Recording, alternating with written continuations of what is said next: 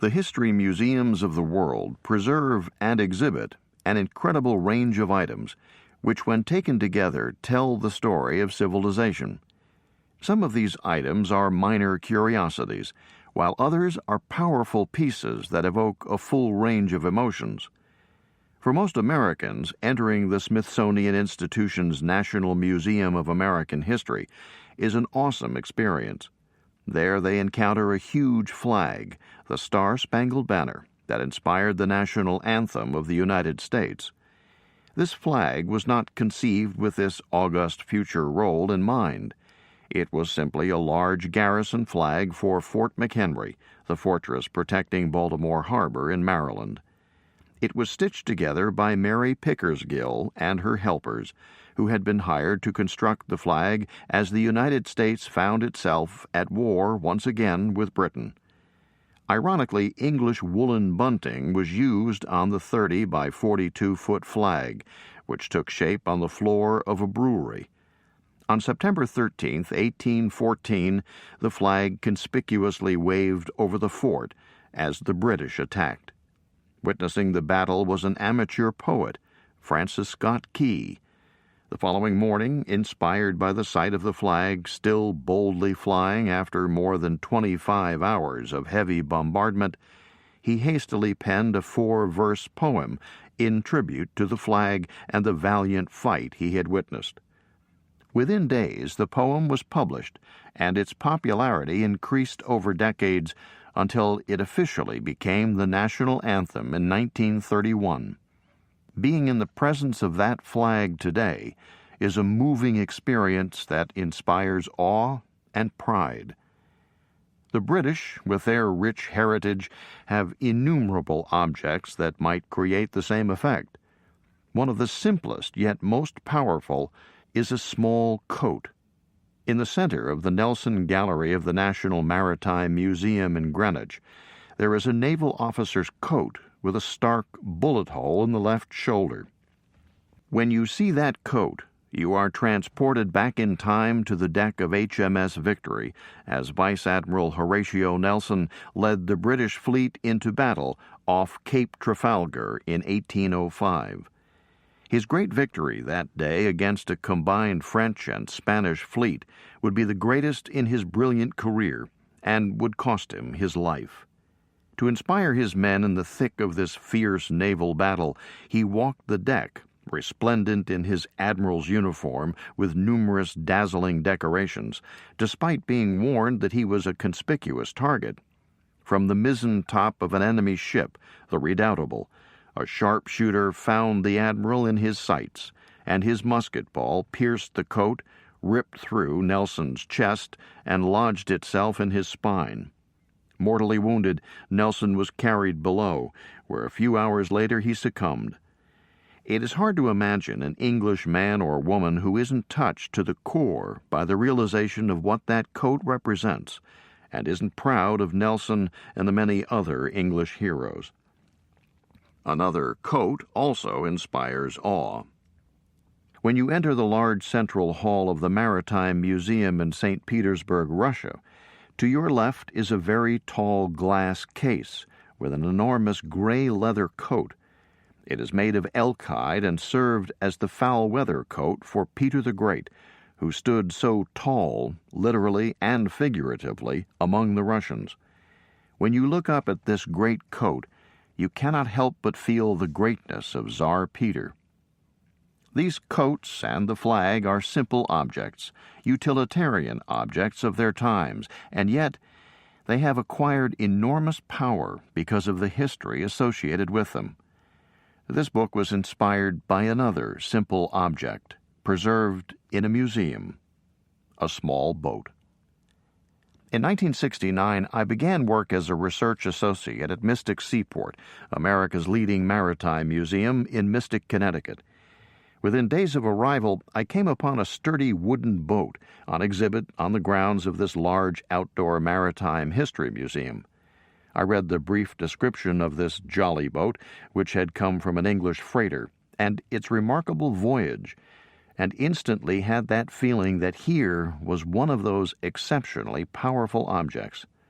Through this boat, you can physically connect with people and events of the early days of World War II. A year later, I was asked to take on the responsibilities of chief curator of Mystic Seaport, which included the care of the watercraft collection and this remarkable boat. 7 years later, I became the director of the museum and had responsibility for all aspects of the museum's operation, including the jolly boat. For virtually all of my career at Mystic Seaport, I was conscious of this boat and her extraordinary story. Toward the end of my time at Mystic, I was contacted by relatives of the men whose lives had been linked to this boat nearly 60 years before. Their request was for the return of the boat to her country of origin. It was clear that while the story surrounding this boat has resonance in virtually any country, the boat herself, with her powerful personal connections, belonged in England. After prolonged and complicated discussions and arrangements, this goal was achieved, and today the boat is the central object in the Battle of the Atlantic exhibition in London's Imperial War Museum. I had been moved by the story in 1969 and was even more intrigued as I came to know relatives of the merchant mariners associated with the boat.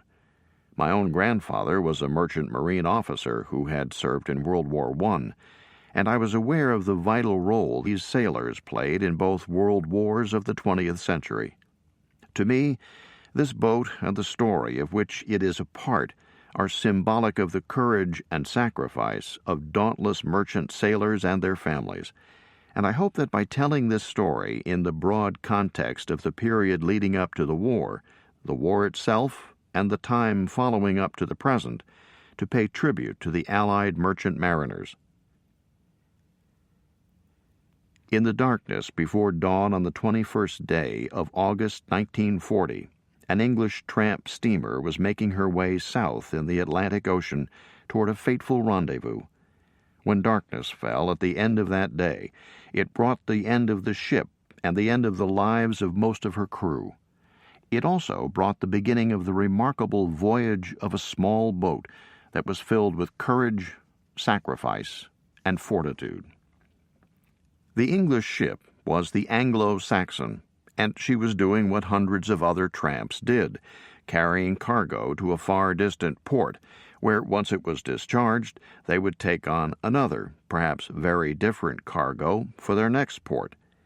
The Anglo-Saxon had been doing this work for over a decade, but now what had once been routine was linked to the very survival of her home country. England had been at war with Germany for almost a year. The first 6 months of that war were deadly at sea, with Allied shipping preyed upon by German submarines and warships. With the spring came the incredible advance of the German blitzkrieg, sweeping across Holland and Belgium and into France. Denmark was occupied by its neighbor to the south, and Norway was invaded in April of 1940. England and her allies had endured the humiliating rout that called for the heroic rescue of more than 300,000 Allied troops from the beaches of Dunkirk on the French northern coast. Nearly 1,000 vessels of every size and description were engaged. It was a Herculean feat that ultimately enabled the Allies to reorganize, re-equip, and redeploy their forces for ultimate victory. But in the summer of 1940, the picture remained grim. The British had witnessed the collapse of one country after another in the path of the seemingly unstoppable Nazi war machine. With the fall of France in June, England found herself standing alone in the face of this fearsome military power. The British girded themselves for invasion, marshalling every available resource for the defense of their island. But seaborne invasion did not immediately come.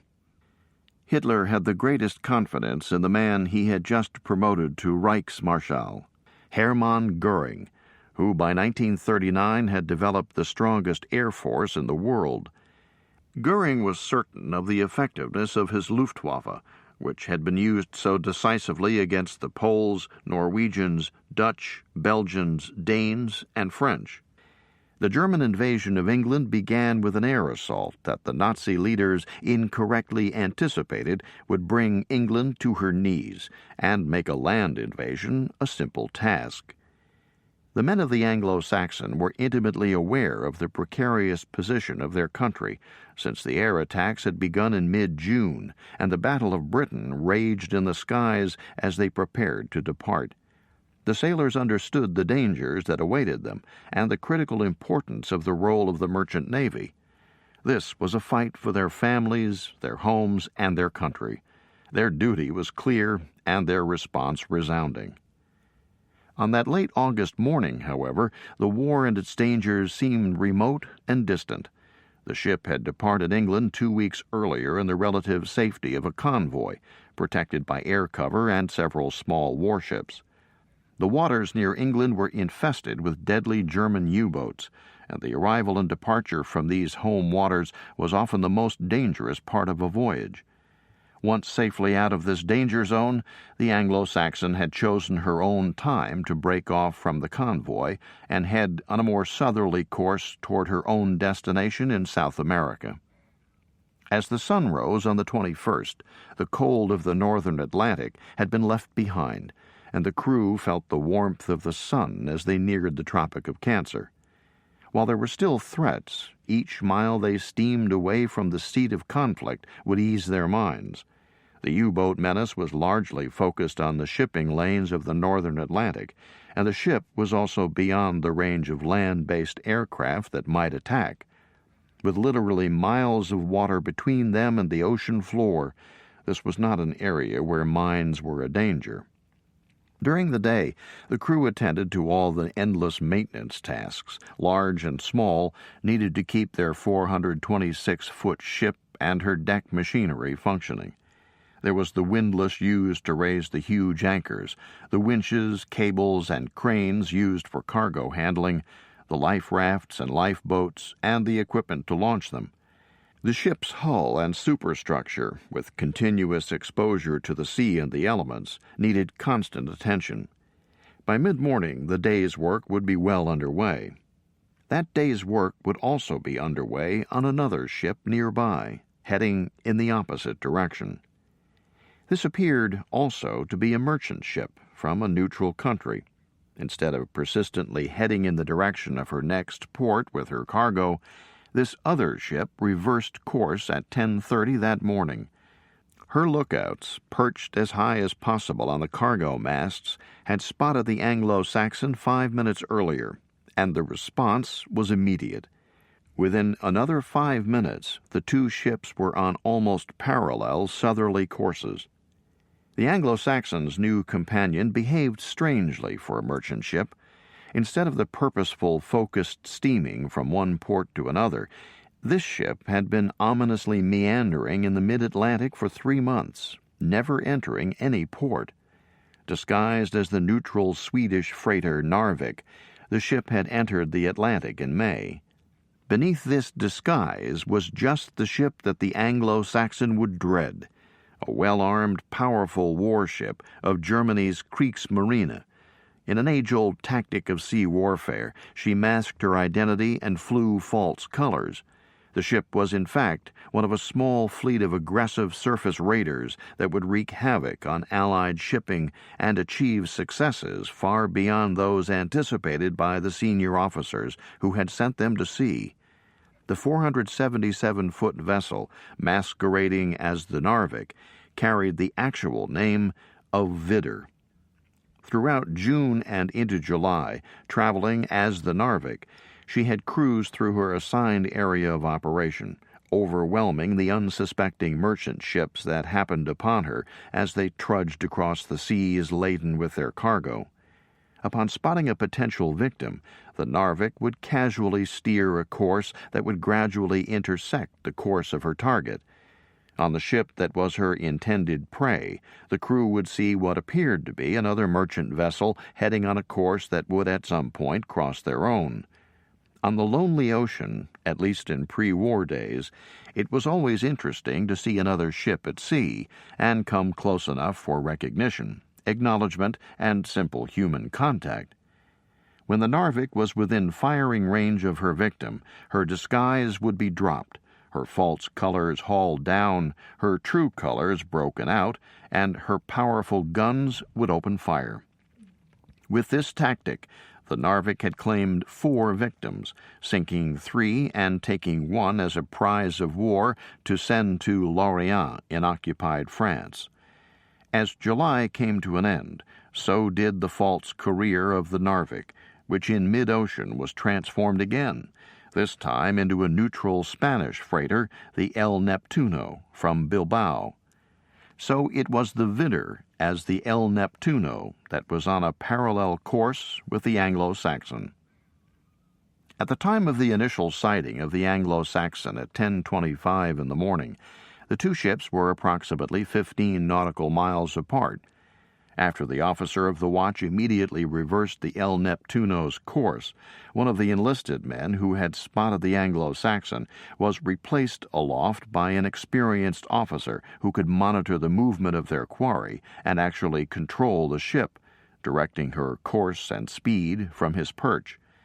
He increased the El Neptuno's speed to slightly more than the 9.5 knots of the Anglo-Saxon, to increase the distance between the 2 ships and lessen the chance of being detected. After an hour, when the Germans were almost 19 miles away from their unknowing victim, they began very slowly to converge with her anticipated course. At 12:50 in the afternoon, after the crew had their midday meal, the Anglo-Saxon altered her course slightly from 166 degrees to 178, almost due south. A little after 1 p.m., the El Neptuno altered her course to reduce the convergence and settled on 180 degrees straight south. With her slightly higher speed, the German ship stayed well ahead and positioned herself for the critical maneuver that would immediately precede the attack, for there was no question at this point that the British freighter would steam into her trap. In mid-afternoon, the Anglo-Saxon made another slight course change of 6 degrees east, certainly not an evasive move. The day went on with routine chores being attended to, and the officers shifted from their dark woolen uniforms to the cooler white tropical uniforms as confirmation of the pleasure of steaming into the warmth that lay ahead. It was a clear day, with the wind and the ocean swell decreasing, and the temperature in the comfortable 70s Fahrenheit. The ship was in the mid-Atlantic, approximately equidistant from the island groups of the Azores, Canaries, and Cape Verdes, each approximately 800 miles away toward the northeast, east, and southeast, respectively, and over 2,000 miles east of Florida. This combination of location and fair weather had to create a positive sense as the 41 officers and men of the British crew went to their evening meal and looked forward to relaxation and sleep or their turn on the night watch. On board the El Neptuno, her officers and men, 9 times the number on the ship they had been stalking, were also having their evening meal. But rather than anticipating relaxation, they were making the final preparations for their attack. While it would have its dangers, their new tactics had worked so well on 2 previous occasions that there was little fear of this being a sea battle. The English ship did have a single 4-inch naval gun mounted on her stern for defensive use, and a single former Royal Marine as the gun layer. The Germans, in their previous attacks, had not been fired upon and didn't seriously anticipate return fire this evening. The German captain had developed his new and effective tactic with 2 key elements: complete surprise and overwhelming force. The El Neptuno was now, at 10 minutes past 7 in the evening, in the last rays of daylight, perfectly positioned for the assault. At that moment, while still nearly 20 miles ahead and to the west of the Anglo-Saxon, their commanding officer gave the order to turn sharply to the east, to a course and speed that would bring them directly to the prey in less than an hour. With both ships now on courses toward each other and a closing speed of over 20 miles per hour, there would be little reaction time to avoid collision or take evasive action. In the coming darkness, it was no longer necessary for the El Neptuno to carry her disguise. Special tarpaulins were lowered over the sides to cover the large Spanish flags painted on the sides of the ship. The 6 heavy guns were unmasked, as were the rapid-fire cannons, and the deadly torpedo tubes emerged from the hull. The hundreds of well-trained and experienced German sailors were at their battle stations. The El Neptuno was gone, and the fierce Widder was on the attack. The governing factor for the attacking captain that night was moonrise. He wanted to attack in the pitch black to maximize the element of surprise and avoid the enemy making evasive moves. The moon was going to rise at 8:18 that night, and with complete darkness occurring only at 8 o'clock, there was only a 20-minute window of time for the final closing with the British ship, which remained unaware of the presence of her completely darkened foe. Just before 8 o'clock, with another course change, the final meticulously calculated run into the target began. Within minutes, the Anglo-Saxon loomed out of the darkness at a distance of less than a mile and a half. Moments later, the order to open fire was given. On board the Anglo-Saxon, the watch had just changed, and those at their posts were settling in for 4 hours of tranquil steaming on a soon-to-be moonlit night. The first hint of the impending disaster for those on the freighter's bridge was the flash and report as guns fired out of the darkness from the Widder's starboard bow. Instantly, the shells from the attacker struck their target, and a devastating explosion ripped through the stern of the ship, destroying the ship's only defensive gun. Every weapon that the Germans could bring to bear began firing. They had achieved complete surprise, and now were pouring gunfire into the shocked and wounded ship. 4 heavy 15-centimeter guns poured salvo after salvo into the English ship at close range. Each of these shells had a diameter of almost 6 inches and was packed with explosives. The shells penetrated the relatively thin steel of the Anglo-Saxon's hull and superstructure and exploded, ripping men and materials to shreds.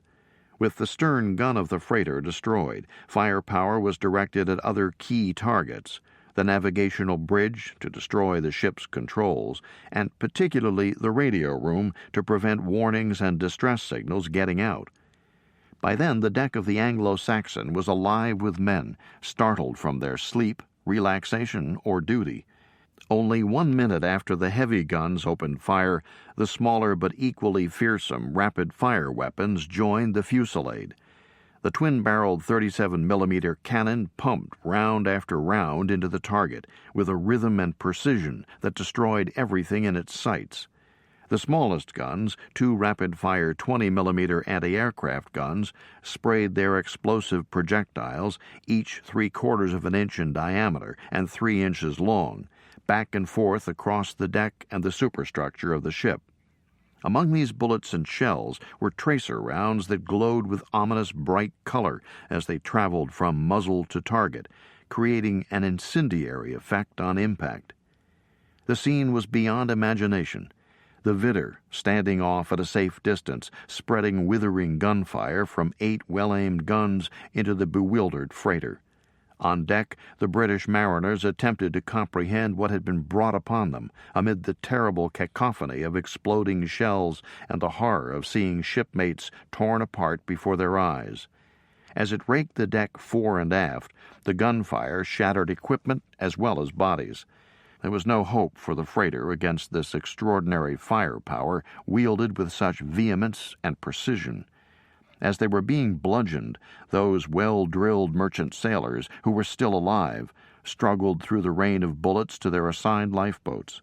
They scrambled to one, then another, but the boats, too, had fallen victim to the shattering impact of bullets, shells, and lethal flying jagged chunks of metal and wood torn from their ship. Both the starboard and port lifeboats hung shattered and useless from their davits. One boat, however, had been sheltered from the destructive fire, an 18-foot utility boat, the ironically named Jolly Boat, had been on the port side just below the bridge and one deck above the main deck and its carnage. With the attack coming from the starboard side, the superstructure had absorbed all the fire and shielded this small boat. Quick-thinking men started to lower the boat into the dark water below. As she passed the main deck, two souls grasping the opportunity hurled themselves in. The men who lowered the boat slid down the ropes into her, and a moment before they cast off, a fifth person slid down into the tossing boat. The ship was still moving forward, and as the small boat drifted toward the stern, two more mariners leapt over the railing and landed among the stunned occupants of the jolly-boat. The mangled, flaming wreck that had moments before been their ship and their home steamed on without them, still enduring the pounding and destruction of the gunfire. The men in the boat observed the scene in awe. For a moment they were encouraged when they saw lights in the water near the Anglo-Saxon. With both lifeboats destroyed, they thought the lights must have been men on some of the life rafts. Then they were horror-stricken as they saw gunfire turned on those rafts, extinguishing the lights, along with the lives of any on board. With the fury and frustration of their impotence, they then witnessed the coup de grace as the Vidder sent a torpedo deep into her crippled victim. A huge explosion was heard and felt. In only 40 minutes from the first salvo, the rugged tramp steamer had been transformed from a proud ship into a mortally wounded hulk that was quickly sinking into the sea and to the bottom over 3 miles below.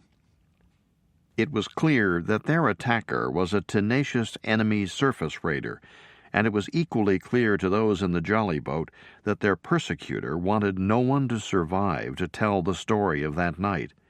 The small boat had already drifted some distance from the scene, and hoping to remain undetected, the sailors took up their oars to put more ocean between themselves and the raider.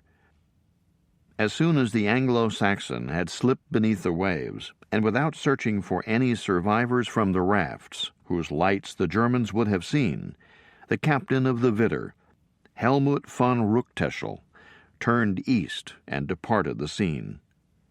What lay ahead was a perilous time for the world and also for the 7 men in the 18-foot boat in the middle of the Atlantic, who were about to begin an astonishing, epic voyage. There can be no doubt that many lives were changed dramatically by Helmut von Ruckteschel while he moved steadily on his course through life. Nor can it be said that his life was ordinary. From his youth, through his early naval service in World War I, to the simple life he led between the wars, to his service in World War II, and finally to his post-war years, this man's life was a tangle of influences and attitudes that make him a truly fascinating character. To understand the central figure in this drama, his full story must be told, since each aspect of it builds upon the former and contributes to the complexity of this man. He was at once hero and villain, saint and sinner, but always a formidable foe for Allied merchant mariners. Even his parentage represents a contrast. His mother, the Baroness Katharina Helena von Engelhardt, brought an aristocratic air into the home, while his father, Karl Nikolai Sergius von Ruckteschel, Doctor of Theology, spent his life as a pastor. The Ruckteschel home was a place of intellectual, musical, and artistic stimulation that would be reflected in the lives of the children of the Baroness and the pastor. The first decade of their marriage was spent in St. Petersburg, Russia, and their first child, Walter Alexander Moritz von Ruckteschel, who would be very influential in Helmut's life, was born in Russia in 1882. By 1888, Pastor Dr. von Ruckteschel's evangelistic ministry attracted the animus of the authorities in a country not receptive to evangelism.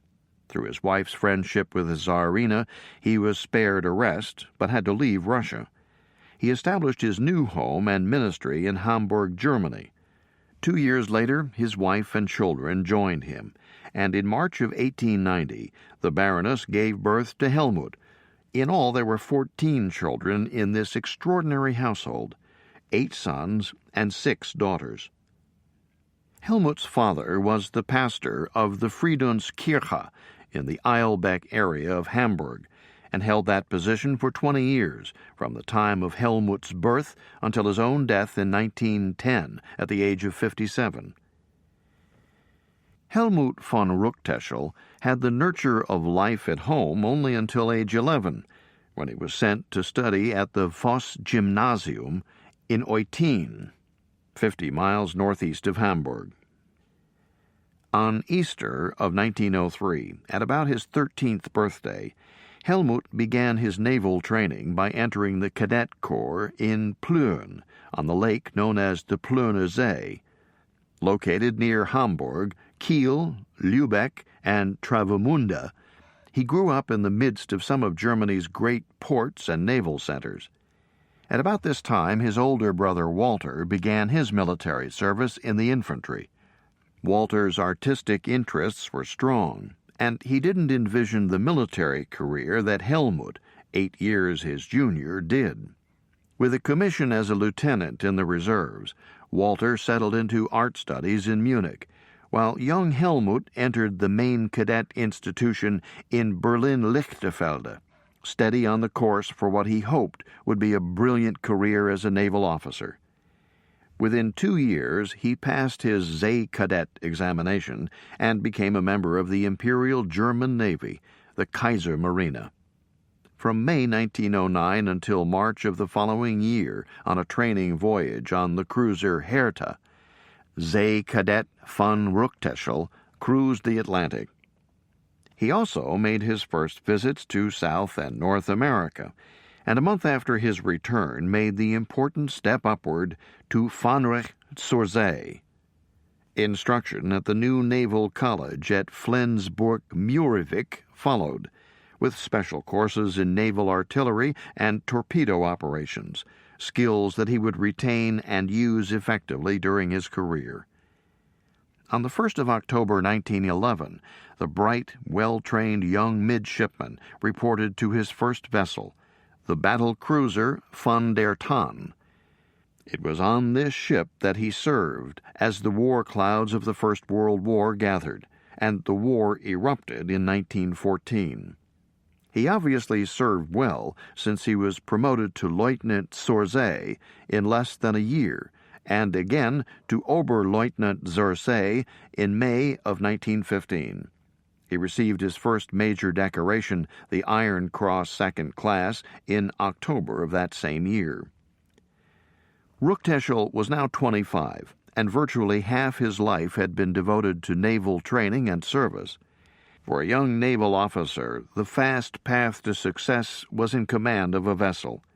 Major vessels, such as the Von der Tann, were commanded by very senior officers, but a new dynamic area of naval warfare was tailor-made for an ambitious, intelligent young officer: submarines.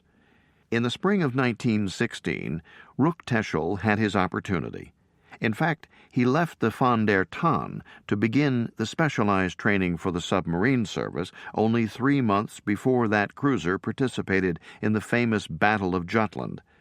The British Grand Fleet, led by Admiral Sir John Jellicoe, engaged the German High Seas Fleet under the control of the stern Admiral Reinhard von Scheer, off Jutland on the Danish coast.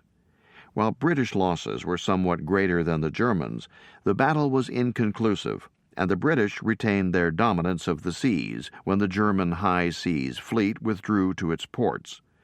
Without their warships ranging the oceans, the Germans began a strategy that would provide opportunities for success and glory for young German officers, a number of whom would be the leaders of the Navy of the Third Reich a quarter of a century later.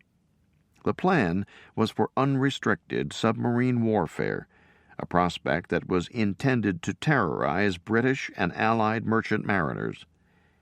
The First World War produced several horrible new aspects of war, including poison gas, the aerial bombardment of civilian populations from the rigid airships developed by Count Zeppelin, and the hidden threat of lurking submarine attacks. When this stealthy weapon was turned against merchant ships, it was considered against the laws of war and dictates of humanity. Before the war, in 1913, when the prospect of the use of submarines against merchant ships was raised in a report to Britain's First Lord of the Admiralty, Winston Churchill, he responded that while the report was excellent, there were a few points of which I am not convinced. Of these, the greatest is the question of the use of submarines to sink merchant vessels. I do not believe this would ever be done by a civilized power. The world had its rude awakening to this new reality in the early afternoon of May 7, 1915, off the beautiful village of Kinsale on the Irish coast south of Cork. There, for the first time, in a moment that was its era's Hiroshima, a torpedo from the German submarine, the U-20, ripped into the majestic transatlantic passenger steamer, the Lusitania, that was nearing her destination. In 20 minutes, the ship had disappeared into the cold waters, taking with her 1,198 men, women, and children. For centuries, merchant ships had been fair targets in wartime, but there was a general acceptance that a merchant ship would be stopped and given an opportunity to abandon ship before the vessel was sunk. After an initial period of unrestricted submarine warfare, strong protests were made by the United States. In the spring of 1916, not wanting to risk a break in diplomatic relations with the United States, or, even worse, have the Americans enter the war, the German government curtailed the submarine offensive, much to the distress of the commanders of the submarine force. Their U-boats now had to function within the prize law regulations, which required the warning of a ship to stop, the examination of the ship's papers, cargo manifests, and the cargo itself, and the provision of safety for the ship's passengers and crew. The submarine captains were constrained, unable to use their most powerful asset, stealth, while the moral debate concerning submarine warfare was argued around the world. This was the complicated naval world that Helmut von Ruckteschel entered when he began his U-boat training at Eckernförde in March of 1916. After 4 months of training as a submarine watch officer, he reported for duty on a new submarine, the U-57, the day of her commissioning, July 6, 1916. For the next year, he would play a key role in her success.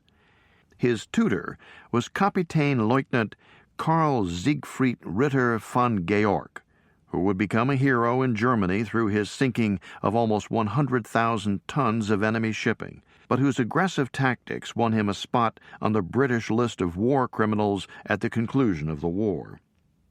Within 2 months of her commissioning, the U-57 was hard at work off the coast of England, an area patrolled by English guard ships.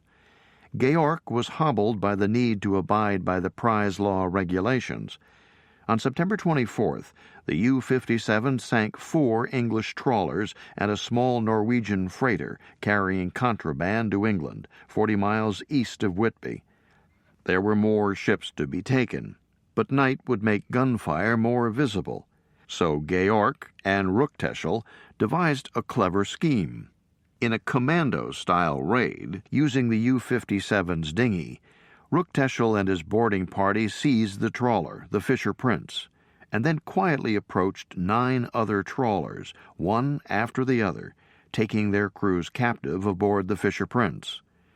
Ruckteschel then went from one abandoned trawler to the next, opening their valves to the sea and silently sending them to the bottom without a sound or loss of life.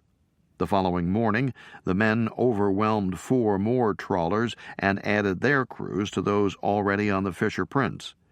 Later in the day, they stopped another Norwegian freighter, which was not trafficking war materials and could not be sunk.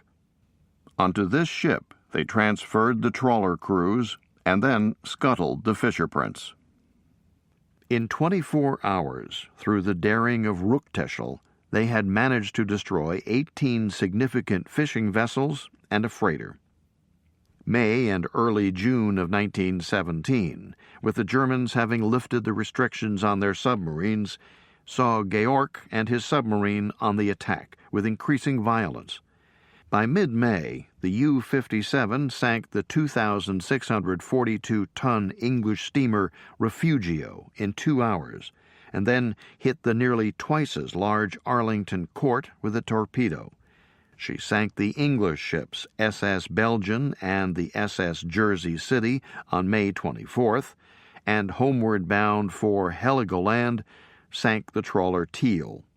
The lessons Helmut von Ruckteschel learned were controversial because the charges that brought Captain Karl Siegfried Ritter von Georg onto the war crimes list included the sinkings of the Refugio, the Arlington Court, the Jersey City, and the Teal. In the eyes of Georg and his superior officers, however, Ruckteschel had proven himself. He earned the Iron Cross First Class and the opportunity he had been seeking, his own command. During the spring of 1917, the focused, dedicated naval officer, now 27, developed an intimate personal relationship with a ballet dancer. Frieda Martha Agnes Schmidt found this lean, cultured, serious submariner, a man to whom she could commit herself. Likely their relationship was severely strained, as were many other wartime romances. Ruckteschel's commitment and duty to his country were clear, and by the time he was ready for his next critical career move, this was his priority. He was unaware that Fräulein Schmidt was by then carrying his child. He left the U-57 in early August of 1917, and after a month of special training for prospective commanding officers, proudly stepped aboard his submarine, the UB-34. It is probable that Agnes Schmidt had followed Helmut von Ruckteschel when he shifted to Bremerhaven, but it is not known how long their relationship lasted. In March of 1918, as Ruckteschel made his long-sought move from a small UB boat to the prestige of a full U-boat, Fräulein Schmidt gave birth to her son Helmut in Wilhelmshaven, a short distance from Bremerhaven. By all accounts, Helmut von Ruckteschel never knew that his son existed. He never mentioned him to friends or shipmates, and later, when required to fill out biographical forms, Ruckteschel stated that he had no children, legitimate or illegitimate. One can only speculate at the poignancy of this experience for Fräulein Schmidt. There is sadness also for Ruckteschel, who never had the satisfaction of knowing that he not only had a son, but one who also became a naval officer. For Helmut von Ruckteschel, it was duty calling once again, and this time it was to the U-54, a newer, faster submarine built by Germania Werft in Kiel, the port in which the Widder would be built a decade later. During Ruckteschel's last patrol, there occurred an incident that would have far-reaching ramifications. On September 27, 1918, the captain made this entry in the war diary of U-54. Sank the French armed sailing vessel En Avant, 64 tons, with explosive charges after a brief artillery duel in the western entrance of the English Channel. The ship was en route from Swansea to Bologna with a cargo of 120 tons of coal. This encounter sounds like another routine victory for U-54, but it resulted in an astonishing war crimes allegation against Ruckteschel. The allegation of this atrocity, which did not emerge until after the war, came from one of Ruckteschel's own men, Otto Wiedmann, who was master's mate in the U-54. He states that after the capture of the French sailing vessel, the French crew was gathered on the deck of the submarine behind the conning tower. Ruckteschel then asked Wiedmann if he was prepared to close the hatch. Wiedmann realized this would only be done in preparation to submerge the U-boat, and refused. He alleged that Ruckteschel then drew a pistol, ordered Wiedmann below, and then followed immediately with the gun still drawn. Ruckteschel then closed the hatch himself and ordered the boat to submerge, drowning the French crew. When they resurfaced 30 minutes later, there was no sign of the Frenchmen. Otto Wiedmann, repelled by what had occurred, went absent without leave as soon as he reached Wilhelmshaven in order to escape from Ruckteschel. It must have been extremely disturbing to Ruckteschel that there was someone out there who could tell the world of the fate of those French sailors. He returned from his last mission on October 15, 1918, and exactly a month later, 4 days after the armistice, relinquished his command of the U-54. Those were disheartening and bewildering times for a German naval officer and patriot. The exhaustion and deprivations from years of withering war made many Germans receptive to the cries of revolution that had been echoing on the continent since October of 1917. By June of 1919, some order was being made out of the chaos, and Ruckteschel was once again in command of a vessel. She was not, however, a majestic man of war, but a small 80-foot surface ship, the UZ-21, which had been used in minesweeping and sub-chasing operations, and was now relegated essentially to police work. Ruckteschel and his small crew of former shipmates from his submarine commands patrolled the harbor of Kiel, looking for smugglers and black marketeers who would undermine the fragile new economy as it strained to get established. While there might have been some solace in being back in command of a vessel, Ruckteschel, for 2 reasons, was a very worried man. First was his angst over the plight of his country. In early May, the terms of the Treaty of Versailles, based on Woodrow Wilson's 14 points, were announced, and Ruckteschel saw nothing but ignominy and humiliation in these conditions. Germany, in his opinion, was being stripped of her pride and dignity by the politicians who were about to sign this document at the formal surrender. Secondly, he had learned from Berlin that his name was on the list of war criminals.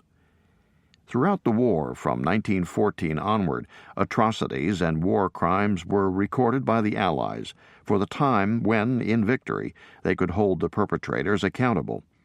The Treaty of Versailles had provisions, in Articles 228 to 231, for the turning over and extradition of alleged war criminals for trial. The list at one point was enormous, with over 3,000 names. It would take years for the lists to be reduced and actual trials to be held.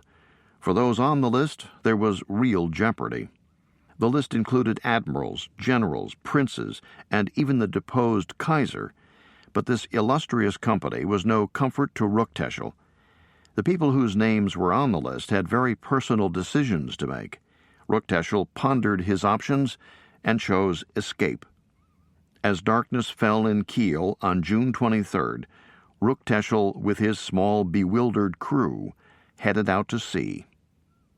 Since most of the 13 men in the crew of the UZ-21 had served with Ruckteschel in his U-boats during the previous 3 years, they knew and trusted him. To keep their escape as inconspicuous as possible, the captain and crew hugged the shore of the Jutland Peninsula, shared by Germany and Denmark, passed through the narrow strait of Lillebælt that night, and then crossed over the top of the 2 large Danish islands of Fyn and Sjælland, heading for the Swedish coast. Because of its neutrality, Sweden seemed the ideal first stop on the way to their avowed destination of South America. At midday on Midsummer's Day, June 24th, people on the beach in the town of Mola, 18 miles north of Helsingborg, were amazed to see a fast gray warship entering their harbor. When they hurried to the pier, the spectators found the confusing image of the ship's captain dressed in civilian clothes, but wearing his naval officer's cap. Ruckteschel took advantage of the confusion, filled his fuel tanks, and purchased a navigational chart of the region. With fuel and his chart, Ruckteschel and his small crew of 13 put to sea again and headed north for the city of Gothenburg, about 100 miles away. Arriving off the approach to Gothenburg late that evening, they were stopped by the authorities from the fortress Elfsborg. Upon inspecting the vessel and being assured that her weapons were inoperable, permission was given for the little warship to proceed into Gothenburg harbor. The first part of Ruckteschel's escape plan had been executed perfectly. In order to stay in Sweden, the Germans had to apply for temporary visas, permissions to sojourn. Once these were issued, it seems the plan for the group to depart for South America was abandoned, if it was ever a reality, and the men began to go in different directions. After only 4 days in a hotel in Gothenburg, Ruckteschel moved to the town of Gunnebo, 10 miles away, where he must have had contacts. This had to have been planned in advance, perhaps by the group helping alleged war criminals, since Ruckteschel had stated on his temporary visa application that he intended to stay in Gunnebo and work during the time of his sojourn. When his first permission expired at the end of July, the fugitive began a radically different chapter of his life. Instead of heading for the warmth of South America, he headed north from Gunnebo into the frigid, vast wilderness of Lapland.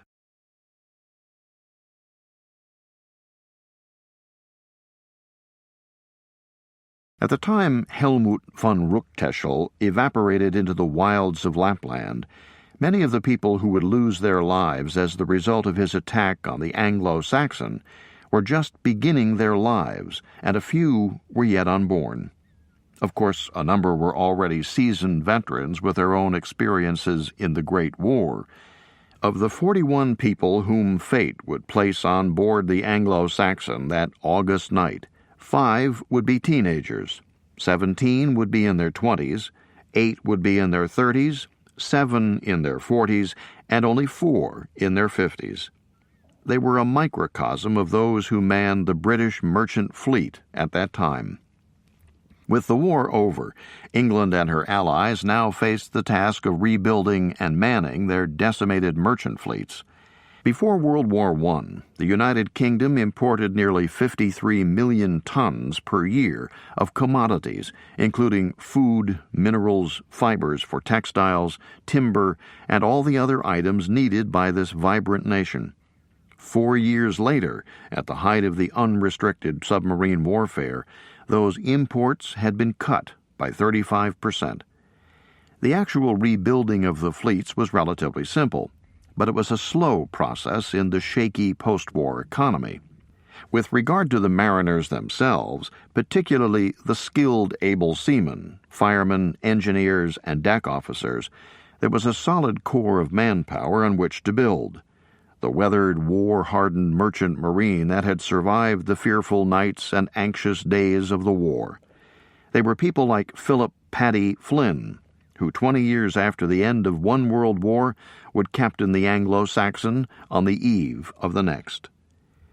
By the start of World War I, Philip Flynn, who was by then known as Paddy, had 13 years of sea experience. He was one of those merchant sailors who constantly put his life at risk to sustain the flow of critically needed supplies, and who, like so many others, was torpedoed. With the armistice in 1918, Paddy Flynn was a veteran merchant mariner in his early 30s, and by 1925 an officer on his way to command. He had achieved this status the hard way, with limited formal maritime training and his education carried out under the most difficult of circumstances, the Great War at Sea. His experience served him well, in that he understood thoroughly what merchant service was like for both the sailor and the officers. This would make him an admired and respected commanding officer. Paddy Flynn served as second and third mate on several ships before achieving the position of first mate, second in command of the Lowther-Latta Line ship, the Anglo-Canadian, in 1928. He gained additional experience during his 9 years in this position as he awaited his first command. Serving with him during the latter part of this period was a bright second mate 22 years his junior, Barry Denny. With Flynn's easy manner and good sense of humor and Denny's professionalism, a bond developed. Denny came from a family with deep maritime roots. That connection is easily recognized in his middle name, Collingwood. For 5 generations, members of the Denny family carried the famous name from its root in Barry's great-great-great-grandfather. Vice Admiral Cuthbert Collingwood was one of England's great naval heroes of the Napoleonic Wars, and with Nelson, a hero at Trafalgar. It was Admiral Collingwood, leading the leeward column of British ships in his flagship, the Royal Sovereign, who first engaged the combined French and Spanish fleet in this famous battle. It was he who drew Lord Nelson's admiration and praise. See how that noble fellow Collingwood carries his ship into action. This is the stock from which Barry Denny came. The name Collingwood was something very proud for any Englishman to carry, as Barry and both his brothers Anthony and Desmond did. It was also a name to live up to, which was Barry Collingwood Denny's intent. It was not, however, the Royal Navy that attracted this Collingwood, but rather the distinguished service with traditions even older than the Navy, the merchant service. By the late 20s, he left the training ship Mercury and assumed his first professional position as a cadet with the Lamport and Holt line of Liverpool. His career would bring him to the Anglo-African as the third mate in 1934. In 1935, he served with Paddy Flynn on the Anglo-Canadian as second mate, before joining his next ship, the Anglo-Saxon. Far to the north of London, where Denny had lived, another future key officer of the Anglo-Saxon was preparing for his merchant marine career. This young man, Edward Ernest Milburn, found his way into the specialized and well-paying field of marine engineering. The Milburns were Geordies from northeast England and the River Tyne. With a father who was a plumber and sanitary health inspector, and an uncle who was a fitter engineer in the shipyards of the Tyne, it was not a leap for this hard-working young man to seek an engineer's position in the merchant service. Eddie Milburn's first employment when he was 14 was as a uniformed telegraph messenger, and it was apparently while visiting ships in his official capacity of delivering telegrams that he had his first glimpse of the wondrous maze of a ship's engine room. The fascination with the engines and the glamorous life of the sailor that lay beyond his town of North Shields in Northumberland appealed to this lad. There was no specific training program for marine engineers at this time, so an interested person had to work his way through a long apprenticeship to acquire the skills and certifications to be a junior engineer at sea. For Milburn, it was a 5-year apprenticeship from 1917 to 1922. By the late 30s, Milburn was a respected, well-qualified marine engineer who was ready for his first chief engineer's assignment aboard the Anglo-Saxon. While Eddie Milburn was at the high point of his career with this chief engineer's position, one of his junior engineers who lived in the same region would look to the chief for guidance as he began his own career. Lionel Henry Hawkes was 16 years younger than Milburn and had just turned 1 year old when Ruckteschel fled to Sweden. Hawkes was born in Dudley, near Birmingham, but his family soon moved to the Benton area of Newcastle upon Tyne. After study at Jesmond School and Oxford, his first assignment as 4th engineer, the lowest engineering officer position, was on the Columbia Star. He was pleased to take a step up the ladder and sign on as 3rd engineer aboard the Anglo-Saxon, working under Milburn. Another key officer of the Anglo-Saxon, who would be greatly admired for his fine character and exceptional courage, was younger still than Hawkes. Roy Hamilton Pilcher was born 3 days before Ruckteschel left Gunaboo. He was born in Durham, not far from the Tyne and the homes of Milburn and Hawkes, but by the time he was of school age, he lived in Farncombe in Surrey. Roy's path to the Anglo-Saxon began with his decision to study radio, which led him to become a wireless transmitting officer at sea.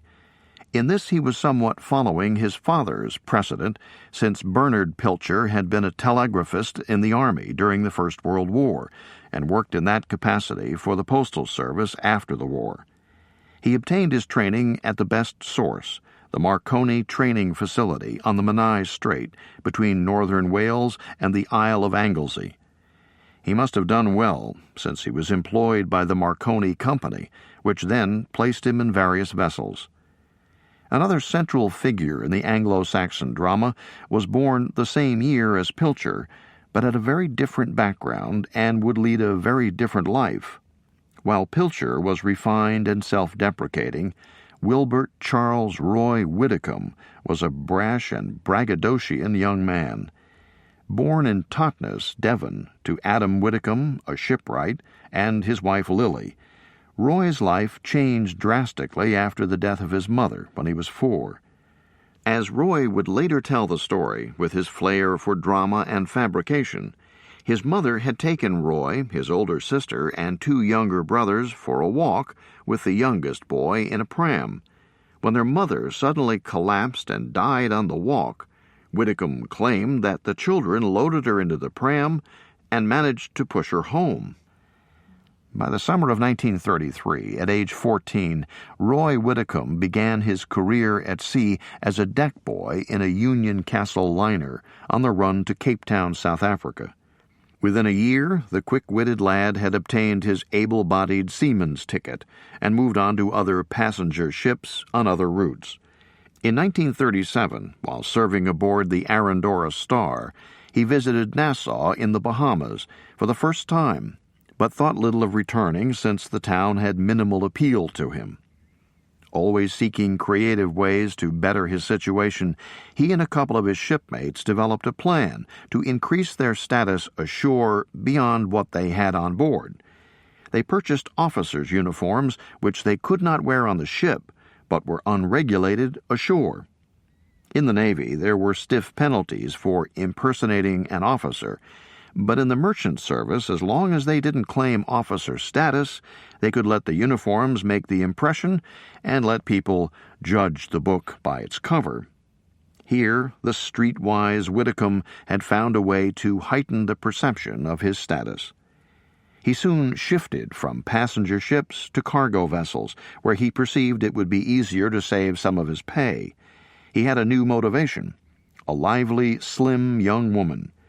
The life of the sailor had taken Roy Widdicombe around the world, and at 6 feet, with his dark complexion, he made a striking impression. There had been other girlfriends, including Edith, whose name was indelibly emblazoned amid a heart and dagger on his left forearm, one of his many tattoos. But as Roy made his way down a street in Newport, South Wales, exuding self-confidence, he encountered one girl in a group of 5 who radiated similar confidence and was clearly special. Unlike most girls he had met, Cynthia Pittman stood out because she was not intimidated. She refused Roy's invitation to a movie, but offered to show him around Newport in the days ahead. He realized she was something special, but his stay was short, and he was soon off on a voyage to South America. On his return, he renewed his romance with Cynthia, and with the prospect of marriage before him, began to look for increased income. He knew the pay was higher for sailors willing to take the risk of carrying cargo to Spain, which was locked in civil war. Not only did Widdicombe see the trips to Spain as a chance to earn high wages because of the 200% premium when they were in the war zone, but he saw it as an opportunity to enterprisingly trade on his own account. He signed onto the Stanway, a ship making voyages to Spanish ports like Bilbao and Alicante to supply the Loyalist forces. In these ports, Widdicombe would convert his large supply of American cigarettes, which he purchased inexpensively in Europe, into expensive Spanish products, including, no doubt, presents for Cynthia and the stylish clothing for which he had a flair. This life was risky, as the harbors were often shelled, and eventually Widdicombe left the Stanway for Cynthia and the Anglo-Saxon. The near opposite of Widdicombe's personality could be found in another young man, able seaman Robert George Tapscott. 2 years younger than Whitcomb, Tapscott was born in Bristol and grew up in a simple home in the country village of Usk, 8 miles upstream from Newport, before moving to Cardiff. His mother faced difficult times after her husband, a Cardiff ship pilot, died when Bob Tapscott was only 2 years old, leaving Florence Tapscott with a pension from the pilots' union of a mere 18 shillings a week. She worked hard as a domestic to earn the extra funds needed. Bob, the youngest of 6, had a stable childhood and was looked after by his older sisters, with a brother 6 years his senior to admire. He was a healthy, strapping lad who would grow to just under 6 feet and who enjoyed football and swimming. By his mid-teens, it was time for Bob to start making his own way, and with his mother's assistance, he managed to get a berth on a tramp steamer. The wage for this 15-year-old apprentice was a minuscule 6 halfpenny per day, but his accommodations and meals were included, although he had trouble looking forward to the meals, which consisted mainly of salt pork or salt beef, and always beans and more beans. Like Whitcomb, he was lured into the more lucrative service supplying the Republicans in the dangerous Spanish Civil War. While these men and 33 other mariners were working their way toward the Anglo-Saxon, there was another most unlikely shipmate destined to join them. Francis Penny was not a sailor, but a veteran of the Royal Marines, one of the most distinguished branches of the British military, with a rich tradition. While some of his future shipmates aboard the Anglo-Saxon had served their country enduring the hazards of merchant marine service in World War I, Francis G. Penny was in the thick of the fighting in France. He was wounded twice and awarded the Military Medal for gallantry in the field. By the late 1930s, Francis Penny, already in his 40s, had seen enough of military service and had retired. However, he possessed artillery skills that were soon going to be in urgent need and scarce supply. In 1937, he could probably not imagine having to leave his wife Edith and their home in the naval town of Portsmouth to go to war again. On the eve of the outbreak of World War II, these men were on their way to the Anglo-Saxon with more than 30 others. Like Jim Fowler. Although he was a bachelor, he was the primary source of support for his family, which included his adored niece, Betty. When he had returned to Newport after serving in the city of Cairo, he contracted tuberculosis and had to spend significant time in the hospital. In a generous moment, he gave 10-year-old Betty a shilling, which he hoped she would spend on herself in those lean times. Instead, Betty used the money to buy a new rosary for her Uncle Jim to take to sea on the Anglo-Saxon after he recovered. When he boarded the Anglo-Saxon, he gave her the rosary and asked her to keep it for him until he returned. For able seaman Roy Whitcomb, the early months of the war brought real turmoil. He was at sea when the war broke out, and within a short time his ship struck a mine and sank, sending Roy and his shipmates into the lifeboats. They were well equipped with warm clothing, blankets, ample food and water, and perhaps best of all, rum. He later indicated that this 8-day ordeal in the lifeboat was nothing more than an inconvenience. He decided to go to sea again for one more trip. As all these British sailors were advancing from ship to ship and getting the training they needed for their future assignments, Helmut von Ruckteschel's naval career had come to what appeared to be a complete halt. To all outward appearances, the brazen Ruckteschel had commandeered a vessel belonging to the German Navy, taken it to another country, and attempted to lure his small crew out of naval service and off to a foreign land. Even amid the chaos of June 1919, which culminated with the signing of the Treaty of Versailles, Ruckteschel's actions were internationally newsworthy. Certainly his initial statement to the press and explanation to his crew that with the signing of the treaty the honor and fortune of Germany had been lost had the ring of a disillusioned patriot. A skeptic, however, knowing of the war crimes accusations hanging over him, could easily infer that his patriotic statement was a mere cover for self-preservation. It is likely that Ruckteschel's actions were motivated by both reasons. He was sincere in anguish and disappointment at the plight of his once proud nation, and equally sincere in seeing no reason to sacrifice his life on the altar of the lost cause.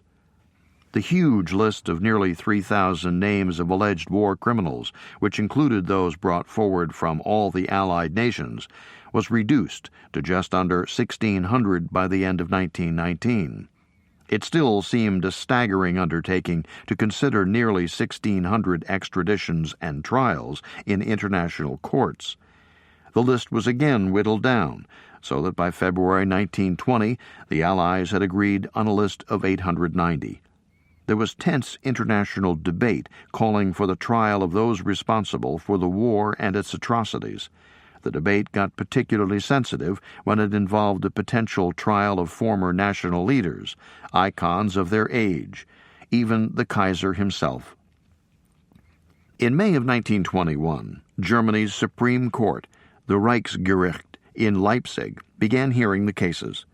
There were no longer 3,000 nor 1,600, nor the 890 names of the previous February, but only 47 cases that were actually tried. It was just as the Leipzig trials were getting underway that Ruckteschel's accuser in the case of the en avant finally came forward.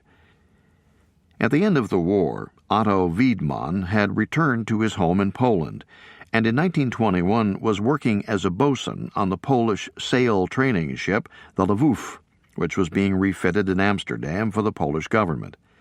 The work on the Lwów was being supervised by a lieutenant commander in the British Royal Naval Reserve, T. Burton.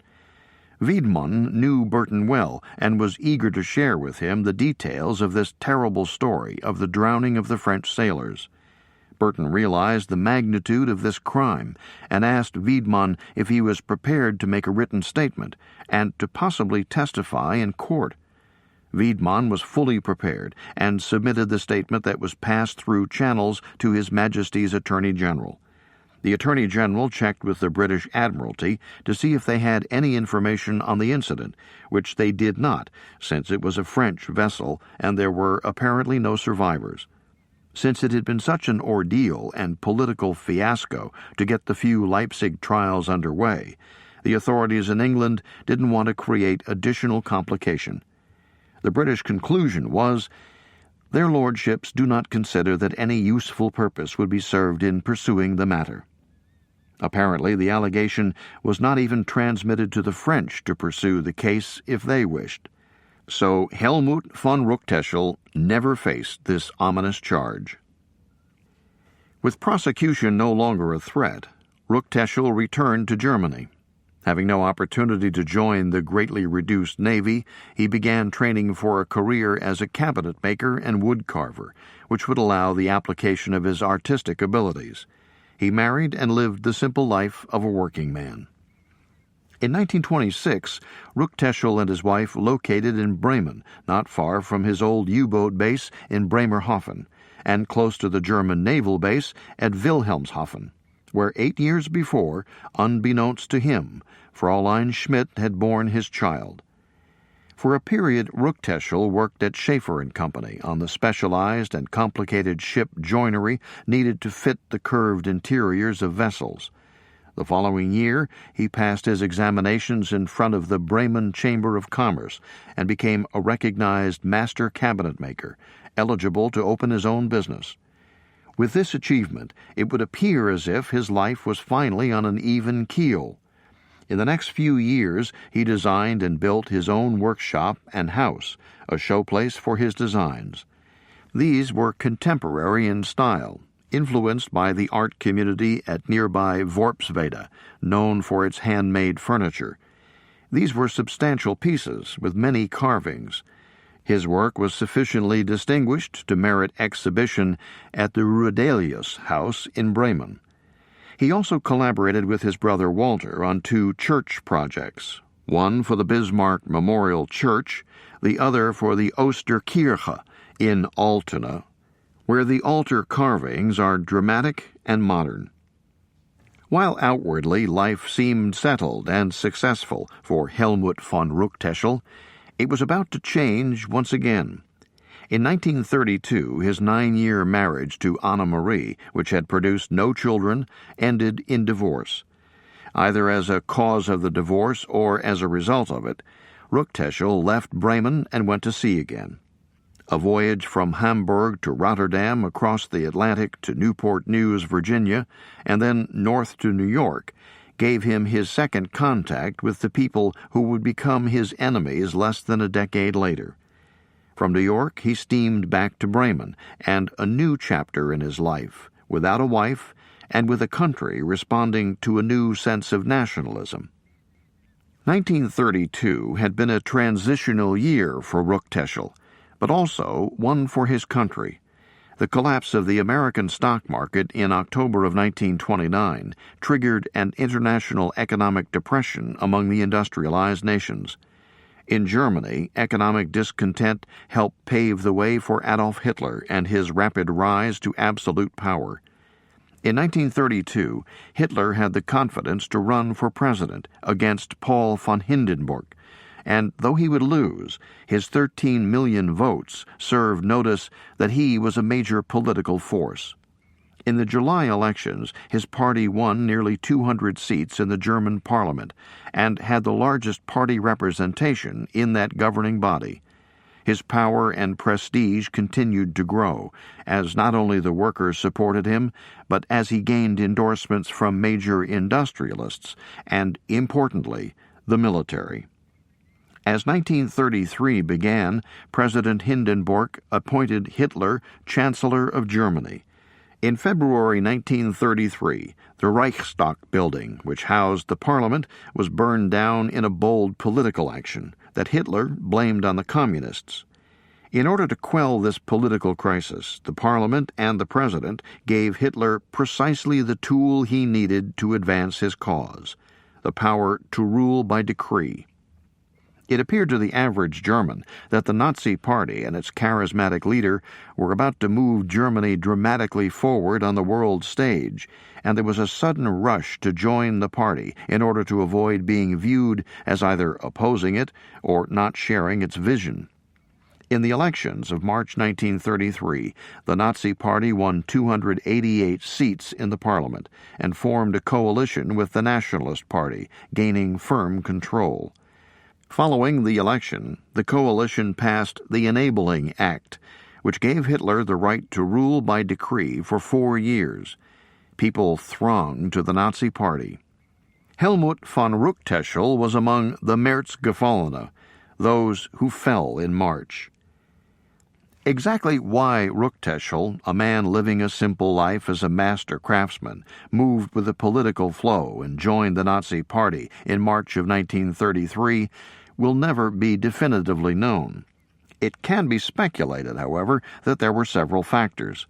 First may have been his status as a craftsman, his identification with the common man, the worker, the heart and soul of Germany. In the difficult economic times, the Workers' Party's nominal purpose was to help the working man. Second may have been the increasing military support being expressed for the Nazi Party. With his former military career, it would seem natural for him to ally himself with the party it endorsed. Finally, the core issues of German nationalism and pride obviously meant a great deal to Ruckteschel. After 15 years of humiliation and perceived abuse from other nations, he could see in this party a force that could renew German pride and stature. For these and no doubt other reasons, Helmut von Ruckteschel became a Nazi Party member. A year later, in the summer of 1934, President Hindenburg died. The army swore an oath of loyalty to Hitler, and he became the supreme leader of Germany, the Führer. That same year, Master Cabinet Maker Ruckteschel was reinstated in the German Navy as a reserve officer and began periodic reserve training. His country was on the road back to prominence, and Ruckteschel would be a part of that ascension, not just as a citizen and craftsman, but as a naval officer heading toward command. His career ahead would be illustrious by one measure and notorious by others. Apparently at this point, the intellectual Ruckteschel, in his search for spiritualism, became intrigued by the religious sect, the Christian community, an outgrowth of anthroposophy, the philosophy of Rudolf Steiner. There was a slight family connection with Steiner, since Ruckteschel's older sister, Margareta, had married Edward F. A. von Sievers in 1879, and in 1914, Rudolf Steiner married Marie von Sievers. In addition, Marie von Sievers was distantly related to the von Ruckteschel family. This connection may have brought Helmut under the influence of Steiner at an impressionable age. Since Steiner was a sculptor and building designer himself, as well as an advocate of art and music, Ruckteschel may have emulated him as he designed and built his own home and became an accomplished sculptor in wood. Ruckteschel's spiritualism and religious convictions influenced his life, and in many ways contributed to the enigma that he became. In the fall of 1939, only weeks after France and England declared war on Germany following the invasion of Poland, the freighter Neumark began her transformation into the formidable raider named Widder. The use of raiders was a natural option for the ill-prepared German Navy when war with England broke out in 1939. By the terms of the London Naval Treaty of 1935, the German Navy was limited to 35% of the Royal Navy in surface ships and 45% in submarines. There was a provision that the submarine force could equal that of the British if the Germans gave up tonnage in other categories. To obtain this provision, the Germans agreed that if war developed, their submarines would abide by the rules of international law, which prohibited the sinking of merchant ships without warning. By insisting on this agreement, the British were reinforcing their long-held position opposing unrestricted submarine warfare. Initially, Hitler was convinced he could carry out his plans for German expansion without being drawn into war with Great Britain, for which he would need a powerful navy. As a consequence, in the mid-1930s, his emphasis was on Army and Air Force development for his land conquests rather than naval expansion. By 1938, however, Hitler was less sure of his ability to avoid conflict with England.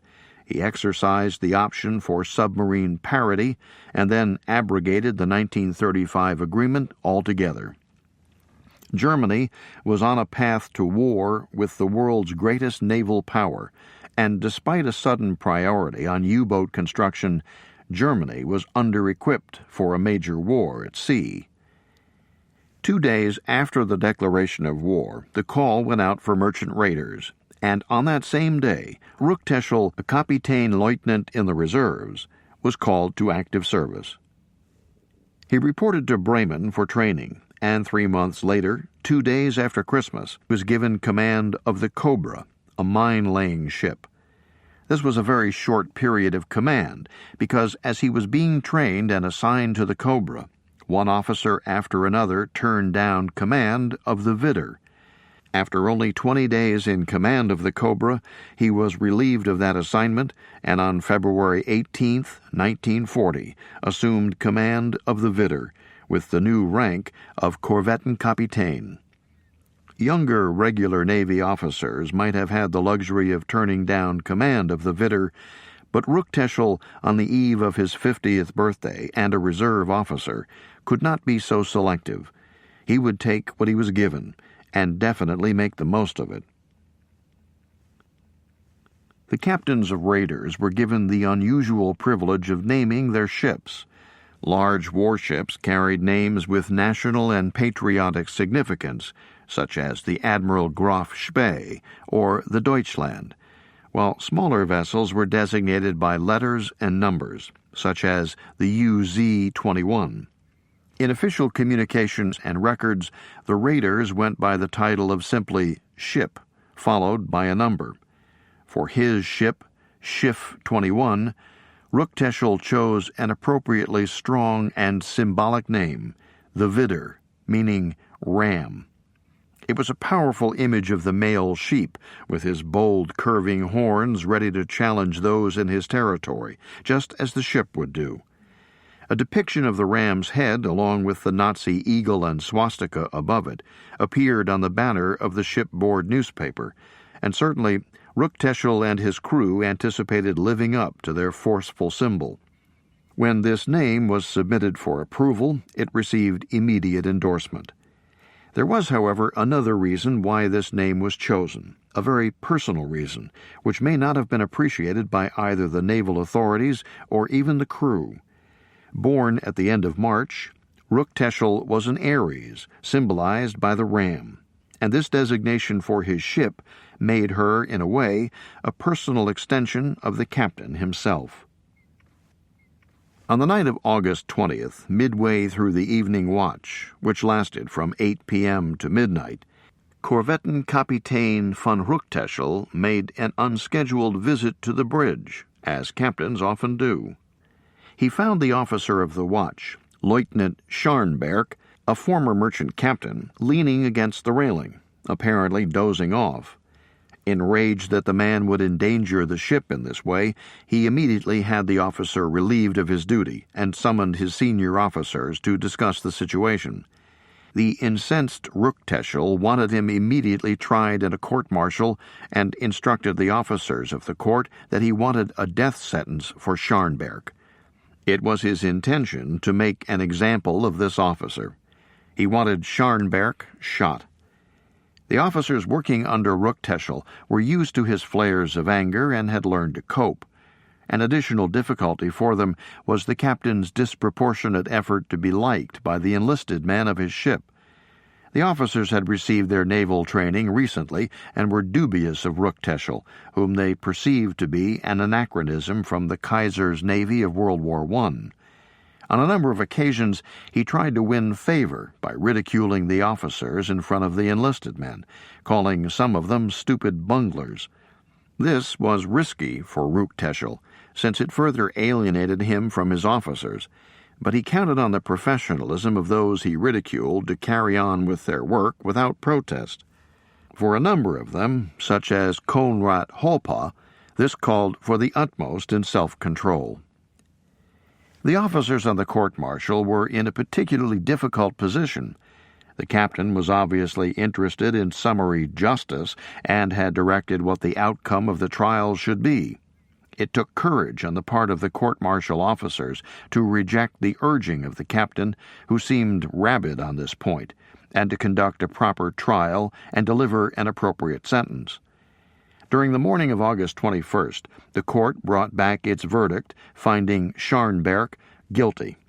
Rather than awarding a death sentence, however, he was given 3 years in prison, a reduction from Leutnant zur See to the junior rating of Matrose, seaman, and the loss of his merchant captain's certificate.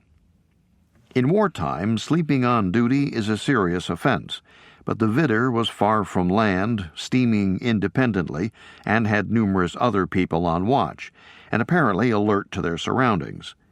To the officers of the court, the punishment they awarded was appropriate for the offense.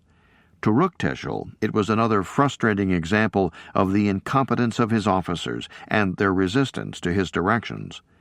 This confrontation certainly started August 21st off on a note of near crisis on the Vidder. Ruckteschel was furious, and the officers wanted to make sure they did nothing else to further incur the captain's wrath. It was at that point that the mast tops of the Anglo-Saxon came into view of the Vidder. On board the Anglo-Saxon, the day was routine. The warm weather made the deck work comfortable. There were important things to attend to, but they were part of everyday life in mid-ocean, with more than 2 weeks to go until arrival in Buenos Aires. The ship's small boats were subject to regular inspection. In peacetime, the boats would have been resting in chocks on deck, but rigged with boat falls to the davits, which would enable them to be lifted and maneuvered out over the side and lowered into the water. The lifeboats were only used in times of emergency, but the ship's utility boats, the jolly boats, were launched for chores and work while in harbor. Swinging a boat out is a laborious and time-consuming process, taking as long as 15 minutes of coordinated effort by many men. In a crisis, there wouldn't be the time or manpower available, so during the war the boats were carried in a swung-out position. This was done upon leaving port, so the Anglo-Saxons' 2 lifeboats and the 2 jolly boats were out over the side, ready to launch. One of the regular tasks at sea for the deck crew was to check the boat falls, the pulleys or blocks, and the line that runs through them, used to lower the boats to the sea. They would check to be sure the line was in good shape, that the sheaves in the block were lubricated and able to roll freely, and that the gripes, straps that would keep the boats from swinging back and forth with the rolling of the ship, were secure and in good condition. With everything in good shape, the boats were poised for use, and it only took the severing of the gripe with a sailor's razor-sharp knife or one swing with an axe to get the boat ready to be lowered. The 2 jolly boats were swung out on either side of the superstructure, 1 deck below the bridge. The 2 30-man lifeboats were on the port and starboard sides above the engineers' quarters toward the stern. The deck crew would also examine the lashings that held the 4 life rafts, which were another wartime addition. They had minimal equipment, only a self-righting automatic light, but would provide flotation for a number of men if necessary. These were lashed to the shrouds, the cables that ran from the tops of the cargo masts to the ship's rail. In an emergency, they could be released and pushed overboard, or the rafts could break free from a sinking ship and bob to the surface to serve any possible survivors. The crew knew how important these boats and rafts were, and made careful inspections, despite the fact that the threat of a U-boat attack had diminished enormously. This reduced threat also made the gun mounted on the stern seem less vital, but it is certain that the dedicated Francis Penny was as thorough as ever. He removed the canvas cover, inspected the gun, and made sure the several cases of ammunition were in place around the gun, ready for the use of the gun crew, which included Roy Widdicombe. Some would argue that the presence of this single gun was more of a danger to the ship than a help, since without the gun an attacker would have little excuse to fire on the merchant ship. The attacker could simply fire a shot across the bow and order the vessel to stop and the crew to abandon ship before sinking her or taking her as a prize. However, without the gun, a ship could be captured by even a small, well-armed enemy craft. The gun certainly was a deterrent to U-boats attacking on the surface using their deck guns, but a merchant ship with one antiquated 4-inch gun was no match for a heavily armed enemy warship. It was just that kind of ship that had been secretly stalking the Anglo-Saxon all day and was about to make her presence known. The crew of the Anglo-Saxon had completed their day of work and watches and had finished their evening meal. The sausages and meatballs that made up the bulk of the meal appealed to many, but left others like Widdicombe without much interest. He passed up the meal and took the time to roll 6 cigarettes to smoke during his evening watch, from 8 p.m. to midnight. The rest of the crew, people like Jim Fowler, were either on watch, getting some sleep if they had the mid-watch starting at midnight, or relaxing in some other way. Some wrote letters to friends or loved ones to be mailed when they got into port. Others read, played cards, or just talked. In the crew's mess room, just forward of the port side crew quarters, there was a game of cribbage. This was one of the traditional pastimes on ships and engrossed 4 men, 3 sailors, and 1 fireman from the engine room gang. At 8 bells, marking the end of a 4-hour watch, the new watchstanders headed for their assigned places. Firemen and engineers went into the heat below to tend the boilers and the huge steam engine that quietly hissed as its pistons turned the shaft and propelled the ship toward Argentina. The new deck watch consisted of James Paddy Gormley, Widdicombe, and Tapscott. Gormley headed forward to take over as lookout on the bow, straining as his eyes adjusted to the darkness. Whitcomb took over the wheel for his trick as the helmsman on the bridge. Since he was standby for the first part of the watch, Tapscott held back, staying to finish his hand in the lively cribbage game. On the Vidder, the crew had been making their blind run-in since 7:10 p.m. Because of the darkness and the fact that their target was proceeding with only her dimmed navigational lights showing, they could not see the Anglo-Saxon.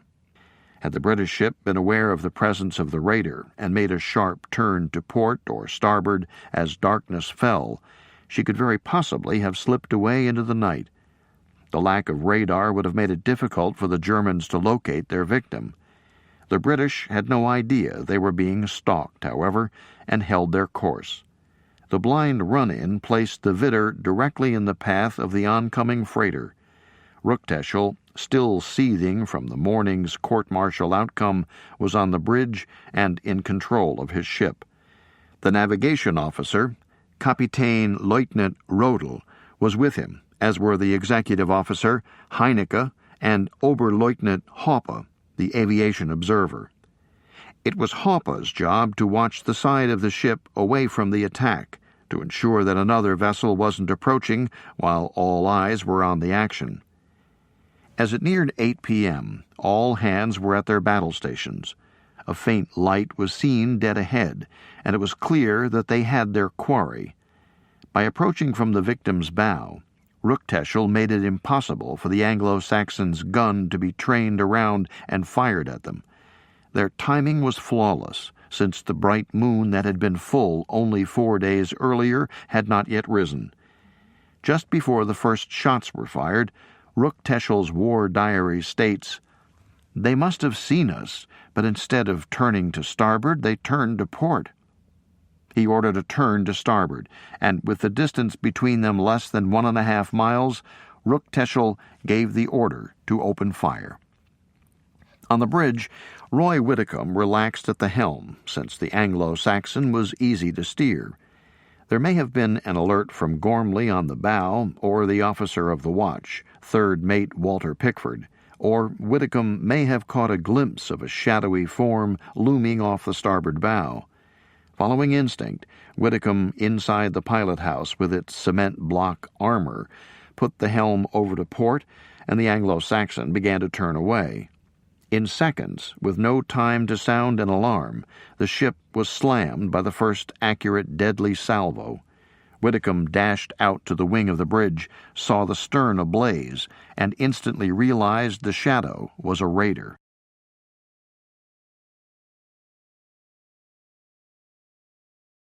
The ships were now parallel to each other.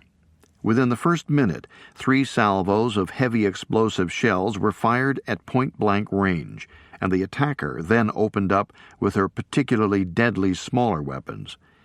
Captain Paddy Flynn was in his cabin below the bridge. Realizing the Anglo-Saxon was under attack, Flynn gathered the codes and other secret materials to send them to the bottom in a weighted sack. He never got the opportunity to complete his task. When the first mate dashed into the captain's cabin within minutes of the first shells, he found that projectiles from the raider had cut Paddy Flynn down. In the crew's quarters aft, the first round hit and exploded, bringing instant death to those in the engineer's area on the starboard side. The cribbage game that was taking place on the other side of the ship dissolved as the sailors grabbed their life jackets and leaped out onto the deck. Just as Bob Tapscott reached the deck, there was a blinding flash and an enormous explosion behind him as further enemy rounds set off the Anglo-Saxon's munitions around the disabled ship's gun. The force of the blast picked him up, hurled him along the deck, and slammed him into a deckhouse on the starboard side. He lay there bleeding from shrapnel wounds on his back, unconscious amid the pandemonium of the attack. For the crew on the Anglo-Saxon, there was nothing they could do to fight back. Their only hope was to get into the lifeboats and away from their ship, which was being dissected by the precision fire of their enemy. The guns swept the decks back and forth, bow to stern, chewing up everything in their sights, and in the words of Ruckteschel, hastening the crew into the boats. Rookteshel's plan had an obvious and literally fatal flaw. Those guns shattered the British sailors who crowded the deck seeking escape, as well as the boats they were trying to reach. In minutes, Bob Tapscott regained consciousness, but lay there stunned by the carnage around him. During a lull in the firing, he struggled to get to the port side of the ship, out of the line of fire. The gunfire picked up again, with a dazzling display of pyrotechnics from the red, yellow, white, and blue tracer rounds fired from the 2-centimeter guns. They streamed through the night from their source, sitting at a safe distance. On impact, they shredded the steel, wood, or flesh they hit, and when they exploded, they disintegrated, sending their incendiary fragments in all directions to set fire to whatever would burn. The decorated hero of World War I, Gunner Francis Penny, never had a chance to even consider firing back. His cherished gun and its munitions disintegrated in the first moments of attack. Like all the others on board, he was in a fight for survival. He came out of his accommodations and attempted to make his way to the shelter of the port side. Wounded twice in the previous war, on this night he would feel that searing pain again. On the bridge, Whitcomb was briefly abandoned as the third mate, in a decision that cost him his life, decided to leave the modest protection the fortified pilot house offered and go for instruction. He never reappeared, but within minutes the first mate, Barry Denny, came bounding up the port ladder, past the jolly boat to the bridge. He assessed the grim situation. The attack was raging furiously. The captain was dead, and First Radio Officer Michael O'Leary reported the radios were destroyed. Denny ordered Whitcomb to hold the ship steady on her course and headed outside to take stock. O'Leary, a fatalist who had declared that if attacked he would go down with the ship, headed off for the liquor locker in the steward's pantry 2 decks below, and to his death. Whitcomb, 21 years of age, once again stood alone on the bridge of his stricken ship. On the foredeck, the lookout, Paddy Gormley, quickly abandoned his exposed position and crawled aft toward his assigned lifeboat, but it was a futile effort. Those near the boats were struck with horror as they saw the lifeboats disintegrate under the fusillade of shells and bullets. Making their way first to one boat and then the next, driven senseless by the cacophony and disoriented by the fire and explosions, they faced one devastating scene of carnage after another. In the midst of this turmoil, Leslie Morgan searched for escape. He had been relaxing in his bunk, listening to his radio, when a projectile from the initial salvo tore through the starboard bulkhead, carried off the radio, and left him in stunned disbelief. He found the chief steward, Harry Willis, a Newporter like himself, and together they headed aft to the lifeboats. A burst of machine gun fire from the 2 centimeters raked the deck and killed Willis. Morgan moved on alone to the starboard lifeboat, where he witnessed its destruction under the full blast of the renewed gunfire, which also maimed or killed a number of men heading for the boat. The boatswain, Thomas Marr, an old salt of 34, survived that assault, and together he and Morgan set off, scrabbling crab-like on hands and knees across the bullet-riddled deck toward the port lifeboat. Once again, Morgan was left on his own, as a bullet instantly killed Marr. The risky trip seemed useless, as Morgan joined a small group staring at the shattered hulk of the lifeboat. Among these men was Lionel Hawks, the third engineer, who had initially scrambled up to the boat deck from his cabin below, only to realize that the boat was a wreck and he was in a very exposed position. He quickly retreated to the relative shelter of the port side, partially protected from the bullets by the engineers' deckhouses. When Tapscott reached the interior alleyway between the same deckhouses, he saw his chance and wormed his way across the hatch cover, seeking the safety of the port side of the superstructure. There he found Gunner Penny, and as they gathered their wits, Penny was shot through the wrist. They dove for the steel deck and flinched as bullet after bullet screamed past or thudded into their ship or shipmates. Groping forward, Tapscott found the lifeless body of his watchmate, Gormley. He was immediately drawn back to Penny, however, as a piece of shrapnel slashed the gunner's thigh open. The two dumbfounded men were struggling to find escape when they heard activity on the deck directly above them. The first mate made a quick assessment tour of the aft portion of the ship, ordered those who were still able to abandon ship, and raced back to the bridge. The port jollyboat was intact, and he called Whitcomb to assist in getting the boat in the water. It was a formidable task for the two men, who worked feverishly to cut away the gripes and control the boat's descent to the water. Any mistake at this time, and the vehicle of their salvation could crash into the sea and drift uselessly away. That mistake nearly happened when the gripes were cut and the weight of the heavy boat tore at the rope in Whitcomb's hand. The runaway line literally stripped the pants off Whitcomb and wrapped around his hand, yanking it to the block, where it jammed, causing excruciating pain. They fought to free the hand and clear the jam, and then began to lower the boat. To Tapscott and Penny on the deck below, the boat appeared as a gift from above. In a split second they hurled themselves in as she passed. Always the competent sailor, Tapscott grabbed the boat hook and began to fend off, keeping the boat a safe distance from the rolling side of the dying ship. Moments after the boat hit the water, First Mate Denny and Whitcomb slid rapidly down the boat falls into the boat, burning their hands on the ropes. As the attack began, Second Radio Officer Roy Pilcher grabbed the attaché case containing his emergency kit and made his way perilously from one demolished lifeboat to the other. Dragging a wounded foot, he appeared above the jollyboat and slid down into her, just as she was released and began to drift aft with the ship continuing forward. The 5 men in the boat looked up at the shattered port lifeboat and saw a knot of men peering over the side at them. With a raw instinct for survival, 2 of them, Hawks and Morgan, flung themselves over the side and crashed into the boat. Other faces, possibly Eddie Milburn, whose cabin was right there, or Jim Fowler, if he hadn't been killed in the first instant in the crew's quarters, stared stunned as the boat drifted away from under them. For those 7 in the boat, a new danger loomed: the huge, slashing propeller. Partly out of the water since the ship was down by the bow, it threatened to suck them in and devour the boat and the men. Grabbing large oars to fend off, Tapscott and Whitcomb fought against the suction of the vortex the propeller created. At one instant they seemed doomed, but suddenly they were clear, and their crippled, blazing ship, with 34 of their friends and shipmates, limped slowly on without them.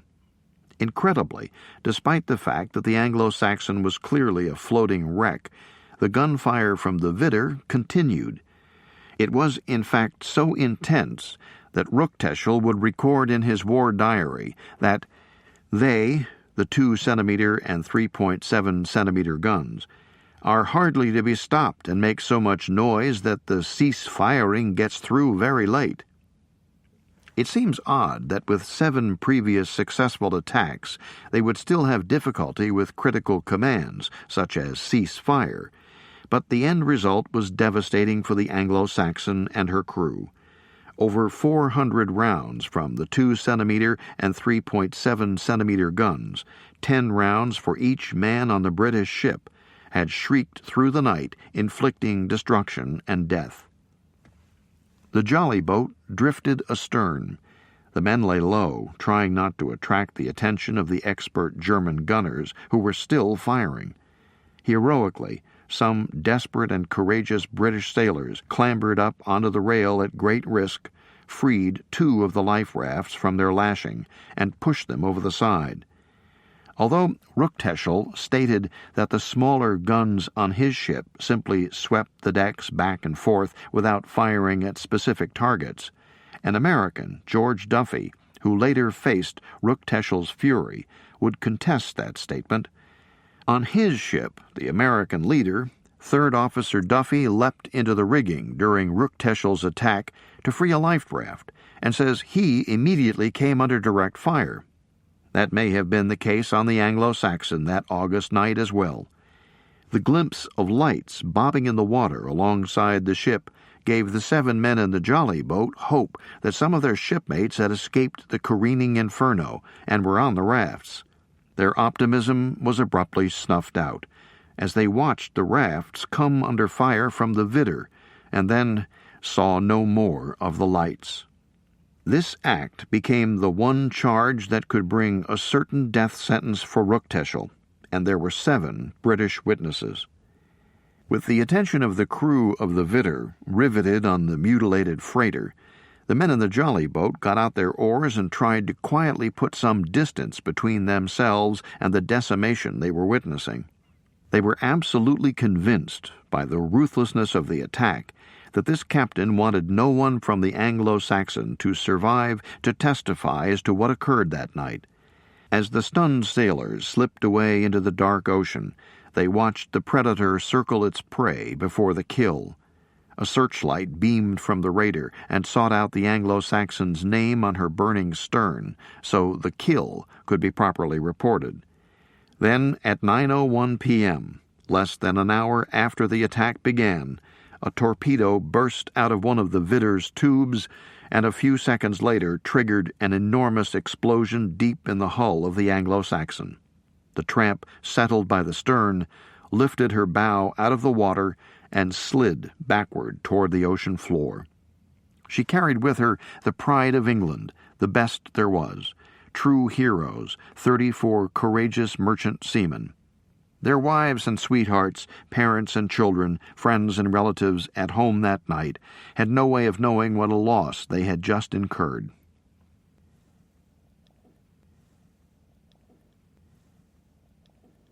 Astounded by the ferocity of the attack they had endured, the men in the jolly boat felt that the raiders' intention must have been the annihilation of all from the Anglo-Saxon.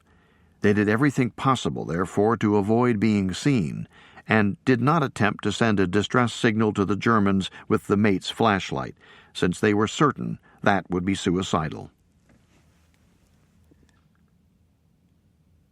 The first mate instantly took charge at the tiller, and the others in the boat labored at the oars to distance themselves from the raider, despite their wounds and injuries, some of which were grievous.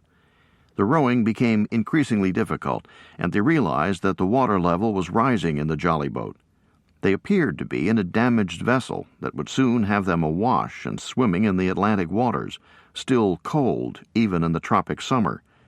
Tapscott and Whitcomb started to bail, while Hawks and the wounded Penny, Pilcher, and Morgan pulled on the oars. The sailors couldn't gain on the rising water. Had the boat been somehow hit? Did she have shattered planks? The leak and the extent of their danger had to be found. Tapscott was the first to proffer a reassuring thought.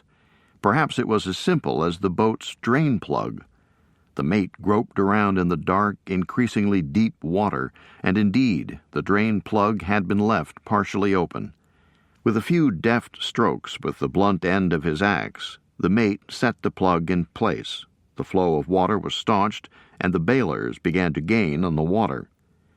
Once the raider disappeared, First Mate Denny made the decision that the group should stay where they were for the night, perhaps in the hope that if anyone else had survived, they might hear him in the night or find him in the morning.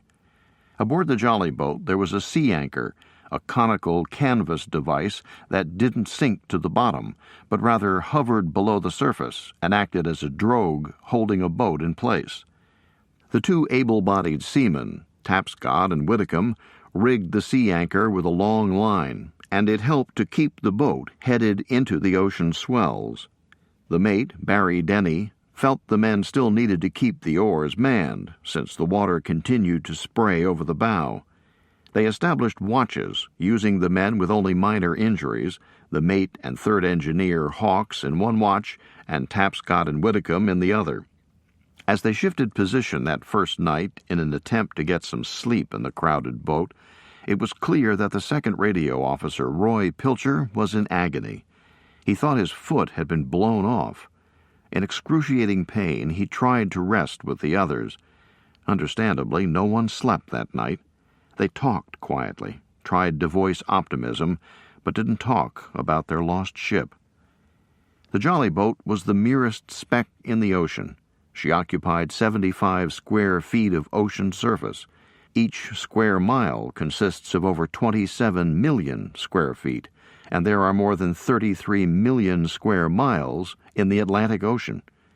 Yet this infinitesimally small floating hull was the salvation for 7 souls.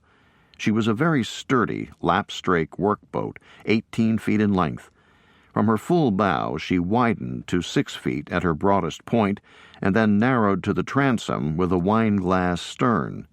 She not only had oars, but also a mast and a trapezoidal sail bent onto a small wooden spar. This single sail was part of the dipping lug rig, which had been used as a reliable workboat rig for centuries. It was easy to set and easy to handle, with its only drawback being the need to lower or dip the sail and set it again on the other side of the mast when changing tacks. The jolly boat was steered with a tiller set into the rudder that functioned despite missing the lower of its 3 pintles. Within the boat there was a broad stern seat that flowed into seats which ran up both sides of the boat and met in the bow. 3 thwarts ran from one side of the boat to the other, forming 3 additional benches.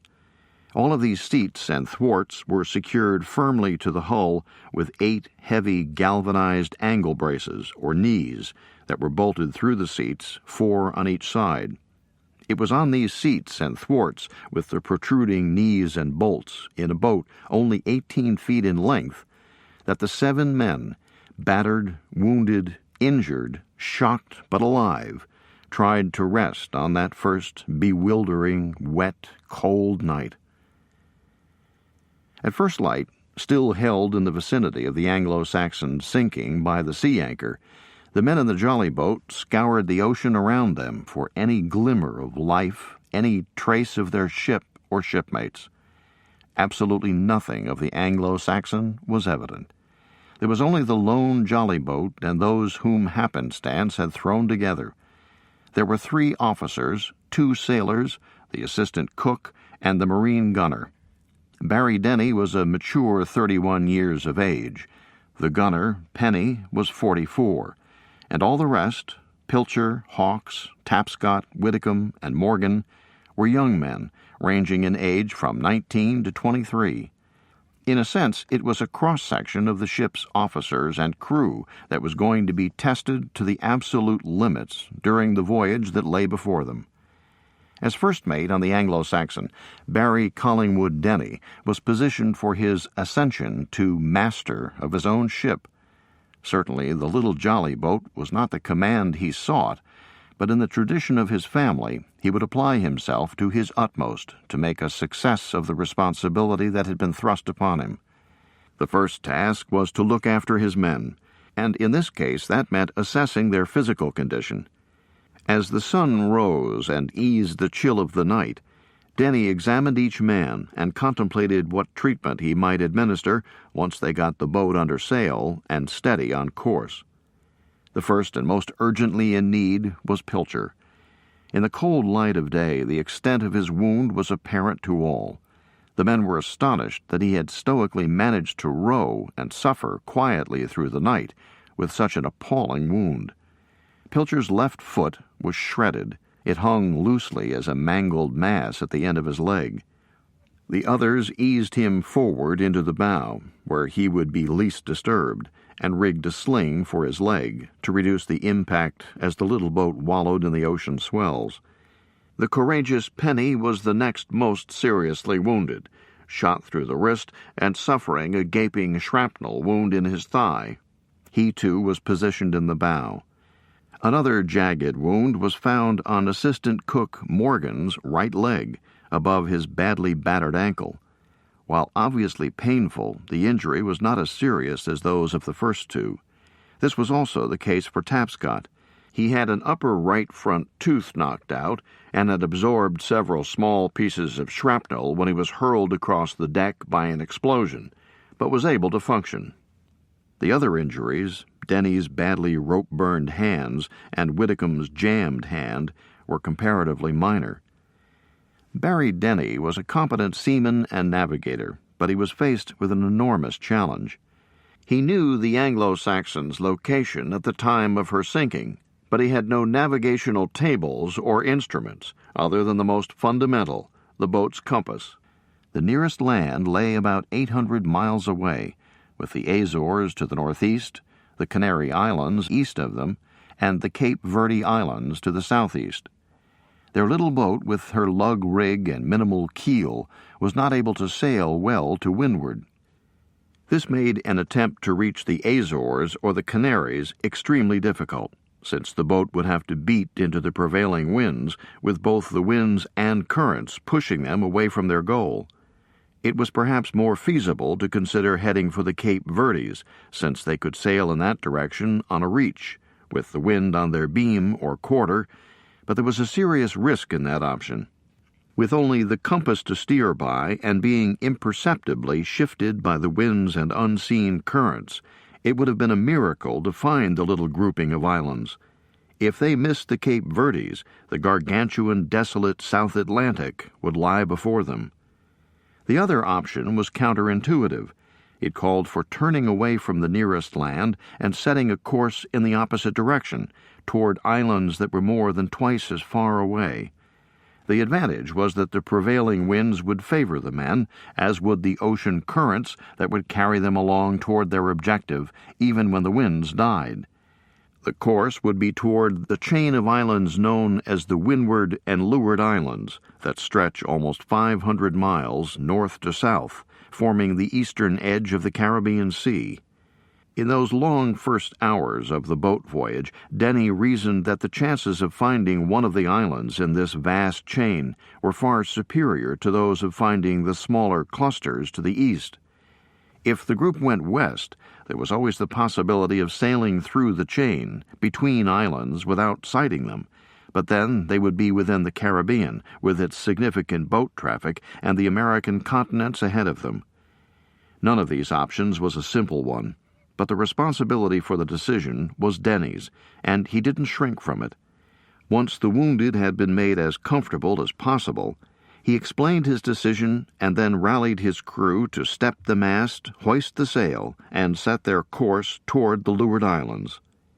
They were fortunate to have the compass, but it added to the challenges they faced. They discovered a note on the compass indicating it was off by several points. This imprecise bit of information was critical, but frustrating since it was so vague. An error of several points in a long voyage could translate into being hundreds of miles from the expected destination, and the Leeward Islands lay some 1,600 miles away toward the southwest.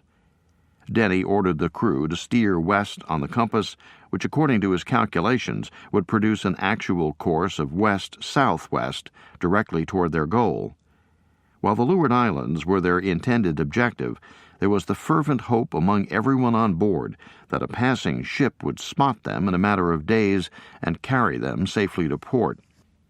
With the wind blowing gently from the northeast and the seas in a slight swell, the men were now organized and on their way, on a broad reach with the sail well out over the port side. This point of sailing was reasonably comfortable, and the sail wouldn't interfere with the next difficult task, administering to the wounded. The boat had been equipped with a first aid kit, but it was intended to give just that, first aid, to a minor injury someone might incur while using the boat in harbor before he received professional medical help. There was no such help for Roy Pilcher. Denny knew from the condition of what had once been a foot, with pieces of bone protruding from the torn tendons, muscles, and flesh, that Pilcher, who had bled extensively, was fighting for his life. Bob Tapscott and third engineer Hawks helped shift Pilcher to the middle of the boat and assisted in bathing his wound with seawater. It was hoped that the healing power of the Atlantic salt water would cleanse the wound. Denny then bandaged the mass of tissue, and the men, as gently as possible, eased the brave, unprotesting Pilcher back to his position in the bow. Denny then turned to gunner Francis Penny, who, with a stoicism matching Pilcher's, underwent the primitive treatment of his wounds. The piercing of his wrist had been relatively clean and left a neat hole. This was washed, treated with iodine, and bandaged. The jagged shrapnel wound in his thigh presented a greater challenge. Using his meager resources, Denny attempted to sterilize the wound with the iodine and bind it closed with bandages.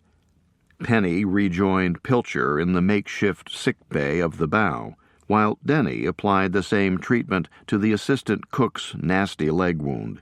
The shrapnel wounds in Tapscott's back, left buttock, and hand had stopped bleeding, and because of the limited resources, remained unbandaged.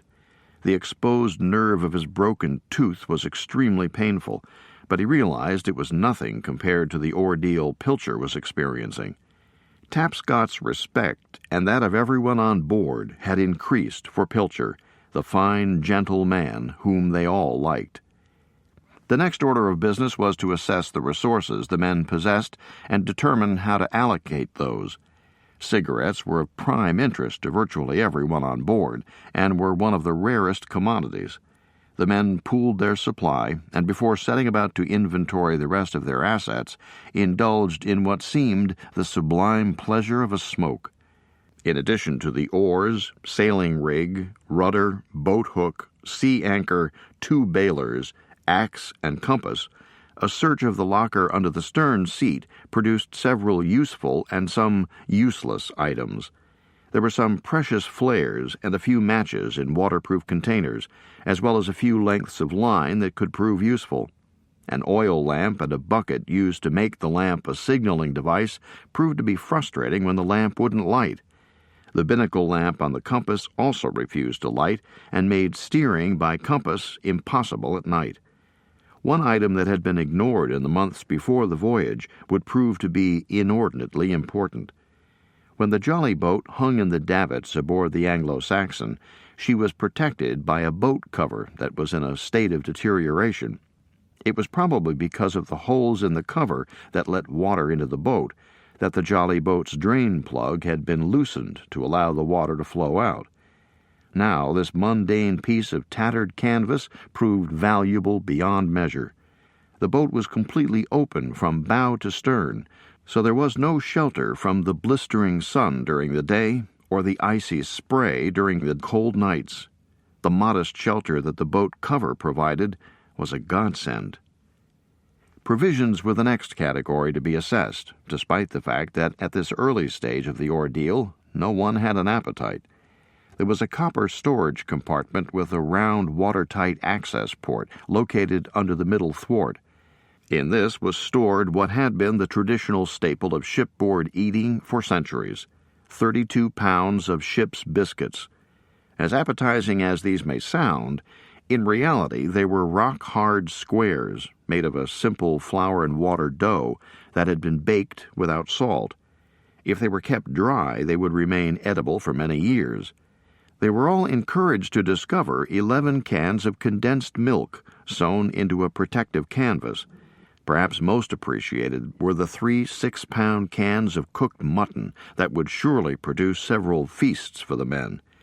Although they were relieved to have what seemed like an adequate, if basic, amount of food, they were about to become aware of their most serious problem.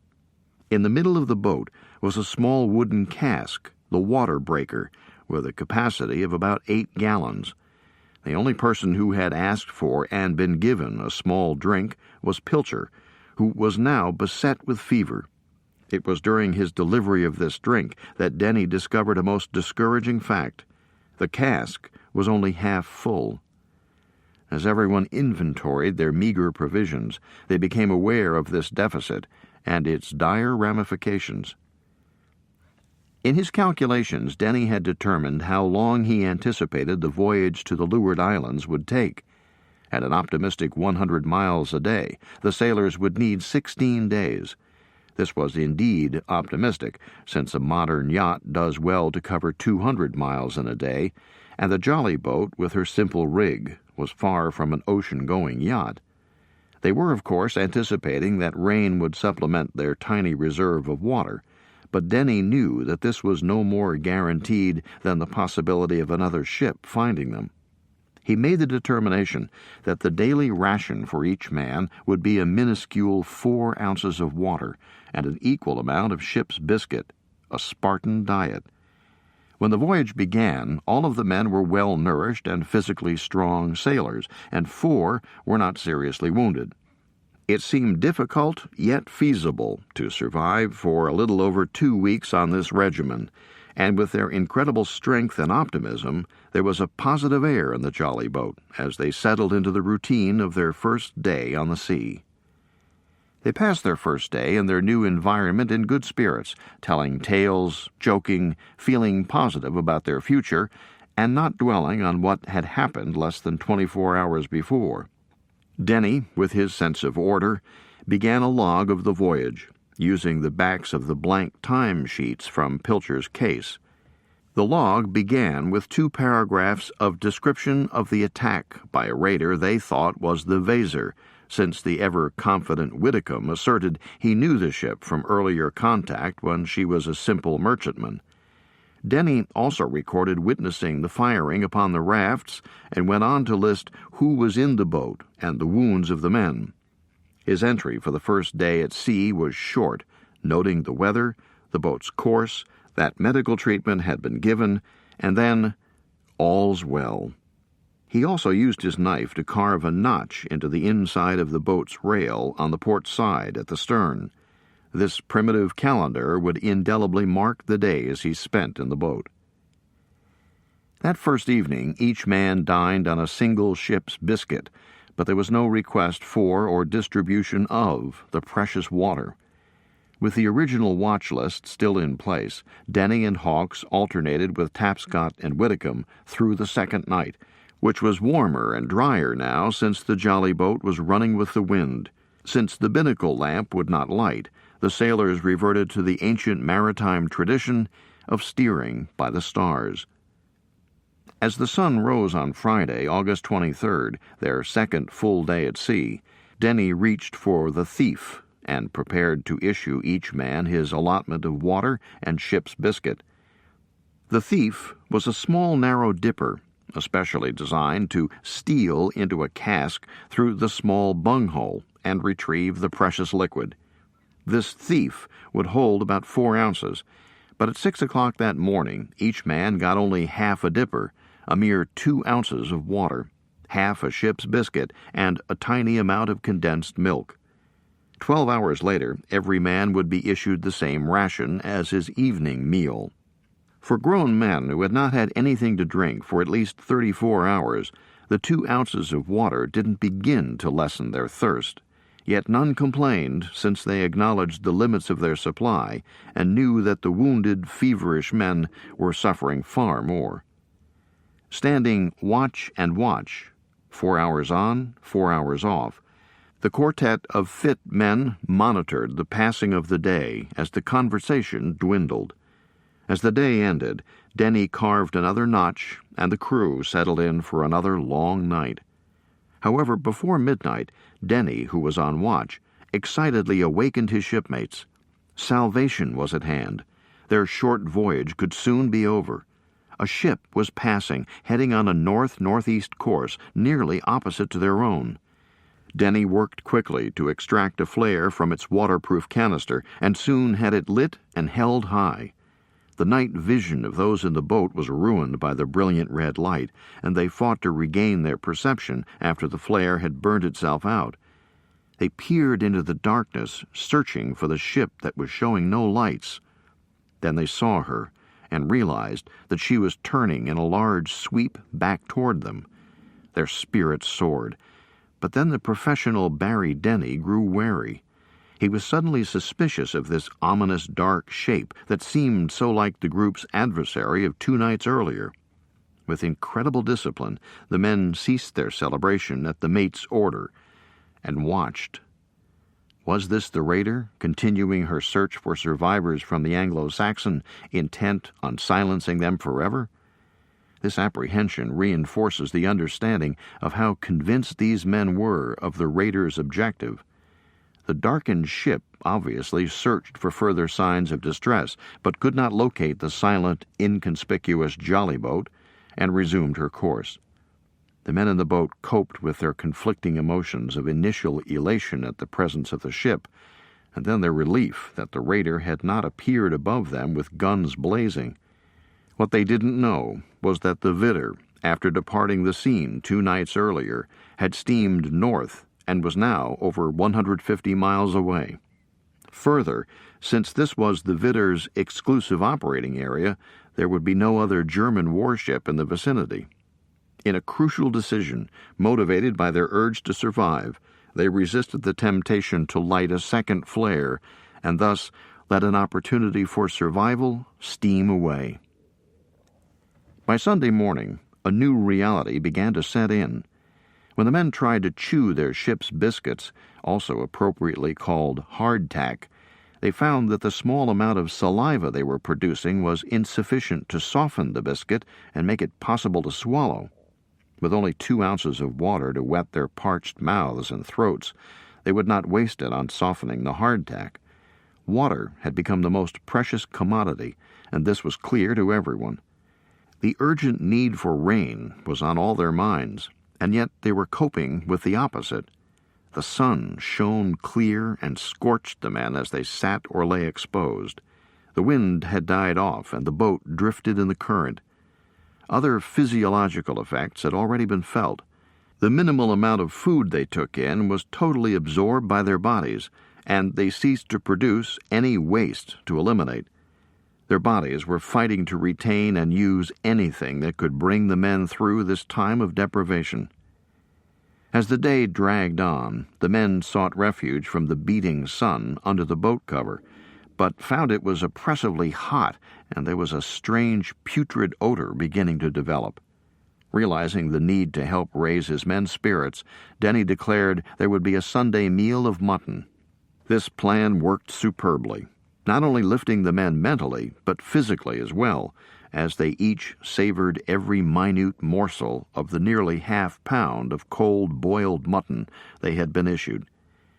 Denny knew that in their current state the crew could easily overeat, so he had issued only half of the meat from the first of the 3 6-pound cans.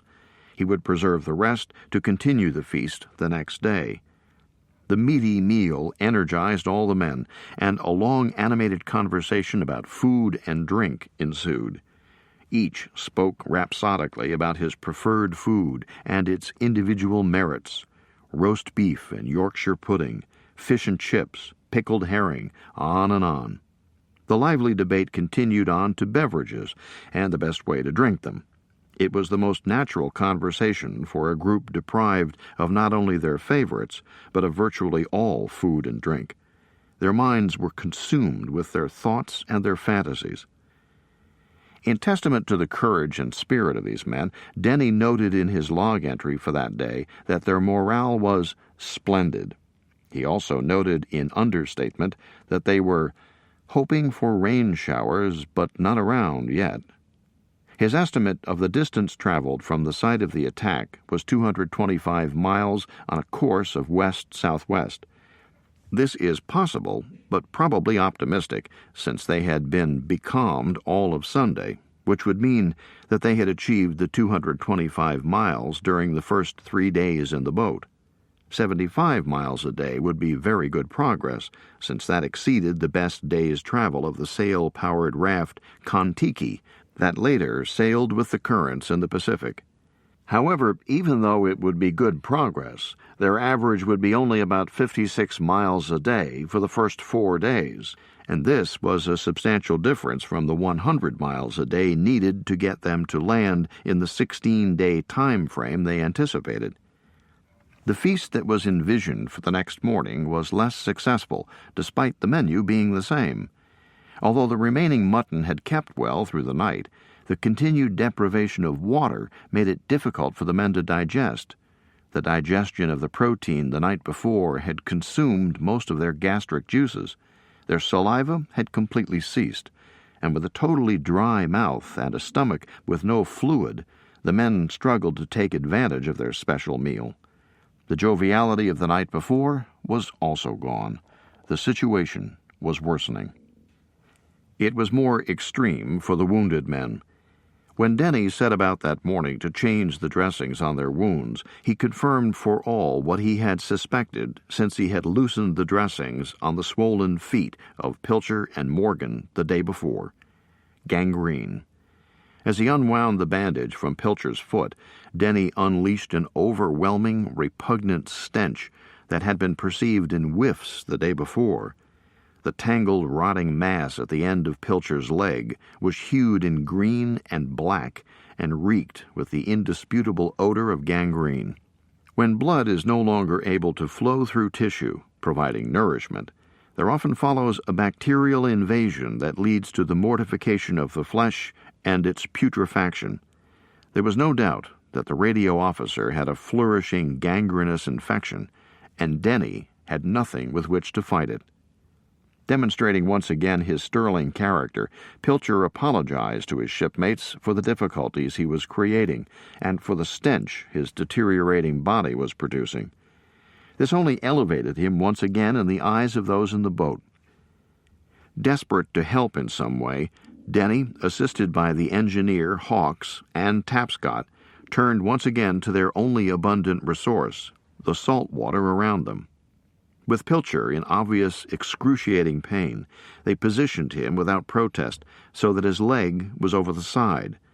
Tapscott then spent an hour continuously bathing the grotesque wound with buckets of seawater. When they felt that all the cleansing that was possible had been accomplished, Denny wrapped the foot in fresh bandages, and Pilcher was helped back to his niche in the bow. Treatment was then given to Morgan, whose right foot was severely swollen and whose raw wound just above the ankle was showing no signs of healing. His wound was also bathed and then rebandaged. For the gunner Penny, the wrist wound seemed to be doing well and was covered with iodine and bandaged. His other wound posed greater problems. The ripped thigh was not responding and worried Denny considerably. With the last of the bandages from the first aid kit, he covered the wound and hoped for the best. He had consumed all the medical supplies at hand. In his log that day, he noted, "Hoping to sight vessel soon, but praying for squalls and a decent wind." As they settled down for their 7th night in the boat, it was remarkable that they remained in such good spirits. Their fortitude was reflected in a portion of Denny's log entry for the previous day. "Trusting to make a landfall in the vicinity of the Leeward Islands with God's will and British determination." The morning of the 7th day began with an increased awareness of a nauseating smell. Gangrene was now progressing unchecked up Pilcher's leg. It was apparent, too, that Gunner Penny's jagged thigh wound had the same infection, and that Morgan's leg wound was also turning gangrenous. There was no way to escape the stench. Pilcher continued to apologize, and others attempted to reassure him. They could see that the disease was coursing through the radio officer's system and taking its heavy toll. The spark in young Pilcher's eye was disappearing. During the morning, his condition took an ominous turn. He lost feeling in his leg. The blessing of this was that he was no longer in anguish, but it also meant his body couldn't sustain its interaction with the rotting limb and had essentially amputated it. Of course, this was not a true amputation, and the rampant infection was making its way into other organs of his body. There was great frustration in the inability of the others to help Pilcher, Penny, and Morgan. Thirst had long replaced hunger as the sailors' primary consideration. With the lack of fluids, they refused the quarter of a ship's biscuit offered morning and night. Their desiccated throats and mouths were choked by their swollen tongues. The physical impact of their lack of fluids and nutrition was obvious. Their weight loss was apparent, and their clothing, which only a week before had fit them, now was too large. In this sad state, they settled down for what became a sleepless night. They had learned to tolerate the uncomfortable seats as makeshift beds, but the discomfort of the various protrusions interrupted what rest they could achieve. They were suddenly roused from this uneasy state by an unearthly plaintive cry. Its source was Pilcher. Up to this point, the brilliant young officer had borne his suffering with a courage admired and respected by all. Now, a voice they didn't recognize was among them. Denny made his way to Pilcher to see what he could do to help. The radio officer stared blankly into the distance. The mate tried to get him to respond, to focus, or to react, but Pilcher was mentally in another world. This was the beginning of a long night, during which the delirious Pilcher took on a persona none would have associated with him. Gone was the refined, thoughtful, concerned man, and in his place was a ranting body racked by the poison of gangrene. There was no way to curb the flow of sound that came from Pilcher. He used language the others had never heard from him, and most thought he didn't even know. There was no doubt his fine mind was in the clutches of his disease. He cursed, broke into an hysterical cackle, sang, and then cursed or laughed again. This went on for a long time, and then a calm came over Pilcher. He quietly coped with his agony, groaning and softly talking nonsensically to himself. Gratefully, the others eased back into their rest, sobered and saddened, but glad for the relative quiet. This was not to last, however, as the night was once again pierced by Pilcher's tortured cry, and he began the cycle of cursing, singing, and inane laughing again. No one could rest, but Denny struggled to find something he could do to ease the deteriorating situation for Pilcher and the rest. The radio officer was in a desperate way. The condition of Penny and Morgan was of great concern, and they were all visibly declining. Barry Denny carried an enormous burden. Pilcher swung back and forth between sleep and ranting during the morning. Try as they might, the others couldn't tune it out, and Pilcher's ravings added significantly to their miseries. With many sleepless hours during which to think, the mate reluctantly had made a drastic decision.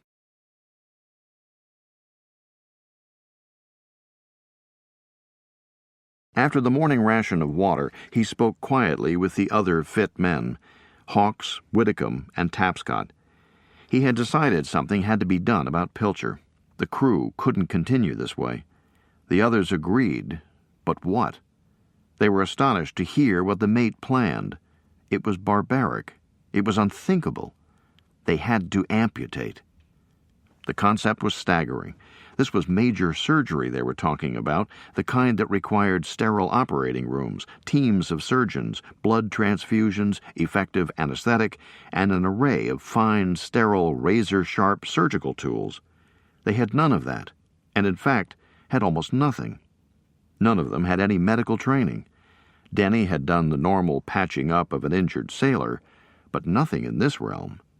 The operation, if you could even consider calling it that, would not take place in a proper environment, but exposed in a rocking, dirty, germ-laden, fetid boat. Of course, there was no blood for transfusion, and worse, no anesthetic. Finally, what did they have to substitute for those fine instruments? When questioned on this point, Denny gave an appalling answer to his stunned listeners. The axe. The axe was dirty and rusty and undoubtedly had lost its edge. But what else was available? They had no saw, and neither the mate's knife nor the sturdy little blade from Pilcher's Rolls razor could carry out this plan. It was hard to argue with the fundamental point in Denny's reasoning. Pilcher's leg was literally killing him, and something had to be done. Amputation was the only choice. Even in the most professional hospital ashore, amputation would have been the only course. Even then, its effectiveness would be questionable, since the use of the first antibiotic, penicillin, didn't begin until 1941. Whitcomb and Hawks, despite the incomprehensible gravity of the decision, went along with their leader. They all respected and cared for Pilcher. If there was any way to help, they were for it.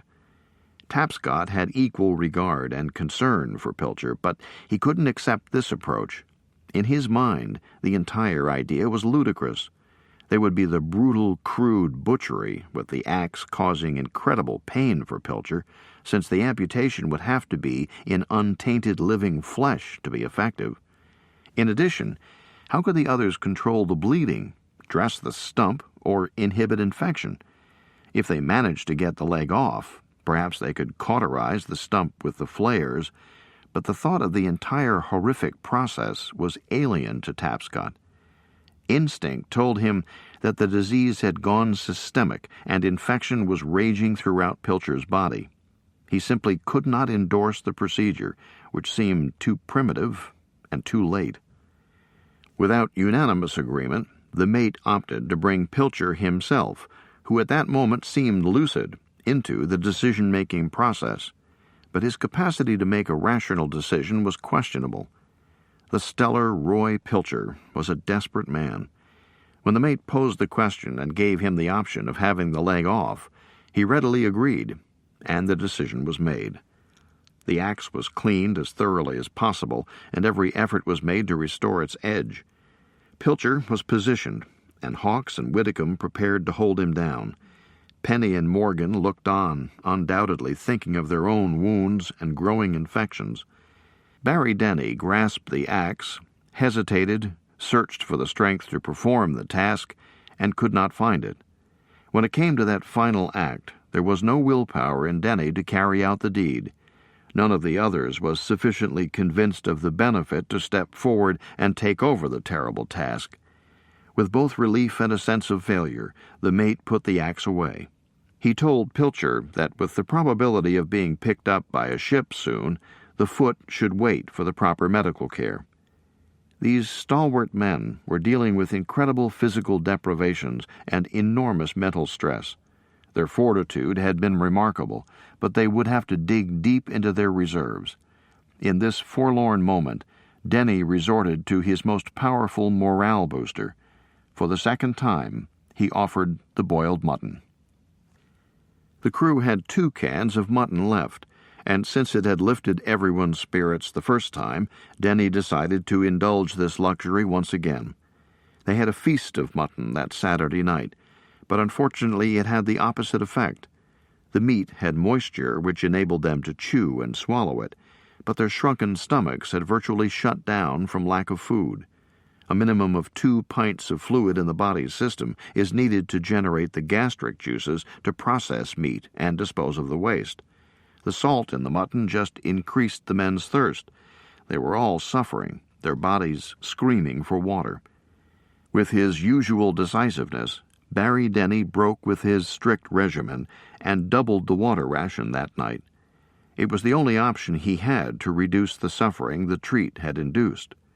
This luxury of water was only marginally successful, and some of the men spent an agonizing night, twisted with abdominal pain and nausea. The mate himself was among those who were crippled with cramps and vomiting that night. The following day, Sunday, September 1st, was a pivotal day for the men on this voyage. After an uncomfortable night, they roused themselves for another routine day. When they looked at their leader, Denny, they were taken aback by his altered condition. His only problem had seemed to be his rope-burned hands, which hadn't healed and were oozing pus. But now there was an unmistakable change in the man.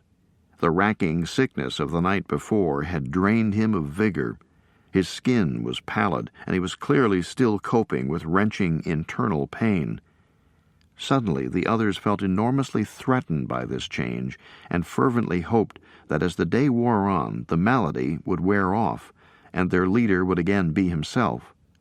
Drawing on nearly exhausted reserves of willpower, Denny first made a decision of enormous import.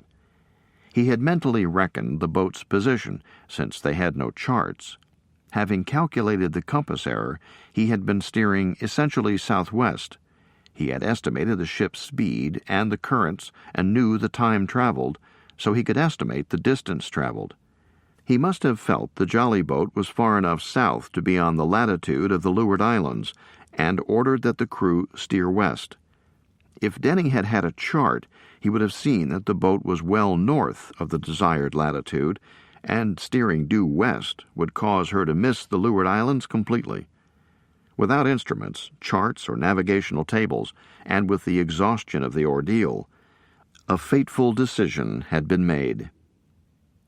Denny's next task was to issue the 6:15 a.m. 2-ounce water ration. As usual, each man was eager for this taste of liquid. His old gentle self, but weaker than ever, Pilcher turned away from his ration and said that others needed it more than he. This generous act of sacrifice was typical of what they might have expected from Pilcher in his prime, but now it saddened everyone, since it indicated that he could not envision recovery, even if they were rescued soon. In these moments when his mind was clear, Pilcher was able to assess his condition. Less than 2 hours later, Morgan, who was convalescing in the bow, made the lamentable discovery. 21-year-old Roy Hamilton Pilcher, exemplary shipmate and admired friend, was dead. Despite being among a small group, all of whom truly cared for him, Pilcher had slipped away silently and alone, without anyone to comfort him, without anyone to whisper his endearing family nickname, Bun, and without anyone to assure him that all would be well. Perhaps if he were not dealing with his own physical deterioration, the mate might have organized a more appropriate service for Pilcher, or perhaps he was thinking the men shouldn't dwell on this morbid situation. The result was a swift, abrupt disposal of Pilcher's body, with no ceremony. The mate ordered Tapscott and Hawks to simply lift the body over the side and let it go. There were no words, no prayer, no eulogy, no simple Godspeed. The awestruck men could do nothing but watch the body drift away. The day following Pilcher's death brought no relief. In fact, numerous factors contributed to an even more somber mood, if that was possible. Denny fought to rally himself and attend to his morning water distribution, but struggled to get to the water breaker and carry out the task.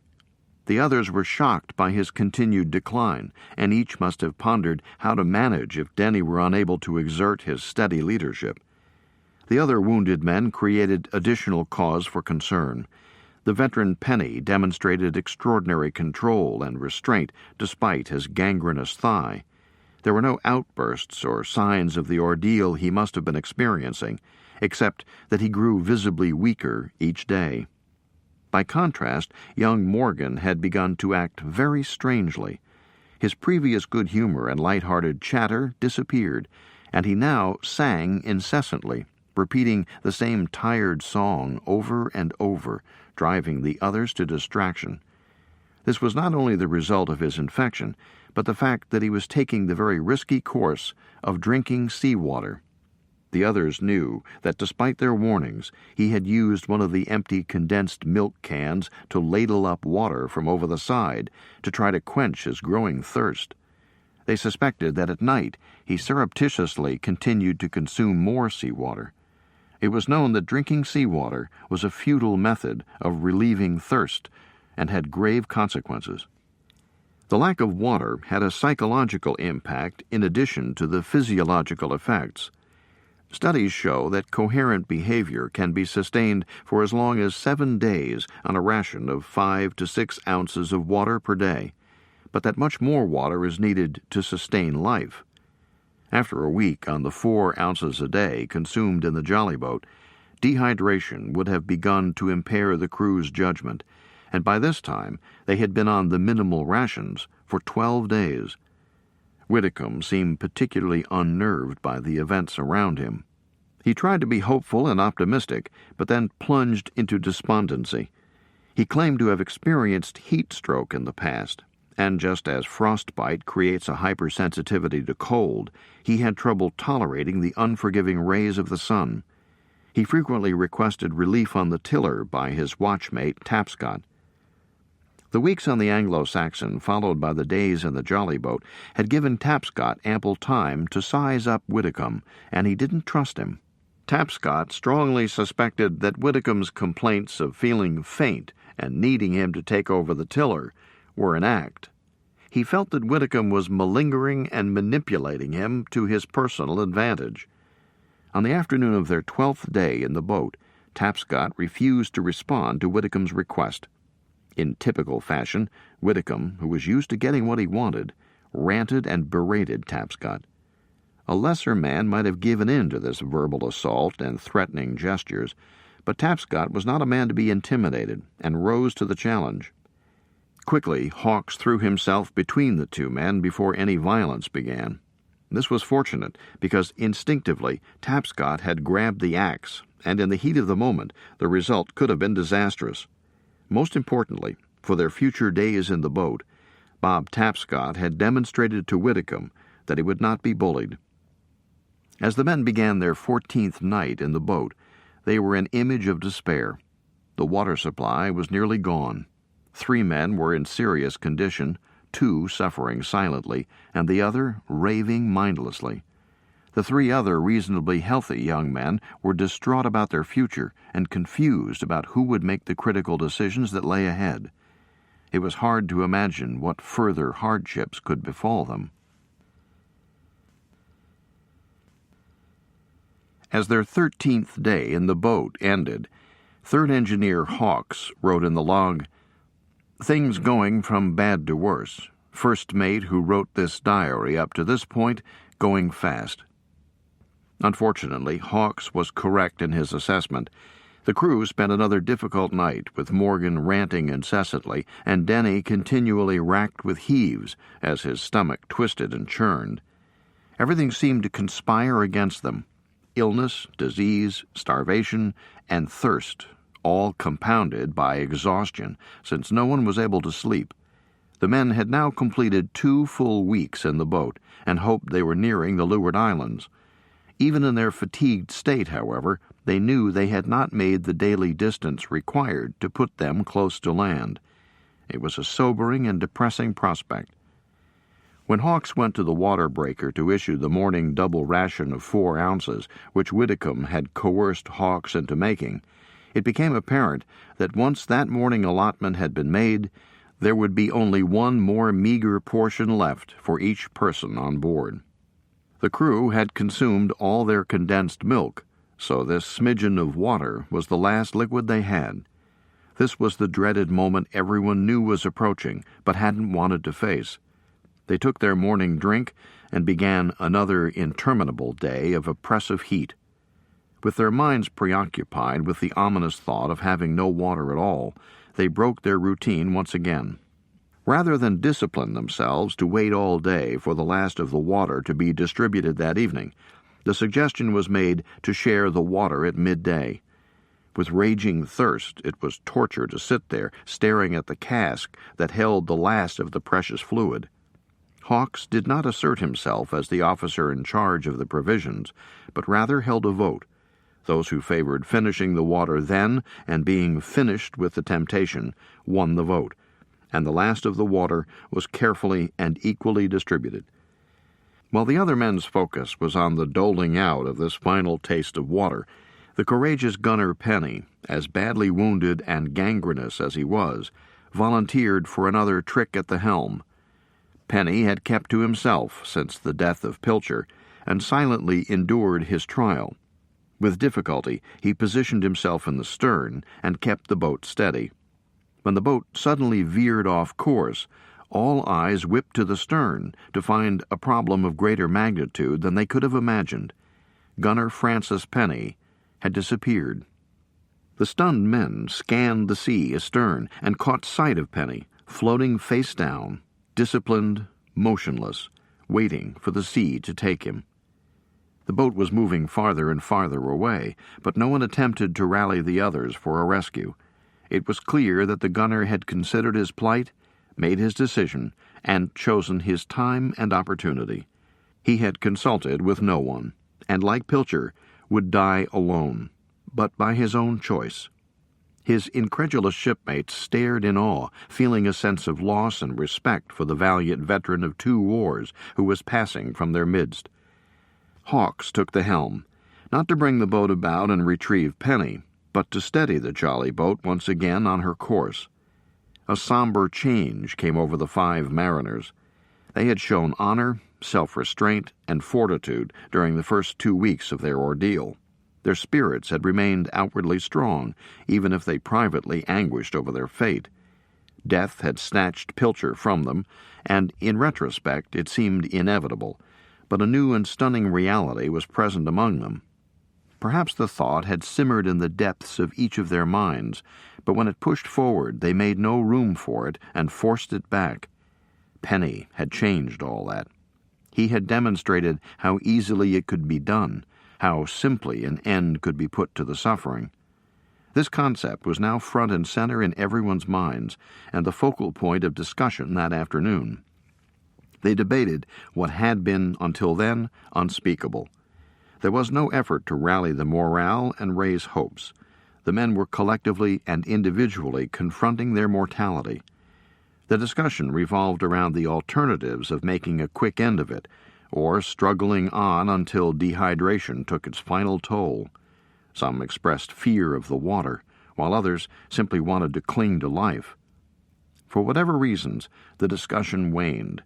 No one took action, and each was left with his own thoughts of miseries, home, life, loved ones, and shipmates lost. Although he had been relatively quiet most of the night, Morgan was the herald of the dawn, with a plaintive cry for his mother, not an unusual occurrence for people in crisis. Their situation was desperate. The crew was in the mid-Atlantic, about 700 miles from the site of their sinking, and over 900 miles from the island of Barbuda, the nearest land. In 2 weeks they had covered only half the distance to the Leeward Islands, and Morgan's cry for his mother reminded them that they could expect succor from no one. With no water to distribute, the crew no longer had the moment that officially began the day. They sluggishly shifted around the boat, and Denny, rallying somewhat, heroically took a trick at the tiller, positioning the rudder to head them to the west. Not long into the watch, he felt no response when he shifted the tiller. He looked aft and watched the rudder, which had been an extension of the men's will and intent, guiding the little boat in the direction of salvation, floating away. The steady back-and-forth movement of the rudder had worn the pintles loose. Disgusted, Denny left the stern seat and made his way back to his makeshift sickbed in the middle of the boat. Despite their own debilities, the two able seamen, Tapscott and Whitcomb, found the steering oar and slid it through the deep notch on the center line of the transom and secured it in place.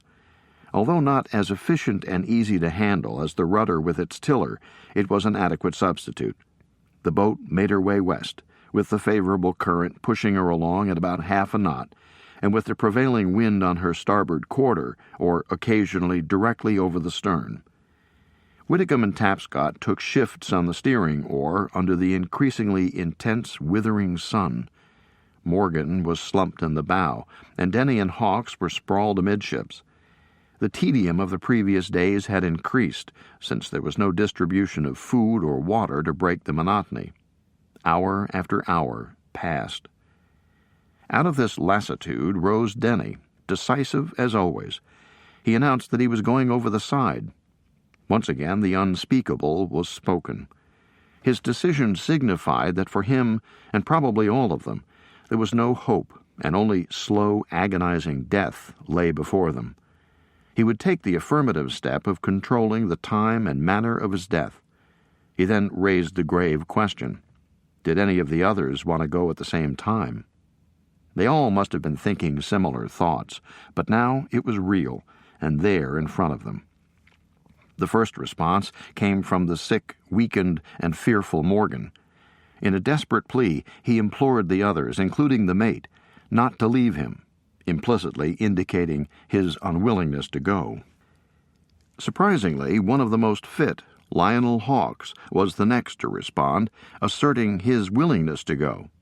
He had earlier expressed his fear of the water, and he asked the mate, for whom he had utmost respect, if he would help him, and Denny agreed. All eyes then fell on Tapscott, the youngest of the lot, still in his teens, but a strong lad with 4 years of seagoing maturity. He had demonstrated his optimism in the past, and now declined the invitation. There was still a chance of rescue. Whitcomb was clearly unnerved by this turn of events, but he too was not prepared to take this drastic step. The decisions had been made. Hawks seemed to have a huge sense of relief, and tranquility settled over him. He said he would like to get some sleep before carrying out the plan, and promptly did so. There was speculation among the others as to whether the two officers would indeed consummate their agreement. Denny was extremely frail, and he knew he was dying. The days and nights of retching and heaving had deprived him of the last scintilla of bodily fluid. Hawks had suffered the same deprivation as the others, but was the only one who had no wound or injury at the beginning of the voyage. It is only speculation as to why he chose to go, but the competent, even-handed, professional first mate was his role model. Hawks felt comfortable and reassured in Denny's presence, and now he would place his fate in the hands of the man he most admired. It is possible that Lionel Hawks dreaded the thought of the days ahead as the situation worsened further, with Whitcomb's challenges to the authority he had been trained to employ and was unable to achieve. He certainly felt death was inevitable and chose to share that ultimate experience with his admired leader, rather than stay and endure the unimaginable ordeal, inevitable confrontation, and certain struggle that lay ahead. After an hour of rest, Hawks rose, followed by the enfeebled Denny. The others were amazed at the stamina the mate rallied as the two set about their awful task. With the calm of a man who was at peace, Hawks decided to have a final supper. His feast consisted of several cans of seawater and a ship's biscuit that had been softened in the water of the Atlantic. He had no qualms about ingesting the seawater now. The departing shipmates took off their jackets and gave them to those who remained behind. Through his parched, cracked, and swollen lips, the mate gave his last fateful order: sail west and go no farther south. The men shook hands in a formal farewell, as the mate grasped the hand of Robert Tapscott, a man with virtually no fluid left in his system. Miraculously, tears developed in Tapscott's eyes. Barry Collingwood Denny and Lionel Henry Hawks, who was afraid of the water, stood precariously on the seat, silently shook hands, and then went over the side. As the others looked on, they saw that, unlike the first two to perish in the boat, these two would not die alone. They were locked in a deathly embrace, comrades sharing their last moments. As the boat moved on, Hawks's hair, bleached white by the sun, shone as a beacon on the sea. Those left in the boat fumbled awkwardly for some solemn observance of this devastating event. They mumbled their way through the Lord's Prayer as their minds struggled with the deep emotions of the moment and the reality that there were now only 3 of them. Later that day, Whitcomb made the perfunctory log entry: September 5th, Chief Mate and Third Engineer go over the side. No water. There was little doubt that Roy Whitcomb had leadership potential. He had always been one to speak his mind, expect a response, and most often get his way, even if that required force. With the 2 sailors and the terrified cook remaining in the boat, it was natural for Whitcomb to take the lead. Morgan was cowering in the bow, trying to wrap his disturbed mind around the most recent grim turn of events. Tapscott, the facilitator, had stood up to Whitcomb's threats in the past, but saw no need to challenge Whitcomb's authority now. The oldest of the 3 young men, Whitcomb had the edge on experience at sea, and had already been responsible for the sailing of the boat for a few days, so the transition went smoothly. The remaining shipmates simply didn't have the strength to steer and trim the sail through the night, and the only option was to use the sea anchor to keep the bow pointed into the swells and reduce the possibility of getting broadside to a wave. This anchoring was necessary, but it took miles off their daily progress, and that meant more days of torture before they could find land, if they lived that long. The following morning, the wind diminished, and they bobbed on the broad ocean swells with no hint of relief. They noted that gross, raw boils covered their skin, a common but extremely debilitating condition known as salt water burns, which develops on those in constant contact with salt water. The boils can be particularly difficult if there is persistent pressure from hard seats or railings on one part of the body. Fortunately, the jolly boat sailors could change positions frequently to lessen the severity of this painful situation. The condition was caused by the frequent spray of waves over them and the buckets of water they poured over themselves, unaware that they were exacerbating the problem. Salt water was also a part of Morgan's increasing dementia. While the others had long before realized the terrible ramification of drinking seawater, Morgan had no will or ability to resist. Tapscott and Widdicombe saw him drinking during the day and knew he continued at night while they tried to sleep. By the morning of September 8th, Morgan was beyond reason and ranting incessantly. Tapscott's equanimity gave him a greater tolerance for Morgan's cacophony, while Widdicombe was increasingly infuriated by it. Gone was the calm boat commander of 3 days earlier. The incensed Widdicombe added to the mayhem with his own frequent outbursts of damnation and frustration over Morgan's never-ending monologue of incomprehensible singing, swearing, chanting, and one-sided conversation. Woven through his ramblings was Morgan's earlier theme of wanting his mother. The hardened, self-reliant Widdicombe shot back the rhetorical question, "Do you think you're the only one who wants his mother?" It was a stunning human response from the tough guy who had lost his own mother as a child, and revealed the desperate yearning each of these men had for relief from their tragic state. In a fit of depression, Widdicombe grabbed the empty water breaker and hurled it over the side. Tapscott was appalled, since this was the container for storing water when rain came. For the bitter Widdicombe, the possibility of rain was a joke. The men had been sweltering on the unforgiving sea for 17 days without even a hint of rain, and he couldn't imagine that changing. Widdicombe's temper flared again later that day. Morgan had been in a lucid state, and to give themselves some relief and perhaps some precious sleep, Tapscott and Widdicombe put him on the steering oar.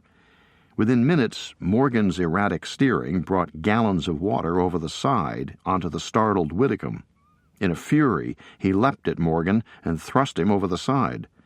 Tapscott moved with a speed and strength he no longer knew he possessed, grabbed Morgan before he was out of reach, and dragged the bewildered cook back into the boat. Each man was at the breaking point. Despite Widdicombe's pleas, Morgan continued with his unceasing and unnerving, meaningless chatter. Pressed beyond his limit, Widdicombe grabbed the axe and sent it whirling end over end toward Morgan.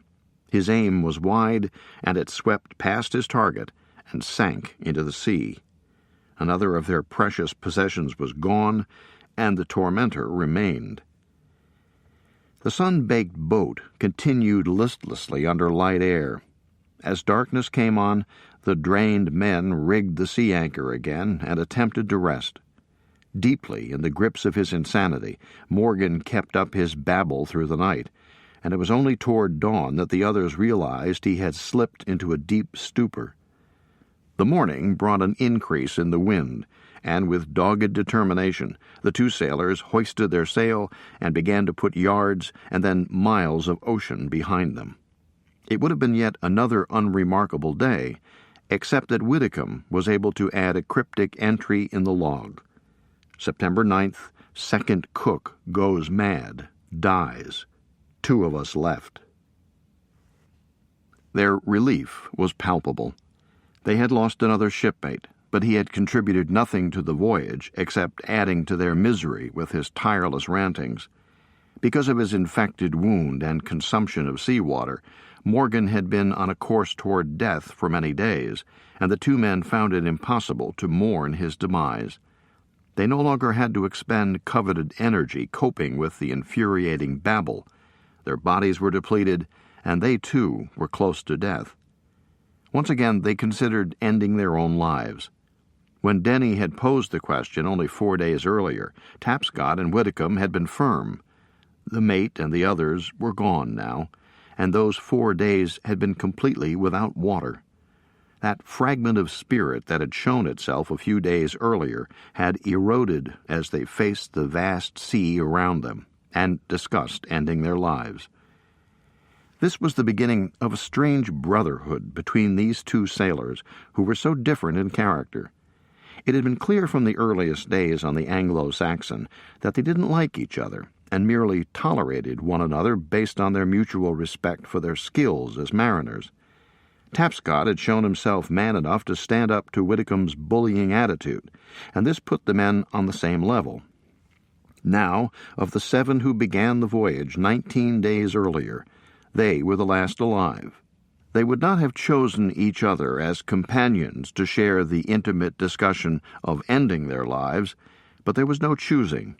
They were now bound together with a certainty that only death would dissolve. Widdicombe argued that they should not give in, and Tapscott accommodated himself to that thought. They would press on. Day and night passed, and when morning came, the boat bobbed on a flat, calm sea. The boat was dead in the water, being moved only imperceivably by unseen currents.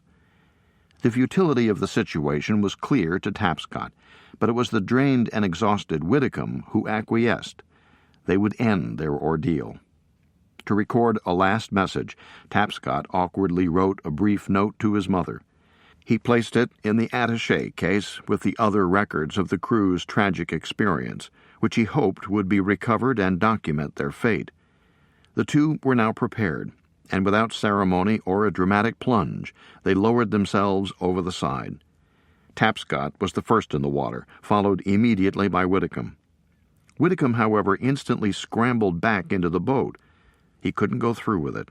The water had awakened the instinct to live, and Tapscott, now bound in the brotherhood, would not go alone. He, too, with great effort, clambered back into the boat. Completely drained, they lay dazed in the listless boat, absorbing more and more of the sun's burning rays. As the sun reached the meridian, it was Widdicombe who signaled he was ready again for the final act. There was nothing to attend to, and Widdicombe simply lowered himself over the side. Tapscott toppled in after him and began to float away from the boat.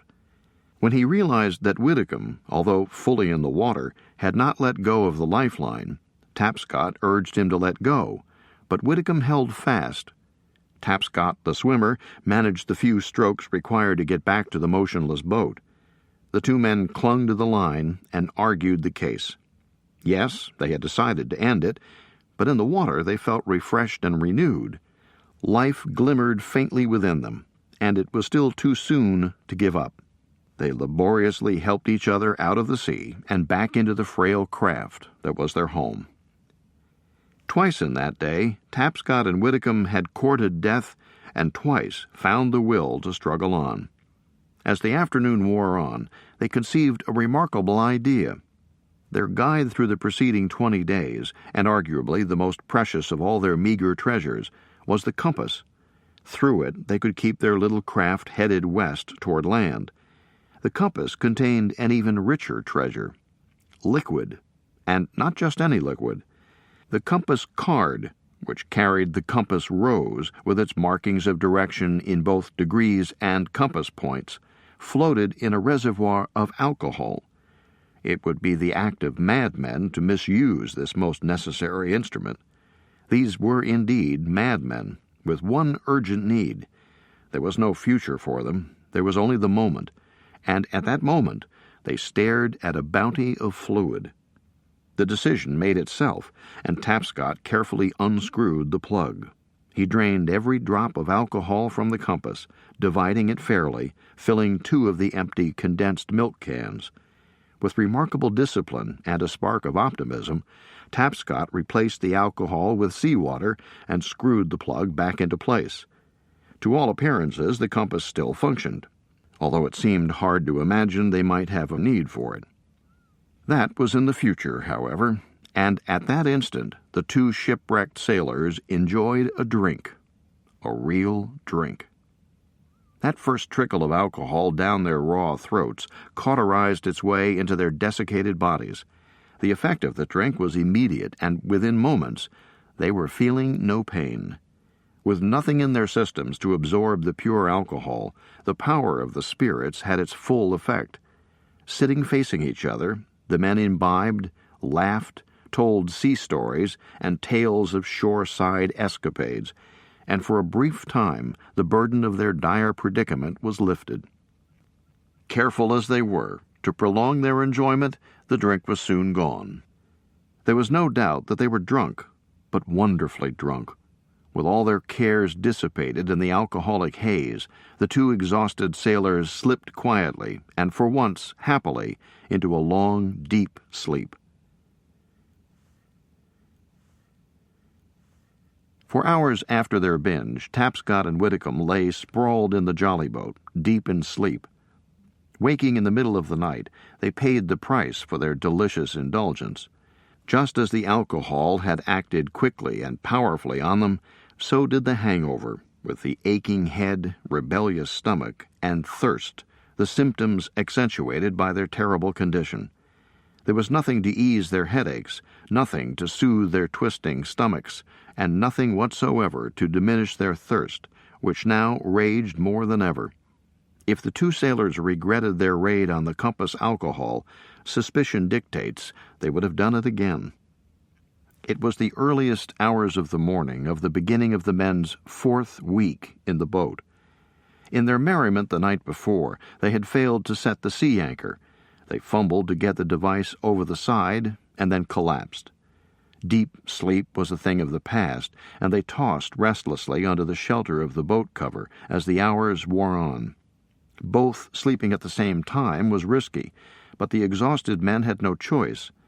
Abruptly, their rest was ended by brilliant, startling lightning, followed by the low rumble of thunder. In 21 days in the boat, they had been tantalized only occasionally by the appearance of clouds in the far distance. Soon they were in the midst of a dazzling display of lightning and ear-splitting thunder, which boomed and cracked on and on. They could not muster optimism. They had been disappointed too many times. This storm, too, might pass them by, leaving their situation unchanged. Then raindrops fell. The men scrambled out from beneath their shelter, since this was the one thing from which they wanted no protection, and tilted their heads back to catch the precious drops. The boat cover became a catch basin, and a small reservoir of rainwater gathered in its hollow. The sailors grabbed their cans and scooped up the fluid, eager to feel its relief slide down their throats. One taste, however, brought bitter disappointment. The water was tainted, pure salt, causing instant disgust. The boat cover had protected them from so much salt spray that it was completely coated with the evaporated residue, and the desperate men had to wait for the rain to rinse the salt from the canvas. They had enjoyed only the slightest taste of fresh water when the rain ceased. The brief shower passed on, and they sat stunned and transfixed by their plight. As daylight emerged, not a shower, but real prolonged rain began to fall, a true tropical downpour that saturated the men and everything they possessed. Their catch basin now functioned as hoped, and they were able to ladle sweet, fresh water from the pool in the canvas and let it caress its way down their throats and into their bodies. The men's thirst was slaked for the first time since leaving the Anglo-Saxon. As they sought a way to collect and save some of this life-giving water, Whitcomb's impetuous acts of the previous week came to haunt them. The perfect receptacle, their water breaker, had been hurled over the side, as had the axe, which now could have been used to puncture one of the watertight copper flotation tanks that Tapscott wrestled from under the seat in the bow. Fortunately, the soft copper yielded to the point of Denny's sharp knife, and Tapscott cut a rough bunghole in the tank and directed the flow of water from the boat cover into the reservoir. A bung was carved from an oar handle, and the precious reserve of approximately 6 gallons of water was secure. This was incredible wealth. The two of them had half again as much water as all 7 had at the beginning of the voyage. Only hours before, they were in a completely hopeless situation. With this urgently needed commodity, they felt life coming back to them. When the wind picked up the following day, it was with real confidence that Tapscott and Whitcomb set their sail and began to make significant progress to the west. They drank all the water they wanted from their seemingly abundant supply and enjoyed another meal of softened ship's biscuits. A few days earlier, they had tried the last can of mutton and, unable to eat it, dumped the precious 6 pounds over the side. With water, the dream of the mutton was on their minds, as was the nightmare of having dumped it into the sea. They would have to subsist on their supply of the hardtack. The sailors still had a full roster of miseries, including the saltwater boils, which were now painfully chronic, where their bones were no longer cushioned by healthy flesh. At least, however, they had water. This rain warranted another log entry, one with a degree of finality, as it was signed by the two men. It reads, September 20th. Rain again for 4 days. Getting very weak. Put trust in God to pull us through. R. Whitcomb, R. Tapscott. Whether they thought they were so near land that this would be their last log entry, or whether they were signing their names for posterity, will never be known. But the next 4 days, blessed with copious water, slipped past. The breeze was light, and they sailed during the day toward the distant islands. The tropical rains were now providing fresh water with some regularity, but their new problem was food. By day 34, they had consumed the last of their hardtack. They tried unsuccessfully to catch fish with a safety pin, and on one occasion devoured a small flying fish that landed in the boat. For their meager sustenance, they hauled aboard masses of rubbery, floating seaweed, and from this gleaned small numbers of minute crabs, snails, and shrimp. They also chewed on the seaweed for hours. Peering toward the horizon, the men would distinctly see land under cloud formations. Their spirits would soar, as they could all but feel the sand under their feet. Excruciating disappointment answered as each of these islands evaporated into the clouds and dispersed. Each island hallucination sent them deeper into despair. Following the mate's instructions, they had made their way west and were nearing the longitude of the Leeward Islands, not knowing they were hundreds of miles north in latitude. Still, they pressed on toward the west. As the second week of October began, Tapscott and Whitcomb experienced a weather shift. Dark clouds formed, and squalls battered the little boat. This meant they could replenish their water supply, but it also meant that sailing the boat would be more difficult, particularly since they had to steer with the oar. The unpredictability of squalls made them truly dangerous for the men and their boat. A mistake under those fierce conditions could put the boat on her beam ends, swamp her, and end both the voyage and the sailors' lives. The risk of sailing in the squalls was too high. Their decision was to heave to, take down the sail, set the sea anchor, and let the heavy, erratic weather pass by. To provide better shelter, they used both the tattered boat cover and the canvas sail, and crawled underneath to ride out the storm.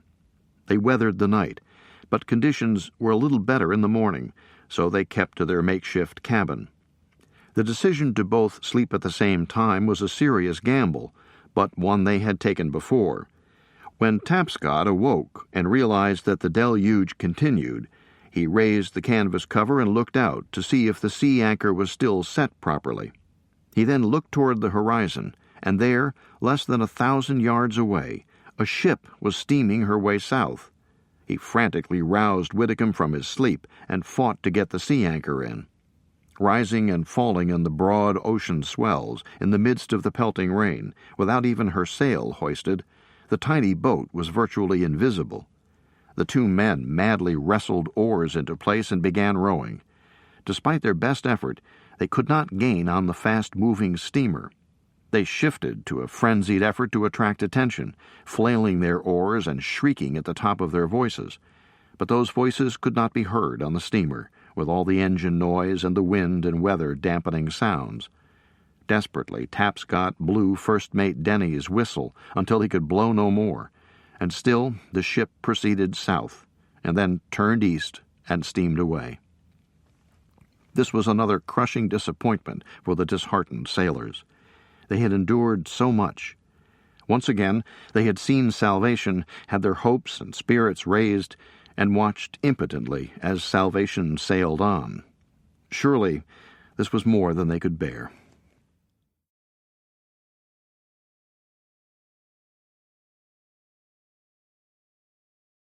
The postman delivered letters to Tapscott's mother, Whitcomb's bride, and the other families of those lost on the Anglo-Saxon, on the day the two remaining sailors watched the steamer pass by without seeing them in the squalls of the open ocean. The letters were from the Shipping Federation, identical except for the names and ranks of the men. Cynthia Whitcomb's began, It is with considerable regret that I have heard from Messrs. Lowther, Latta and Company Limited that the SS Anglo-Saxon, upon which your husband was serving as able seaman, is gravely overdue and must be presumed lost. The dreaded words that these family members had prayed they would not confront were now there before them, in bold letters on official stationery. The ship was a month overdue on a voyage that should have taken only a month. The letter was carefully worded so as not to preclude the survival of the men, but for the recipients, the letter was a staggering blow. Other than the considerable regret mentioned in the first line, the only compassion in the letter was the offer of temporary financial assistance. The wording was cold and bureaucratic, with the letter continuing, "With a view to avoiding any undue hardship until it is known what has happened to the crew or a decision reached as to the cause of the vessel's loss, I have been asked to investigate the circumstances of your dependency upon the earnings of your husband for your support, so that a provisional allowance may be paid." It included a request to fill out forms and attach documents, such as marriage and birth certificates. The letter then concluded with a stern warning. "It must be understood, however, that anything which I pay you will be on account of whatever may eventually be found to be due to you when it is known what has happened to the crew and the cause of the vessel's loss has been established." This letter, with its terrible news, came during the depths of Britain's ordeal. The first horrendous year of the war, with its numerous defeats on the continent, was over, and there was little to encourage the people of the island nation except the stirring words of their pugnacious Prime Minister, Winston Churchill. The burden of the letter had particular weight for Ethel Milburn, whose husband, the ship's chief engineer, was missing. She had to bear the burden stoically to protect her two sons, 9-year-old Ted and 6-year-old Derek, from the devastating thought that their dad would not return. This was for Ethel Milburn, as well as the others, a period of painful suspense, and with each passing day, diminished hope. Although prompted by the business of providing assistance to the dependents of those on ships that were long overdue, this correspondence also protected the shipping industry from having to continue payments to crew members or allotments to their families when ships were missing and there was no revenue from cargo that failed to reach its destination. The Shipping Federation represented the shipping industry as a whole, and through an arrangement with the government, provided assistance to the families of those missing. The second element of the process followed immediately on the first. In a letter Ethel Milburn received from Lowther, Latta and Company, managers for the Anglo-Saxon's owners, the Nitrate Producers Steamship Company, dated the day after the Federation's letter, she was informed that the allotment note her husband had set up was being recalled. Eddie Milburn's pay was £31 5 shillings per month, second only to that of the Anglo-Saxon's captain, Paddy Flynn's. He had devoted almost 80% of his pay to his family by setting up a monthly allotment of £24 for Ethel and the boys. This second letter informed her that the Borough of Tynemouth Savings Bank was being asked to return the allotment note. At that moment, Ethel Milburn had no way of knowing that her husband had been lost 50 days earlier. The reality she faced was that it would not be his earnings that would provide for his family until his fate was certain, and possibly forever. She was now among those who suffered the torment of waiting for news of the 41 on board the Anglo-Saxon, and the untold thousands who had waited, were waiting, or would wait for news of their missing merchant mariners. None of those who waited, with their hope dwindling, had any idea whether the Anglo-Saxon had been the victim of an accident or of enemy action. They had no idea that there were 2 Anglo-Saxon survivors clinging to life on the Atlantic. Tapscott and Widdicombe exhibited the symptoms of starvation in textbook fashion. A landmark study was conducted later in the war years by Dr. Ansel Keys and others at the University of Minnesota. A group of conscientious objectors volunteered to participate in a study to provide information to relief workers going to help starved people in war-torn Europe, preparing them for what they would find physically and psychologically among this battered population. These volunteers endured a semi-starvation diet for 6 months, with results parallel to what was experienced by Tapscott and Whitcomb. There was preoccupation with food and lengthy discussions and fantasies about food. Hunger pangs manifested themselves with a staggering power. For the sailors, these pangs were at times crippling. In the scientific study, there were also emotional and personality changes similar to those of the sailors. Extreme emotional deterioration was common, with the volunteers slipping into depression. This was sometimes offset by moments of elation, but the mood swing back was often into deeper depression. This was, of course, the case when the sailors, for example, spotted a ship promising rescue, only to realize that it had failed to see them and was steaming on, oblivious. The frayed emotions of the volunteers in the starvation experiment, like those of the two mariners, produced irritability, anger, anxiety, and apathy. The two sailors' voyage was coming to an end, either through starvation or rescue. But there was no sign of rescue, and it was pure fortitude that enabled these brave sailors to continue. For the most part, they had been spared the ordeal of storms and heavy weather. Their path across the ocean was just south of the Tropic of Cancer, where the water temperature was warm in comparison with that in the northern North Atlantic, where Nazi U-boats continued to sink ships and send other dazed survivors into boats, rafts, or the frigid water. But the warm water that was of benefit to those in the jolly boat also concealed a serious threat. It is across the warm waters of this part of the Atlantic that tropical disturbances roll off the African continent and often gain strength. Some of the disturbances mature into tropical depressions, in which the barometric pressure drops and winds increase and circulate in a counterclockwise direction. Reaching the even warmer waters near the Caribbean, they draw more energy and may develop into deadly tropical storms or hurricanes. The season for these storms in the Atlantic begins in June and continues into the fall, with the most intense activity normally in late August and throughout September. The month of October is near the end of the season, but lethal storms are still able to materialize, sometimes very quickly, and bring devastation to whatever lies in their path. Because of their timing and track about 200 miles north of the normal storm path, the sailors had not had to contend with any of the fierce storms that had developed during the summer of 1940. Prior to October, there had been 6 identified storms. The first had been a tropical storm with winds ranging from 39 to 72 miles per hour. Storms with winds above 72 miles per hour are officially hurricanes. This first storm of the 1940 season became a tropical storm north of the Dominican Republic, a month before the Anglo-Saxon's final voyage began. It went north until turning northeast off Cape Hatteras, North Carolina, and out into the Atlantic. In August, there were 3 hurricanes, 2 of which hit the United States. The third brushed Cape Hatteras before moving swiftly north, heading to sea off the New England coast. Although Tapscott and Whitcomb would have wished themselves farther along their track, they were fortunate to be 10 days behind. On the 10th, the first tropical storm of September was 300 miles east of Barbuda, in the waters directly ahead of the jolly boat. It churned destructively along the path they would soon follow before it curved north with enough energy to cross Nova Scotia and Newfoundland and then create problems for the North Atlantic convoys bound for Britain.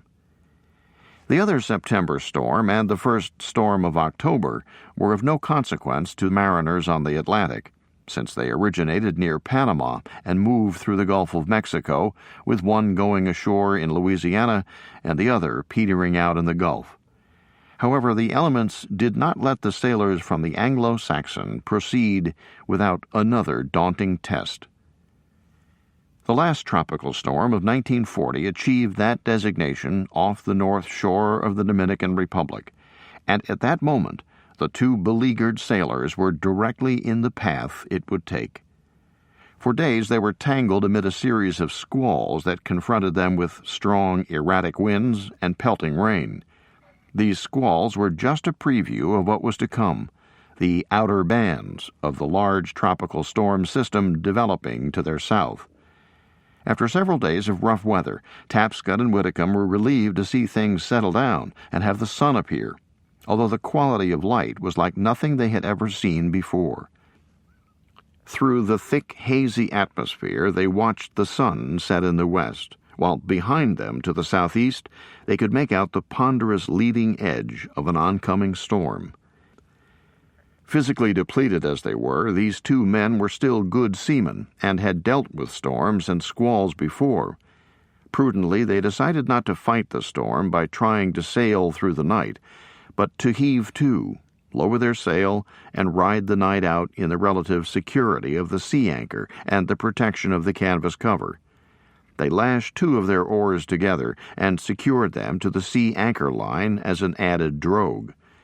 With everything as secure as they could make it, the wet and hungry men, who hadn't been able to forage in the seaweed for days, settled in for the night. This would be a night unlike any they had experienced. Well into the night, Tapscott was jolted awake by a burst of wind in the fierce gale.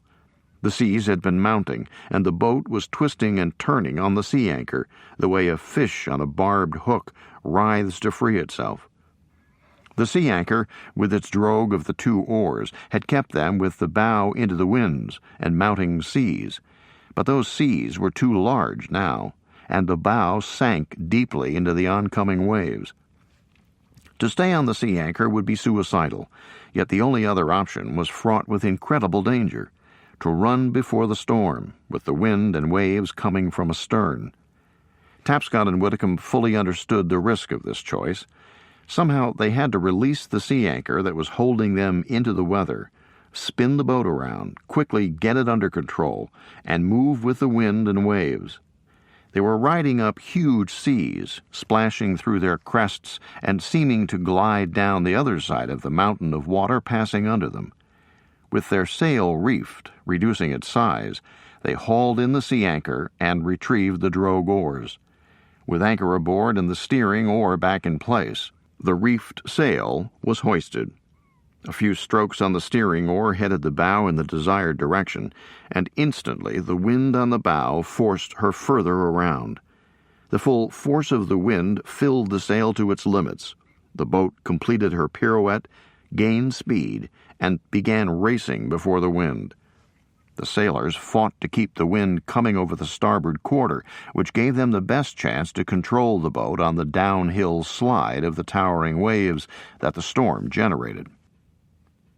Tapscott and Whitcomb knew full well that this was not a simple storm, and understood the fury of the tropical storms and hurricanes of the Atlantic. They knew it was hurricane season, and that they were in the clutches of a true tropical cyclone. The boat was now speeding forward, propelled by the blasting wind and huge following seas. Both men clutched the steering oar, since neither had the strength to wrestle it alone, as the boat gyrated under the forces of nature. Behind them, fearful waves built and built until they hovered precariously over the boat. To look back was an awesome, horrifying experience.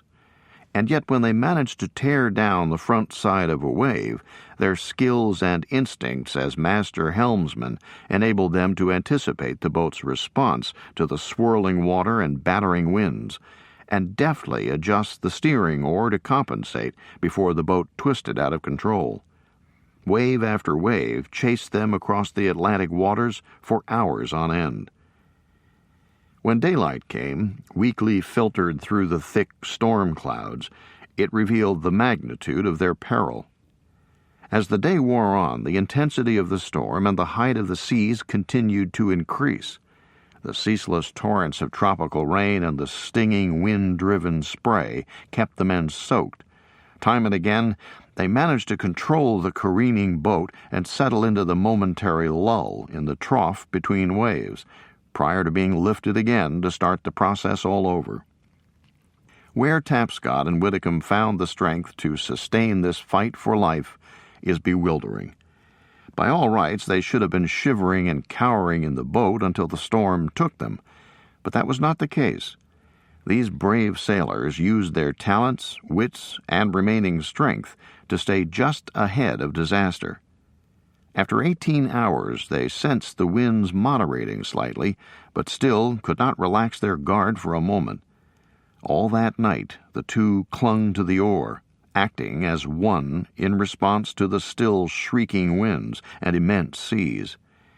In their exhaustion, the shroud of sleep would engulf one or the other of them for brief moments as their bodies continued to instinctively carry on with their task, but they would wake with a start to the nightmare they were living. Night melded into the first light of the second day, and the men were still alive. The winds continued to roar, but were more stable in direction. The seas, though even higher than the preceding day, were more widely spaced, more predictable and manageable. Mercifully, the deluge ceased. Toward evening, they were rewarded with a glimpse of the sun. Encouraging as it was, they stayed at their post and fought their way through the third night, sensing a continued diminution of the storm, and hopeful for what the next day held for them. This last storm of the 1940 hurricane season moved gradually to the northeast and lost strength as it hit the colder water of the central North Atlantic. As dawn came on the third day, the mariners knew they had met the consummate test of their skills, endurance, and tenacity, and had managed to absorb all the abuse that nature had thrust upon them. With the sun rising, they decided it was safe to set the sea anchor and heave to. Their battered and torn sail was lowered, and after more than 50 continuous hours of hellish torment, Tapscott and Whitcomb drifted into deep sleep. When the midday sun woke them, the bond between the two seemed stronger than ever, and it was with shared pride that they quenched their thirst with water somewhat tainted with salt from the storm. The next day, the day after that, and the one after that not only failed to produce a landfall, but added to the sailors' misery. They were famished. Their physical condition continued to deteriorate, with nothing to inhibit the decline. With the lack of first water, then food, their bodies had been systematically devouring themselves. But now, in a more active form of self-consumption, they began to peel their own skin from their burned and blistered bodies and eat it. Mirages now occurred to Tapscott and Whitcomb with great frequency. A low cloud formation on the horizon would give every appearance of land, and their spirits would rise. But time and time again the land blew away with the disintegration of the clouds. Through all of this disappointment, they pressed on as best they could. They hardly had the strength to drag themselves around the boat, and gave up any semblance of standing watch. When the wind died away, they would drift with the current. Doing so brought them good fortune, although they were unaware of it. In October, an unusual current develops that splits off from the dominant northeasterly flow, sweeping west toward the middle of the Bahama Islands. The storm had pushed them into the influence of that current. As they dozed in the still air, they were in fact making very slow progress toward the islands. When the wind blew, they forced themselves to man the oar and head the boat west. This, too, was bringing them nearer to land. While throughout the voyage the mariners had talked and goaded each other into whatever needed to be done, they were unable to do so any longer. They had nothing to say to each other, and couldn't find any encouragement to share. In the midst of this torpor, Whitcomb would break into a ranting diatribe against his circumstances, and then, just as quickly, sink back into silence. He seemed to be fading, and his abhorrence of long exposure to the sun was more acute than ever. The two sat sullen and self-absorbed, with their minds slowing as their bodies already had. Surely death could not be long in coming. Deeply sunken in their heads, their eyes had nearly lost the flicker of life. When the breeze blew, Tapscott crawled to the helm and served his time. But when it was Whitcomb's turn, he would steer for only a short period. Then, as he had often done before, he would call for Tapscott to relieve him. This was exasperating for Tapscott, but that was the pattern they had settled into in their 3rd month in the boat. Around October 28th, Tapscott had had enough. Whitcomb had been on the steering oar and called for his shipmate to take over. Tapscott was reluctant, but once again gave in to Whitcomb's entreaties to keep the peace. After changing places, Whitcomb promptly sank into sleep. After hours on the helm, Tapscott roused the sleeping sailor and called for him to take his turn. His call was ignored. Frustrated, Tapscott simply left the helm, allowing the boat to veer off course. Sitting in the middle of the boat, Tapscott warily watched Whitcomb, who had risen from his sleeping position. Life had come back into Whitcomb's eyes, but with an ominous glint. It was a look that Tapscott had seen once before, and had not forgotten. Months before, in the mess room of the Anglo-Saxon, Whitcomb had challenged their shipmate, Stanley Elliott, decking him with a preemptive and decisive blow before Elliott was prepared. The expression on Whitcomb's gaunt face was unmistakably the same one he wore during his attack on Elliott. Tapscott, not one to pick a fight, but also not one to shrink from doing what needed to be done, this time struck first. These two antagonists, who had been confined in the 18-foot boat for over 2 months, had witnessed horrors and tragedies, had endured famine and thirst, had conquered all that nature had thrown at them, were now engaged in combat. The two men who could not rally enough strength to do more than crawl around in the boat were now locked in a tangle of withered arms and legs, flailing at each other. They didn't have the strength to hurt one another, and the fight was short-lived. Spent, they pulled warily apart. The point, however, had been made, and without a word, Whitcomb dragged himself aft to the steering oar. Tapscott apologized later that day, but received no verbal response from Whitcomb. After all this time, the same animosity that they had felt at their first meeting still flourished. The strain persisted throughout the day, that night, and all the next day. This was truly the lowest point of the voyage. They had been through so much and had no idea what future tribulations lay ahead, and yet there was a barrier between them. To stay alive, they would each need the support of the other, but that had evaporated in the absurd fight. How could they go on?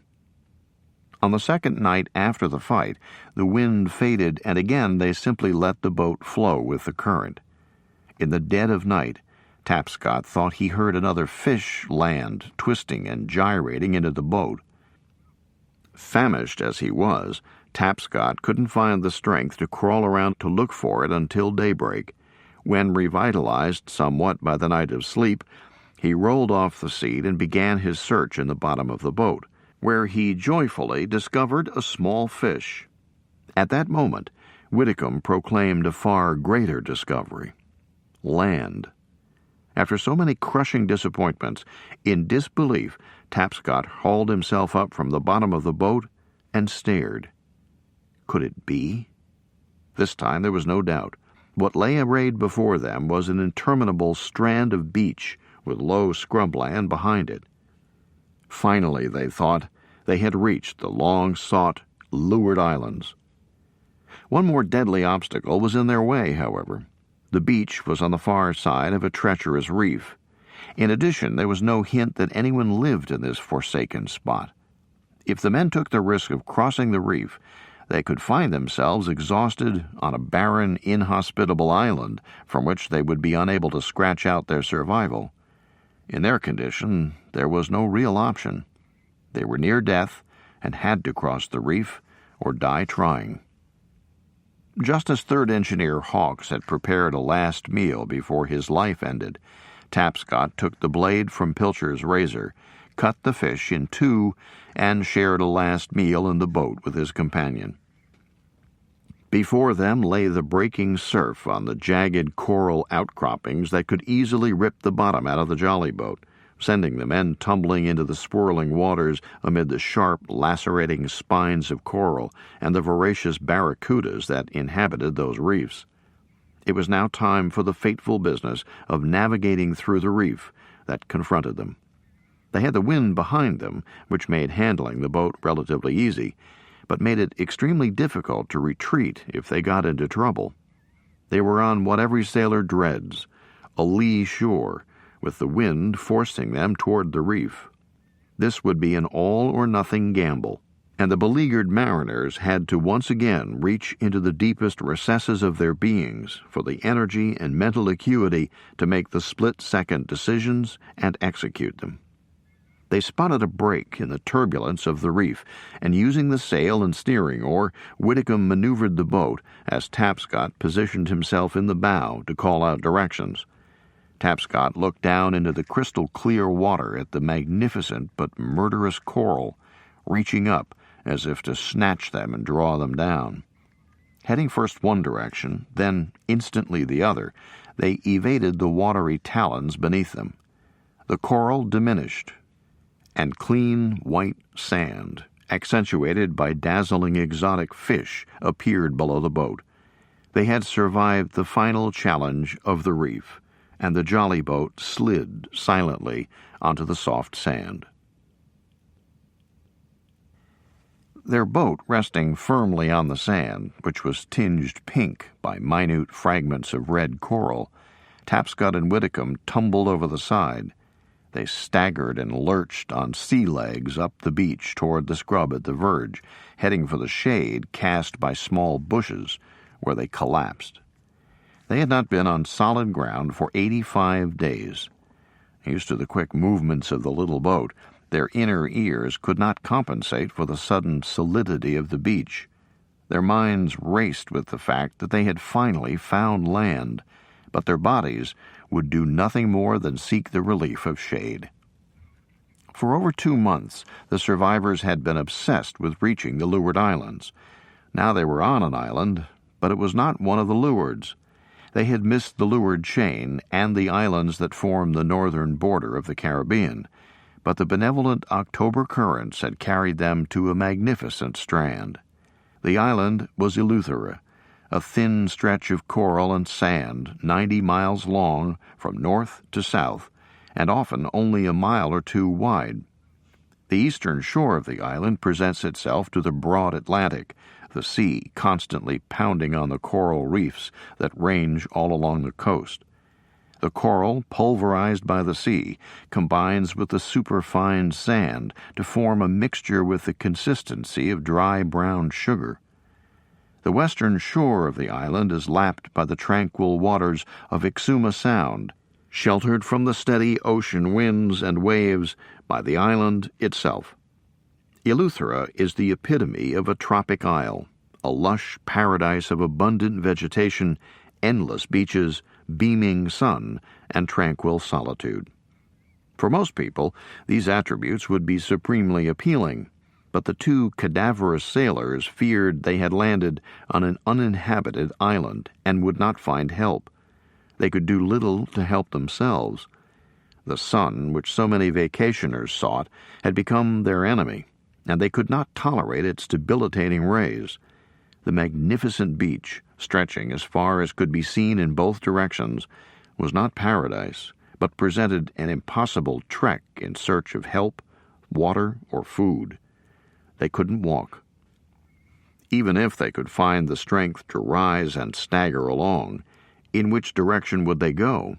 They saw no sign of human life.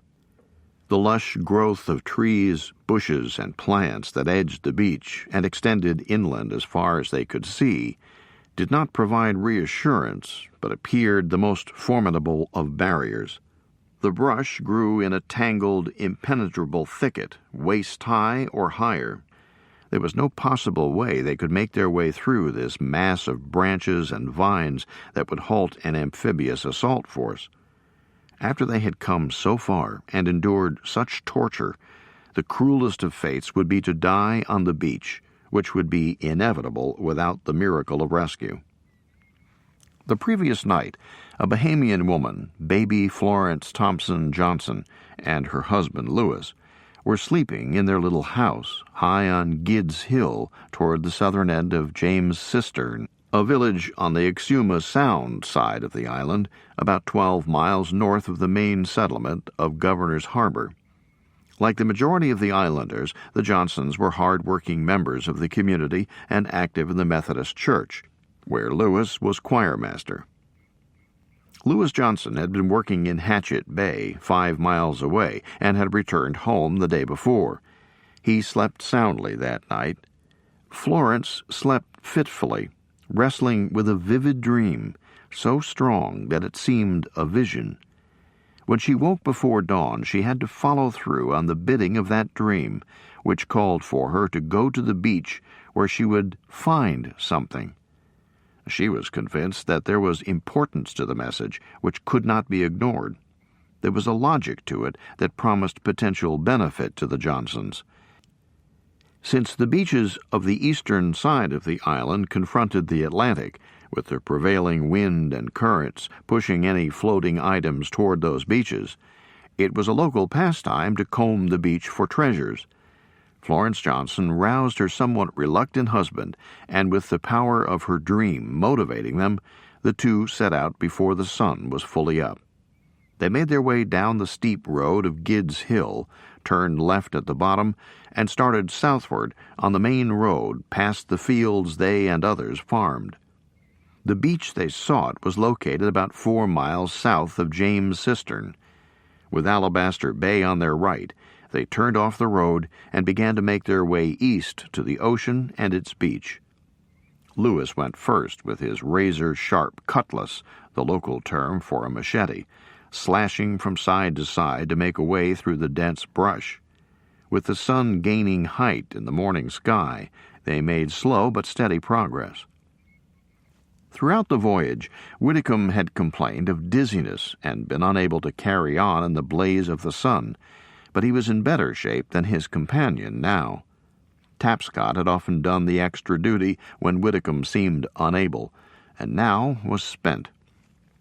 After a while, Whitcomb suggested they make their way along the beach, but Tapscott was unable to walk. They were sprawled out on the beach in a near comatose state. Whitcomb rolled onto his back and let the lids of his dark, sunken eyes close. His long black hair and beard were matted and caked with the fine talc-like sand. The rags that clung to his frail body had been a uniform coat and khaki shorts. Tapscott had given the shorts to Whitcomb when his tattered pants could no longer be held together. His withered arms and legs protruded from this pile of rags, hardly recognizable as human appendages. Close by, Tapscott was also sprawled on his back, with his head twisted back awkwardly, his sun-bleached blond hair and shaggy beard the color of the sand. Having lost nearly half his weight, he was no more than sun-parched flesh and protruding bone. His rags had been a shirt and a pair of underpants. With his wife a safe distance behind to stay clear of the backswing of the cutlass, Johnson knew they were nearing the beach as the brush began to thin out. Soon their search for that something from the dream would begin. They knew the beach extended interminably, and they had no idea how long they would prowl its length before they came upon their mysterious treasure. As they passed through the last few yards to the beach, Lewis stopped in astonishment. Through the remaining brush, he could see directly in front of them a well-built boat. As he cut through the last of the brush, Lewis stopped in his tracks. Florence crowded in behind him. There before them lay the skeletal castaways. The dream had led them to 2 bodies on the beach. How long had these remains been lying on the deserted beach? When had they crawled from the boat, only to meet their end a few yards away? Then the eyes of one of the bodies snapped open. Lewis reeled back, urging Florence to retreat along the path. The men on the beach were not yet dead. They ran to notify the constable in James Cistern. Whitcomb had heard the voices speaking English. He insisted that Tapscott go back with him to the boat, so they would be found when the people returned, as he was certain the rescuers would. With great effort, they made their way to the edge of the beach near the boat, which lay stranded by the receding tide. Once back on the road, the Johnsons came to the farm fields and rallied several friends to come with them and bring the food they had brought for their midday meals.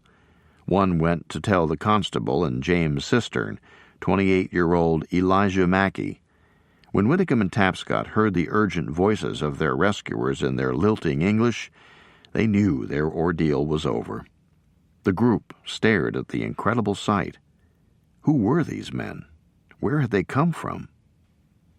Whitcomb, who thought the date was October 25th, told them that their ship had been destroyed 65 days earlier on August 21st.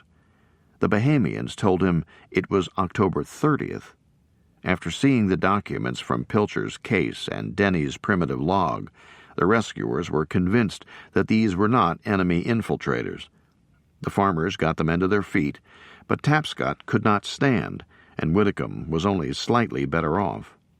Two of the strongest farmers hoisted the two sailors onto their backs to carry them out. One of the rescue group brought coconuts. Tapscott clawed at the sweet meat within the shell as others arrived with more food. Any doctor, aware of the deprivations and stresses the survivors' digestive systems had experienced, would have winced at the assortment of food and drink. So long deprived, Tapscott and Whitcomb were overwhelmed with choices. Whitcomb paced his consumption, but Tapscott overdid it. His favorite drink was there before him, a tall bottle of beer. Tapscott savored this beer as he had never savored a drink in his life. There were also some carbonated soft drinks, canned corned beef, and sweet cakes. Whitcomb carefully picked, but Tapscott was ravenous. Realizing that Tapscott's gorging would make him sick, the Bahamians withdrew the food, and they all rested until the sailors seemed able to continue. Constable Elijah Mackey, now in his 90s, still clearly remembers that day over 60 years ago. As the resident constable in James' cistern, he was the government representative and took immediate action. As the rescue party reached the road, a truck which the constable had commandeered was waiting for them, and the two young men were eased onto the truck bed. Mackey says they didn't speak, but communicated with feeble gestures as the truck made the rough trip to the seat of government. Governor's Harbor is the main settlement on the island of Eleuthera, and in October 1940 was the location of the residence of the island commissioner, a career civil servant, Michael Gerasimus. Word of the remarkable discovery had already reached Governor's Harbor and the commissioner, so there was considerable commotion as the truck bearing the sailors jounced into town and onto Cupid's Key at 2 o'clock in the afternoon. Gerasimus was prepared to extend a formal welcome to the visiting seafarers, but was unprepared for the sight of the men. With no hospital or clinic, the only government accommodation was the jail, and it was no place for these heroes who had suddenly brought the reality of war to the Bahamas. They took the men to the home of Mr. and Mrs. Claude Moss. Their low, crisp white bungalow accepted paying guests and could provide the most comfortable accommodations available. Their rags were removed. The sailors were bathed and placed in a large, soft bed and allowed measured amounts of liquids. There was no possibility of sleep for either man. Tapscott's nerves were raw, and it was impossible for him to let go of the reality around him and drift into sleep. When he tried to relax and close his eyes, his mind raced. Only hours before, they had been in the boat, in the final days before inevitable death. Was it all a dream? If he faded into sleep, would it all be gone when he awoke? Tapscott was content just to rest in the comfortable bed. Whitcomb was keenly alert, but agitated and in constant movement, eager after so many weeks to talk. The afternoon passed into evening, and the men were given a simple, bland meal of bread and butter and a treasured beverage, cocoa loaded with sugar. The first hint of media frenzy was being felt in Nassau.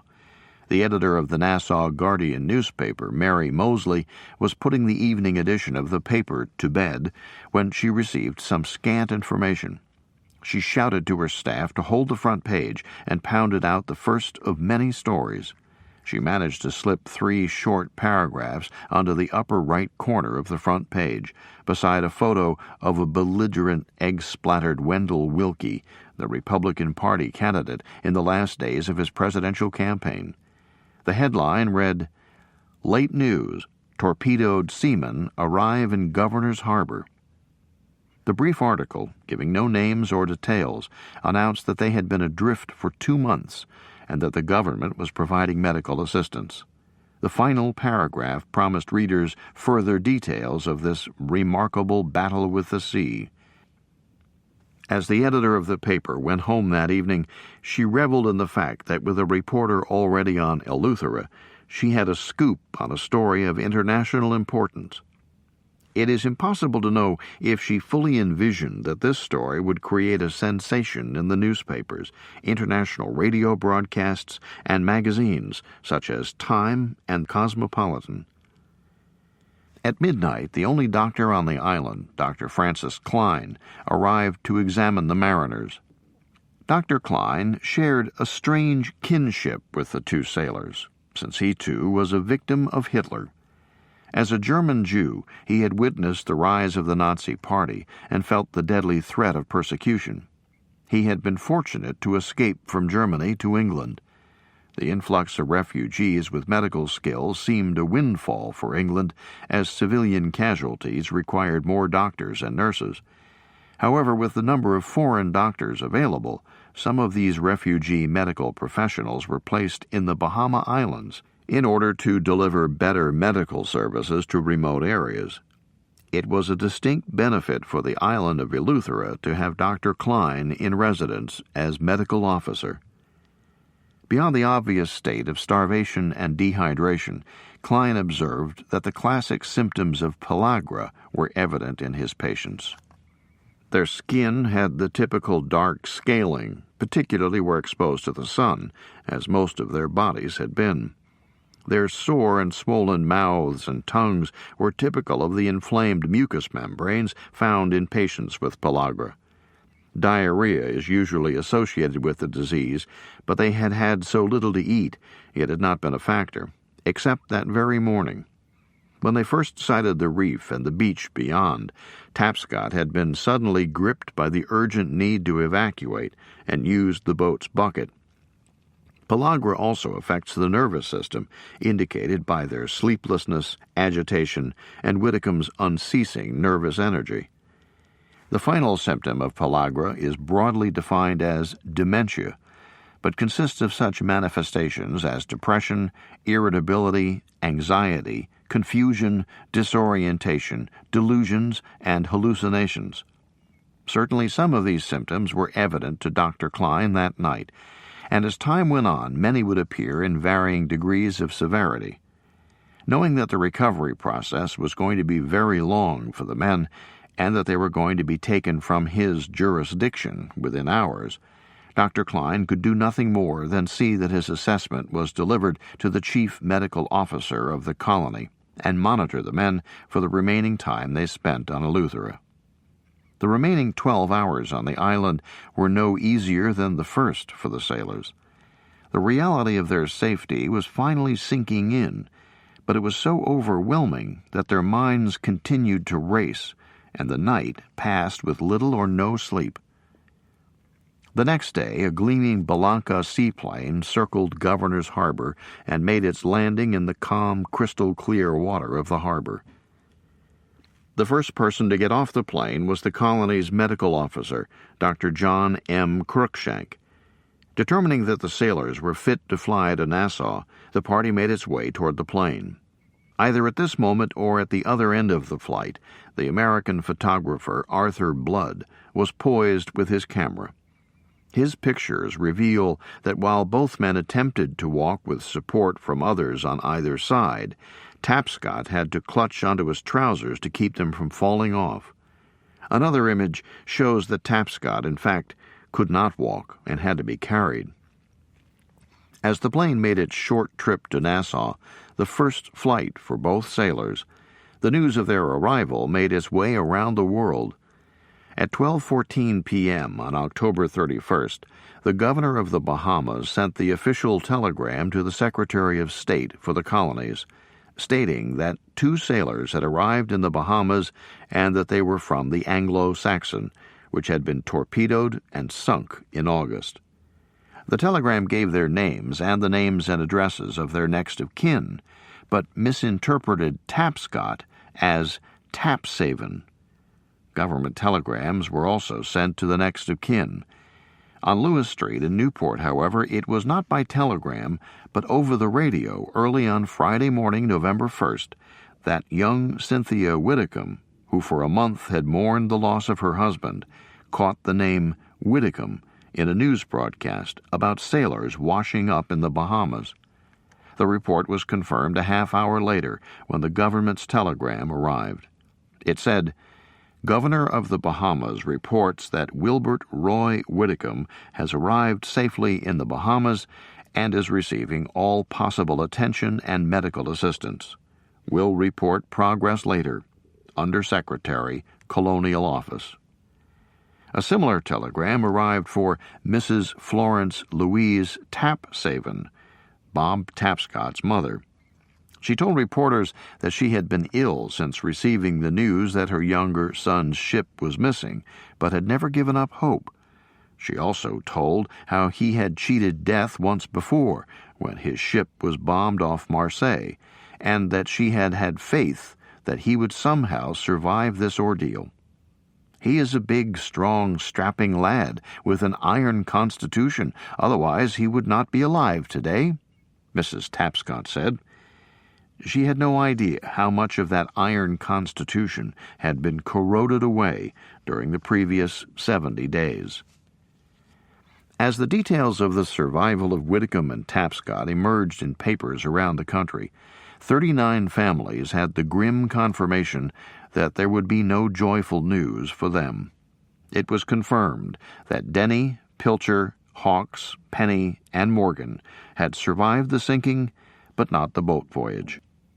There was no definitive proof that the other 34 who had been on the Anglo-Saxon had died, but as the description of the attack, the wrecked lifeboats, and the machine gunning of rafts in the water came out, reality settled on the families and friends of the others. Betty McAteer, the 10-year-old who still kept the rosary for her adored Uncle Jim's return, visited Cynthia Widdicombe with her mother and watched as the women shared each other's joy and grief. As the news radiated out from Nassau, the Belanca taxied up to the Pan Am seaplane terminal, and the 2 men were assisted to the waiting ambulance. Treated as VIPs, they were taken to the private wing of the Nassau General Hospital. It quickly became clear that Tapscott was far the worse off. His condition deteriorated, and the medical staff feared for his life during his first week in the hospital, whereas Widdicombe seemed to make a remarkable recovery. His volubility presents one of the real quandaries of this story. During the first week of their recovery, Tapscott clung to life, while Widdicombe continued to chatter with whomever would listen. Some people internalize their feelings after a traumatic experience and seldom talk about the event, while others constantly discuss it. These 2 men manifested those 2 extremes, and it would continue that way for the rest of their lives. It had been a strange course of events that placed the Duke of Windsor in the governorship of the Bahamas during the wartime years, and made Tapscott and Widdicombe his charges. After his abdication of the English throne, the Duke and his American-born wife drifted around fashionable European centers with a particular liking for France. The Duke's trips to Nazi Germany during the 30s worried many that his leanings were too pro-German, and he may have encouraged Hitler to think that Germany would not provoke a war with Britain when he began his aggression. As the Blitzkrieg rolled over the Low Countries and France, there was fear that if there were a German invasion of the British Isles, the Duke might be restored to his rightful throne as a pawn of the Nazis. Expressing his interest in assisting his country in its time of need, the Duke lobbied for some significant military or diplomatic post. What he got was the Bahamas. He was placed where he could do little, if any, harm. It is doubtful that any of these political subtleties were in the minds of Tapscott and Whitcomb, when, after only 6 days in the hospital, they were honored by a visit by their former king and his wife. With Tapscott still so frail he had to be moved in a wheelchair, the two sailors received the Duke and Duchess on the covered porch of the Masonic ward. In clear recognition of the condition of the two mariners, the patients were allowed to sit while the distinguished visitors stood and conversed with them. Dr. Cruikshank was also there to keep an eye on his patients. The governor and his wife asked questions and listened earnestly to their story, showing deep compassion for these two heroes of England. The Duchess concluded the visit with a personal contribution to the sailors' well-being. She had prepared a caramel pudding for them as a treat, liberally laced with rum. Whitcomb later said, "There was so much rum that 2 teaspoons of pudding made us tight." For the two sailors, it was a memorable visit, and an equally memorable pudding.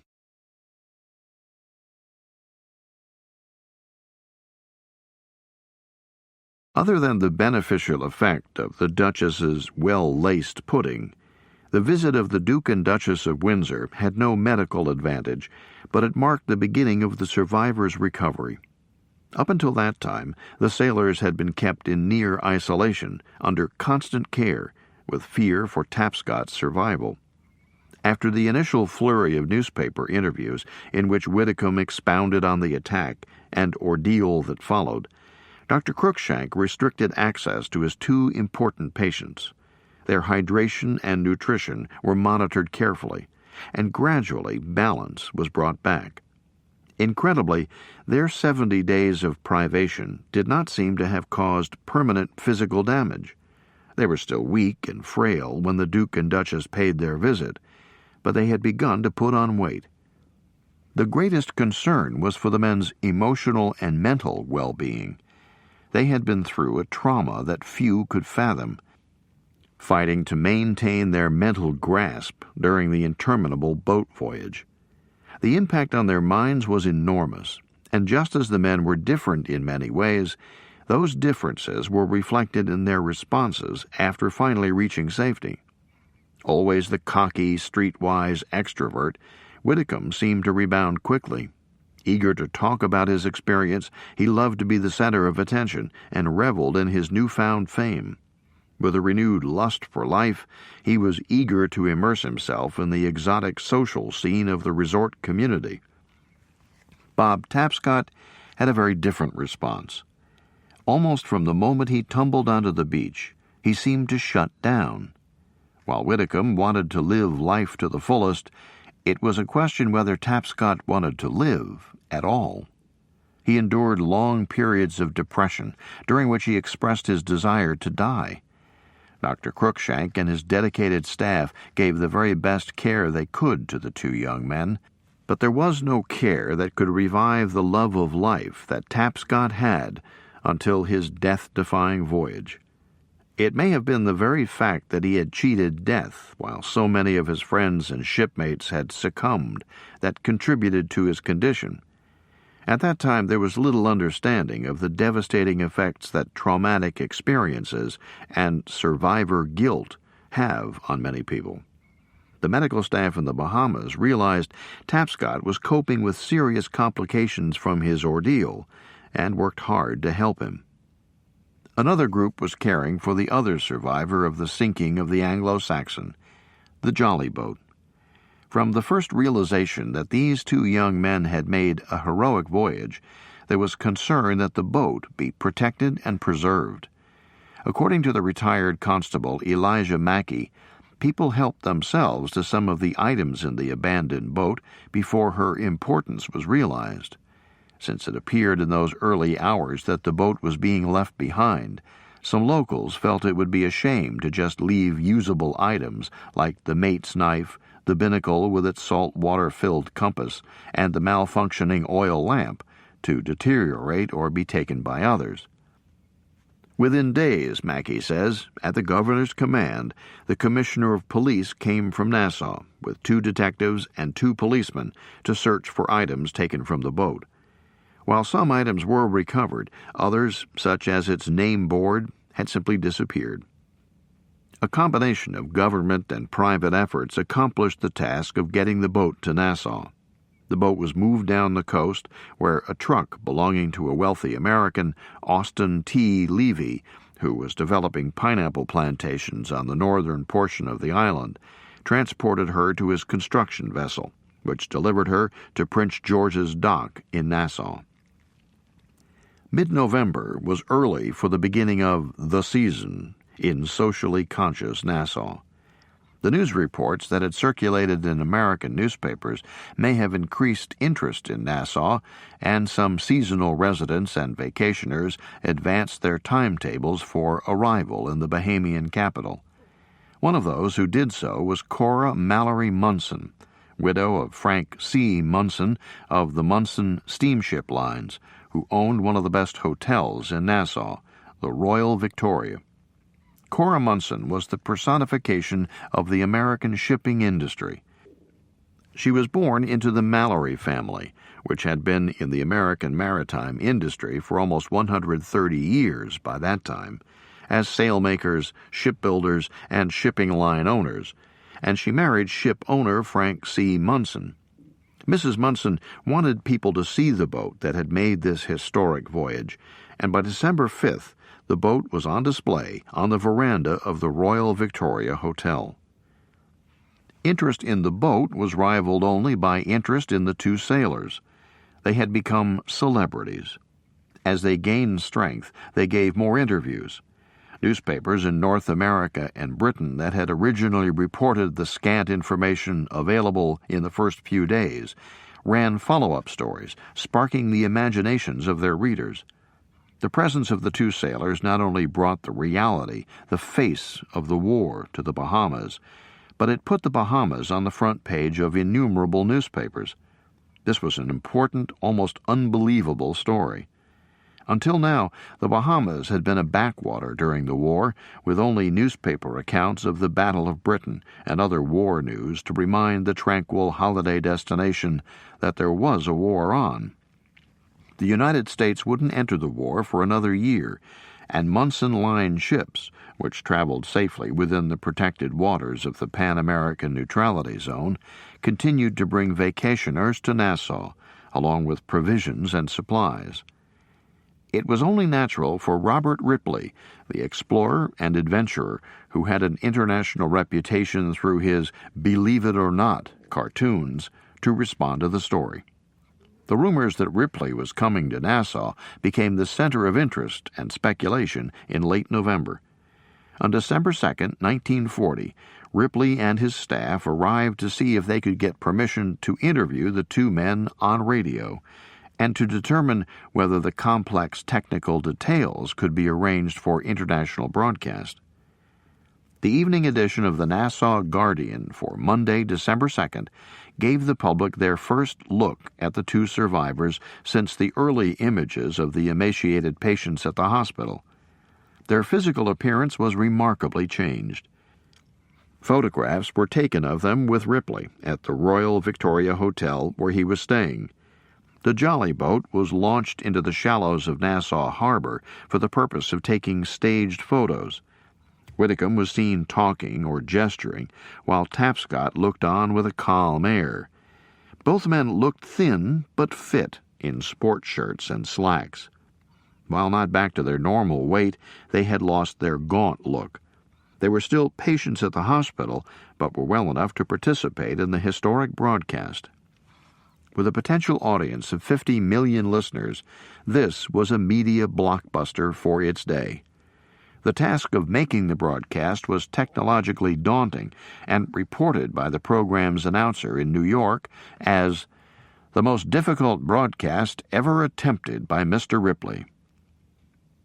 Although atmospheric conditions played havoc with the broadcasting tests prior to the 6th and on the days following, On the night of the actual program, the atmosphere cooperated, and everything went perfectly, thanks to the careful planning and the priority that CBS gave to this event.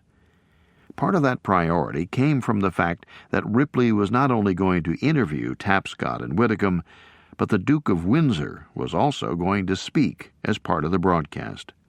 This was of particular interest to the American audience because of their fascination with the former king and his American wife. The interviews were to be conducted in Nassau, but the program's announcer was in New York. B.A. Rolfe's 48-piece Believe It or Not orchestra, also in New York, provided music during the breaks. After the New York announcer opened the program, Robert Ripley, standing between the flags of Great Britain and the United States, was given his cue to begin. First acknowledging His Royal Highness, the Governor, and other distinguished guests, he gave a rhapsodic description of the Bahamas before introducing the central subject of his program. He commented on the miraculous journey of the two British seamen in an open boat, which he said topped the fabulous voyage of Captain Bligh. He pointed out that Bligh had a significantly larger boat, which was well provisioned, including full navigational equipment. In addition, Bligh was able to land on several islands for provisions. Regarding Tapscott and Whitcomb's voyage, he said, "They had covered 3,000 miles of the Atlantic, lost 5 of their crew members, but dauntlessly in this small boat brought honor and distinction to the flag they love by iron will and British determination. Believe it or not." After this introduction, Ripley drew the story from the two sailors, which many already knew from the papers, but hearing it from the two survivors in their own words added power and reality to the event. At the conclusion of the interview with Tapscott and Whitcomb, he introduced His Royal Highness, the Duke of Windsor.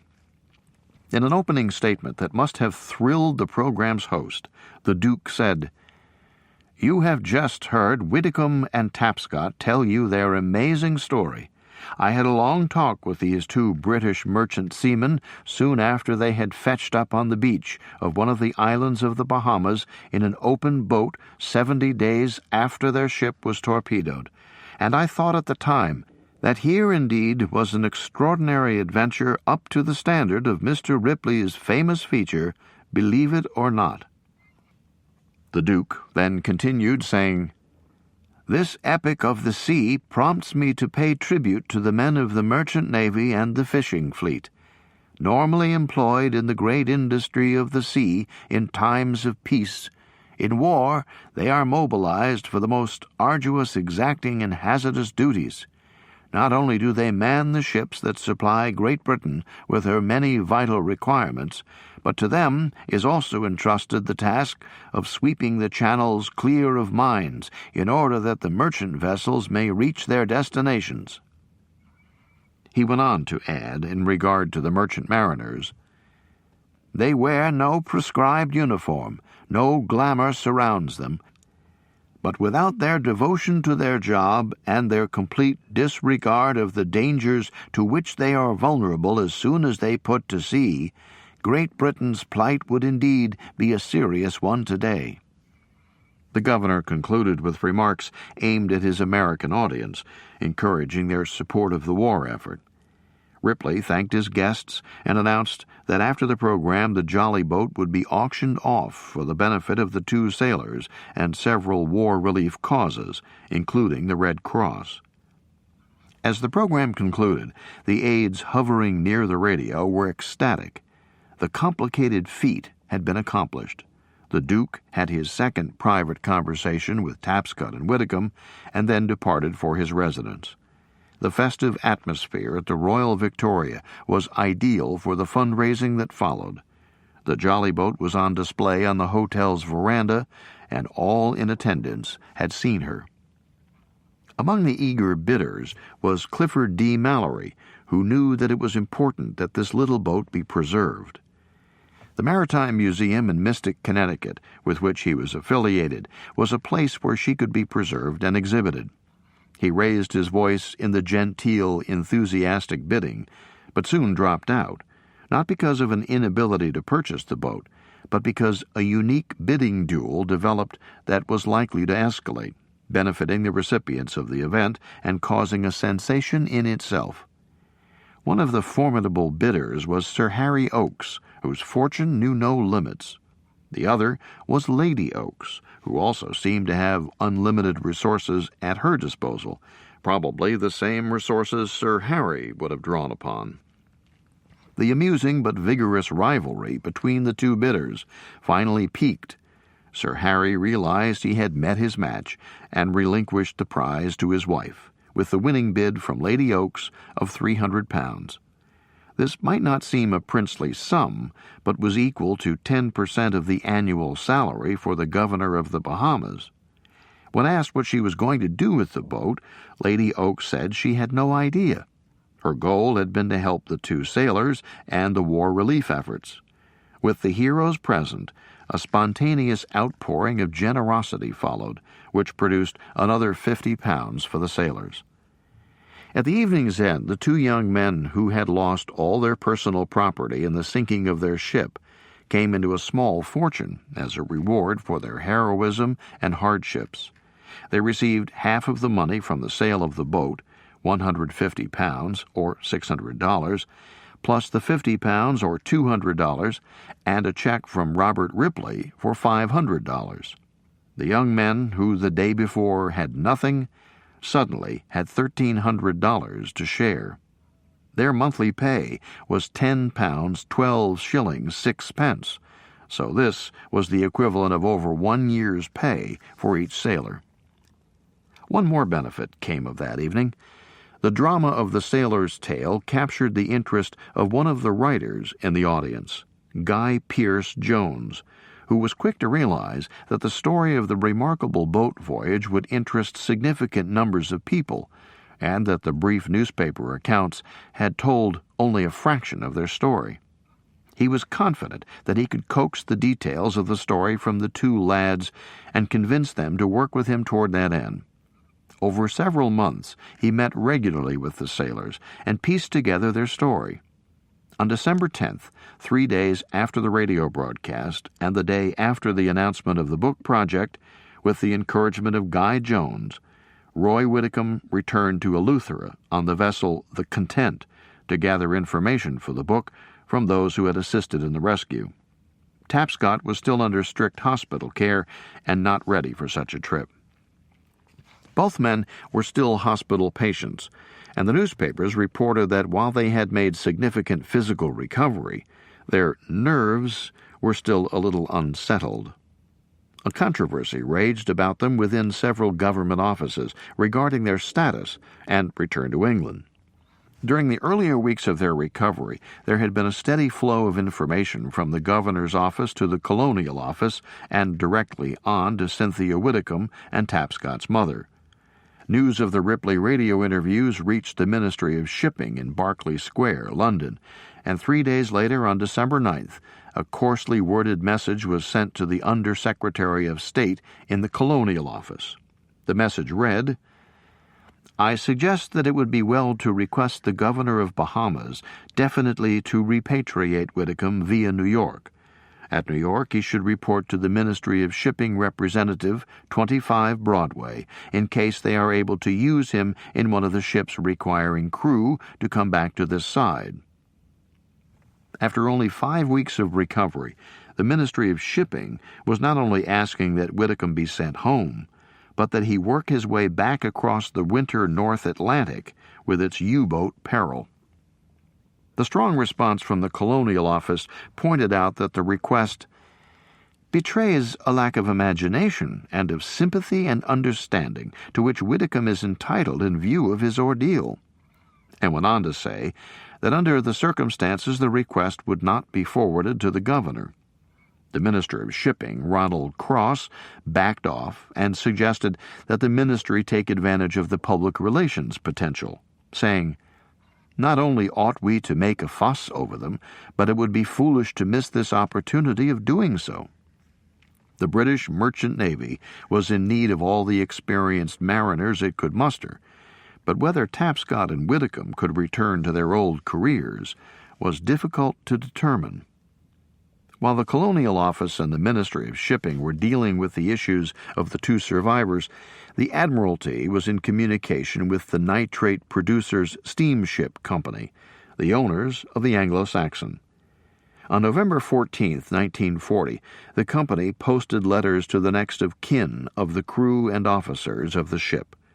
The letter to Ethel Milburn read, "We deeply regret to advise you that we are this morning in receipt of official confirmation from the Admiralty of the calamitous loss of the above vessel, the Anglo-Saxon, through enemy action. According to this information, only 2 survivors landed at the Bahamas, and as the Admiralty state that their boat is believed to be the only one that got away from the vessel, we greatly fear little hope can now be entertained of any other members of the crew being saved.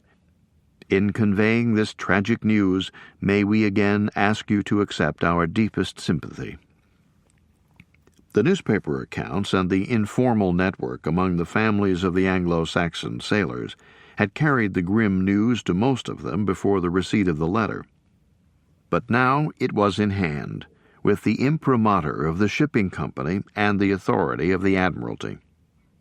Ethel Milburn had to deal not only with her own grief, but help her young sons Ted and Derek cope with the loss of their father and make plans for the family's future. Her in-laws lived nearby and gave occasional advice. Their relationship in the past had not been the most helpful. However, for the sake of her sons, Ethel Milburn worked to sustain a relationship with the senior Milburns, who had difficulty dealing with their own grief. Eddie Milburn's father refused to accept the fact that his son was lost. Throughout the war, he combed through lists of prisoners of war in newspapers and regularly listened to the broadcasts from the German propagandist Lord Haw Haw, who lured British listeners to his pro-German propaganda by including the names of some prisoners of war in his broadcasts. Without her husband Eddie to share in the decision-making as the year 1940 came to a close, Ethel Milburn applied herself to the task of determining an appropriate course for her sons' futures. The celebrations ringing in the year 1941 in Nassau were muted. Virtually everyone wished for an end to the war.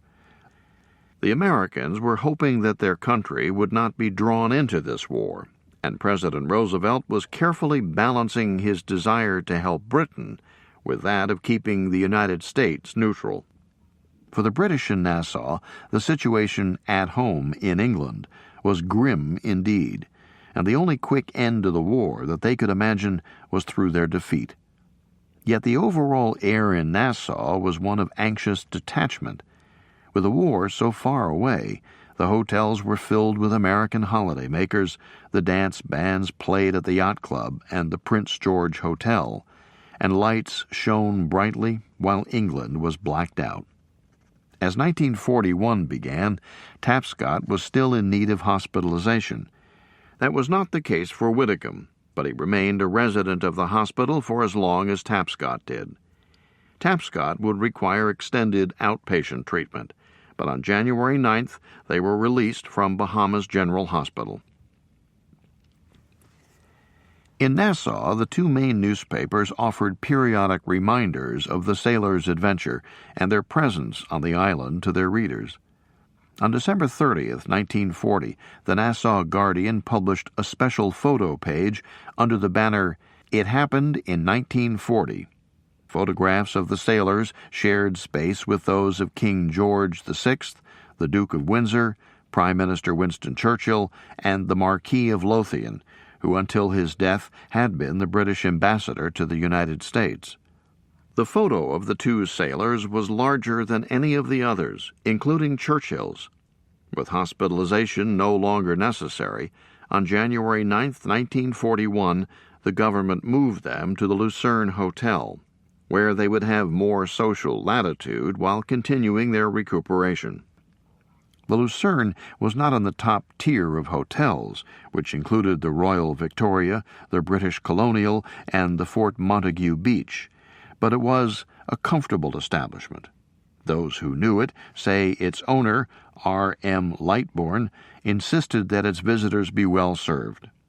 It was a 3-story wooden structure of the traditional Bahamian style, with balconies on 3 sides of the building, offering a cool retreat from the tropical climate. An advantage for the government, which was footing the bill, was that the Lucerne was one of only 2 hotels that offered a discounted weekly rate, even at the height of the tourist season. For the sailors, it had 2 distinct advantages. A light breakfast was included for the guests, and it had a popular bar, known at one point as the Bucket of Blood, in reference to the island's earlier pirate days. Just liberated from the confines and constraints of the hospital, the hotel and its bar seemed the perfect spot for them. Members of the Lightbourne family who remember the young men while they were at the hotel say they took full advantage of the bar and created a real presence in the hotel. From its central location on Frederick Street, between the 2 main streets, Bay and Shirley, the 2 men could move about central Nassau on foot with ease. Tapscott could walk to Bay Street, and then on a few blocks to the IODE canteen, or head up to Shirley Street to return to the hospital for continued treatment. During this period, they spent hours with Guy Jones as he extracted details of their story for his book. They also had the chance for relaxation, including several opportunities to go sailing. It is hard to imagine that after all the enforced sailing they had done, that they would ever want to set foot in a small sailboat again. But they did. Whitcomb admitted that he always felt a little nervous when out of sight of land. A few days after they left the hospital on January 11th, the Nassau Guardian reported that the 2 sailors would leave the Bahamas soon, Whitcomb intending to enlist in the Royal Canadian Air Force, and Tapscott planning to join the Canadian Navy. That first airplane trip the dazed sailors made from Eleuthera to Nassau had inspired Whitcomb. He had no interest in returning to the merchant navy, but would seek his future in the glamorous Air Force. Although Tapscott had not yet completed his medical treatment, Whitcomb had been released, and the pressure was mounting for a decision regarding his departure. In mid-January, Whitcomb had his 3rd automobile accident in as many weeks, this time crashing his car into the fence of the Botanical Station on Shirley Street. He was obviously having some difficulties with life in the fast lane. Plans were being made through the authorities in the Bahamas for Whitcomb's repatriation as a passenger in the first suitable ship. The Minister of Shipping asked to be informed what ship Whitcomb would be sailing on, so that an appropriate hero's welcome could be arranged for his arrival. Whitcomb gave up his thoughts of joining the Canadian Air Force, and plans moved forward for his return to England, where his bride Cynthia had been waiting since his departure almost 6 months earlier. A message was sent to Tapscott's mother by the Colonial Office reporting on his status. It indicated that as of January 21, 1941, the governor of the Bahamas reported that Tapscott is not yet well enough to travel, and that he is reported to be unwilling to return to this country, Great Britain, and an endeavor is being made to arrange for his enlistment in the forces of Canada. After the 6 stressful months together, the 2 sailors were about to be separated. They had shared an intimacy of terror and triumph and were bound together as few people are. On January 26th, Whitcomb sailed for New York, while Tapscott remained behind, more alone than he had ever been. Whitcomb was finally back at sea, but this time it was in the safety of an American flag vessel, one of the Munson Line ships, making the 65-hour voyage to New York, within the protected waters of the Pan-American Neutrality Zone, where the feared Nazi U-boats and raiders could not ply their deadly trade. It nevertheless was the first step back to reality for the castaway turned celebrity. He was leaving the good life of the tropic resort behind and sailing to an unknown reception in the great American port of New York. For the last 3 months, Roy Whitcomb had been a big fish in a little pond in Nassau. But now he was about to enter a very big pond, and he had no way of knowing what kind of attention would be paid him. By then, his story was old news in a world where startling news stories were generated every day. In New York, he made his way to the great Seamen's benevolent organization, the Seamen's Church Institute. Established in the mid-19th century, it was a Christian organization dedicated to providing seafarers with wholesome options other than the crimps, prostitutes, and unsavory characters who preyed on the sailor ashore. They provided help and a sense of safe haven for the sailors who, as the Institute's early motto said, were anchored within the veil. By the time of Whitcomb's arrival, almost 100 years after its founding, the Institute was a prominent fixture on New York's East River at 25 South Street. It was an impressive 16-story structure that filled an entire city block. It served thousands of merchant seamen every day and had accommodations for over 500.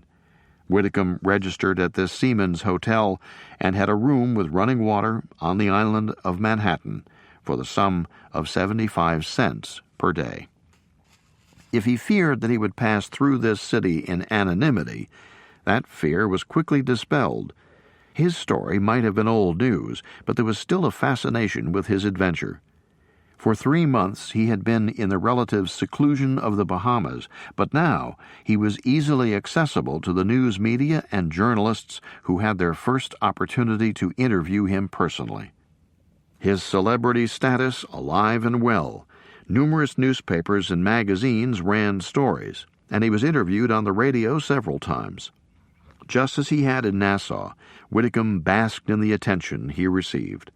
Long-lost relatives, anyone with the Devonshire name Whitcomb, got in touch with him.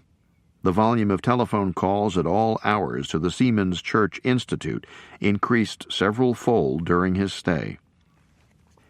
Not all his time was spent socializing on the town. The British Merchant Navy Club was located at the Seamen's Church Institute, and he spent time there in the company of fellow sailors. The institute also provided a dental clinic. Whitcomb had cracked his front teeth while trying to chew shoe leather during the voyage, and the free dental service offered the opportunity to have the damage repaired in preparation for his homecoming.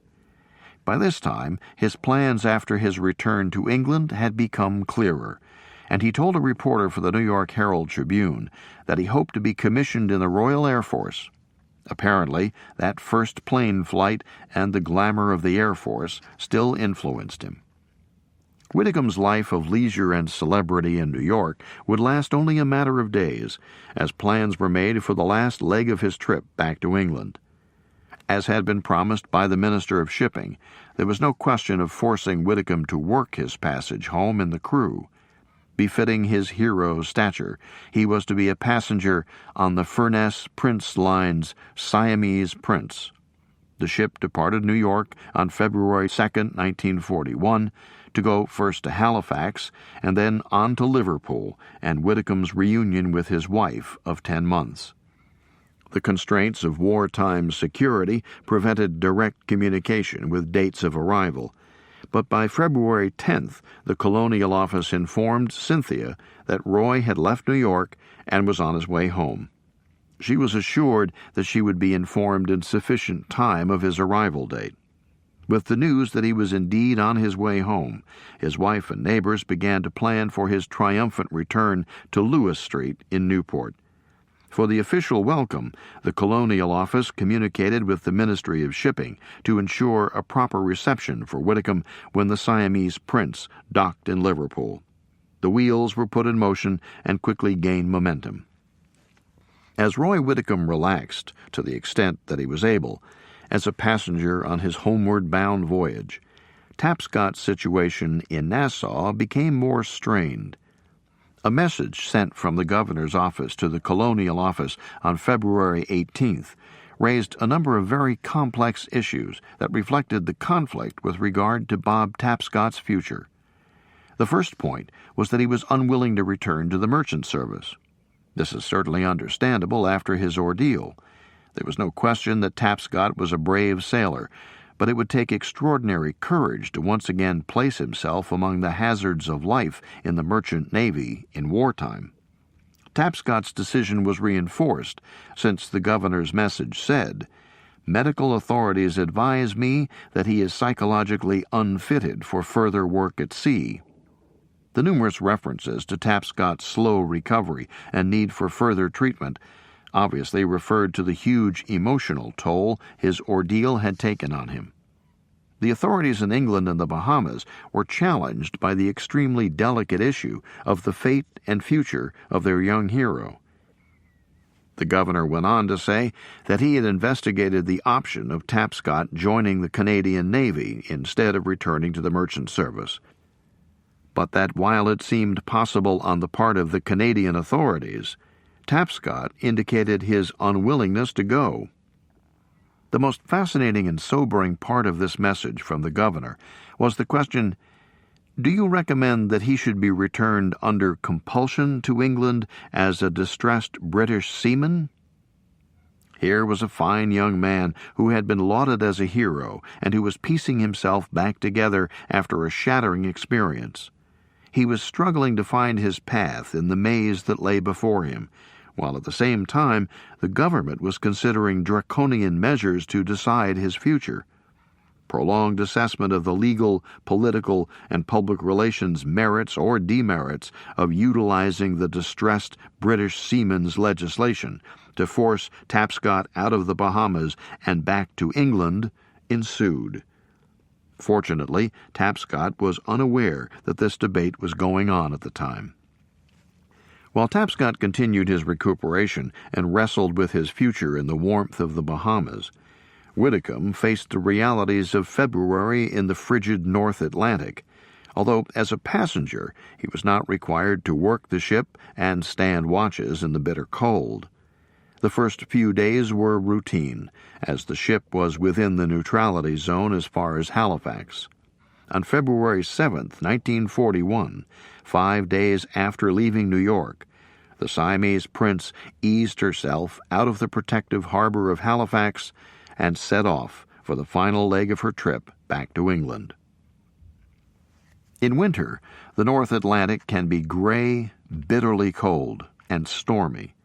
Those were the conditions the Siamese Prince encountered as she plowed her way toward Liverpool. For her crew and Roy Whitcomb, this weather was no surprise, but some of the passengers may have retreated to their staterooms for most of the rough passage. Celebrity that he was, Whitcomb likely entertained whoever would listen with the story of his jolly boat voyage. It is certain he spent time in the forecastle, regaling the crew members with his stories, listening to some of theirs, and then topping them with another of his own. As the days passed at sea, the final arrangements were made for the hero's welcome Whitcomb deserved on his arrival in England. The Minister of Shipping, Ronald Cross, would not be able to travel from London for the occasion, but the ministry had both its principal officer from Liverpool, Captain Hunter, and the ministry's representative, Mr. Torrey, prepared to welcome Whitcomb back to England on behalf of the minister. The Nitrate Producers Steamship Company, owners of the Anglo-Saxon, also would be represented, and had made arrangements for a celebratory meal for Whitcomb and the welcoming party. Adding more prestige to the occasion, the Lord Mayor of Liverpool would also attend. In a generous but appropriate gesture, the ship owners provided Cynthia Whitcomb with her ticket from Newport, Wales to Liverpool, so she could be among the first to greet her heroic husband as he set foot on British soil. The government alerted the press regarding the event in order to share this proud and joyful moment with a nation that had coped with so much bad news. Out on the Atlantic, on board the Siamese Prince, there must have been a feeling of anticipation on February 17th, since the rough voyage was nearly over. Despite the howling winds and high seas, those on board had only one more day before their arrival in Liverpool. While uncomfortable for some, the weather added protection for the ship, since it would be difficult for an enemy U-boat to get into position and launch a successful attack in the huge seas. For added security, the Siamese Prince was zigzagging, altering her course at random intervals to random courses, making the ship even more elusive. Throughout the day, she slogged her way homeward.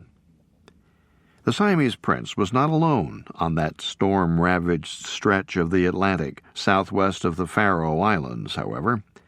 For several days, a sinister black form, U-69, had been working her way from her German home port around the northern extreme of the British Isles into the Atlantic, where she would wait to pounce upon just the kind of target the Siamese Prince presented as she trudged toward home. This was the first combat cruise for this submarine and her crew, and while there were a number of experienced hands on board, there were also many who had never experienced a real attack on an enemy ship. For many months, Captain Metzler and his officers had drilled the crew until he felt they were ready, but they were untested. The captain and other experienced crew knew they could spend many days in fruitless searching under rough conditions and murky skies.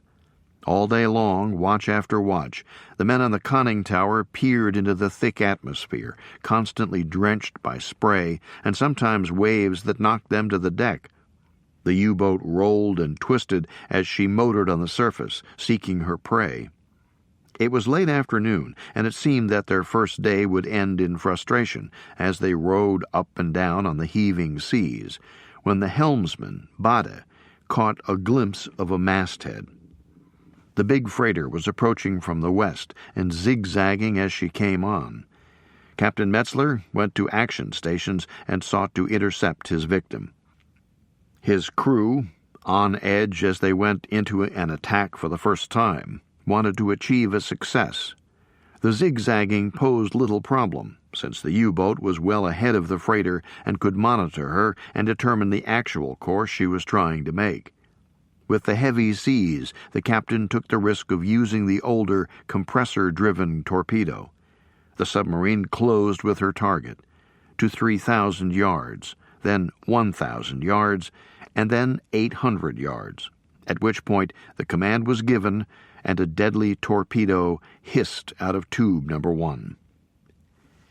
On board the freighter, in the pitching seas and growing darkness, no one had any sense that a U-boat was near. The ship's defensive weapon sat idle and unattended on the bow, and those on board went about their business in anticipation of arrival in Liverpool. Suddenly, the evening was shattered by a deafening explosion and enormous shock as the Siamese Prince took a mortal wound. The freighter continued on briefly, but then the engine stopped and the listing ship lay crippled, dead in the water. Those on board who had not been killed by the blast began lowering the lifeboats. If Whitcomb was among them, it would have been his third evacuation into the boats. As the boats were lowered, the ship wallowed helplessly. Somewhere on board, a courageous radio operator remained at his post and began to send out an SOS with the ship's position. Captain Metzler feared that if that message got out, it would bring British destroyers in pursuit. Someone reported the possibility of a searchlight on the horizon, which might mean British warships. These were Metzler's excuses for firing a second torpedo while the lifeboats were still close to the Siamese Prince. The second explosion was devastating to the ship and those in the boats nearby.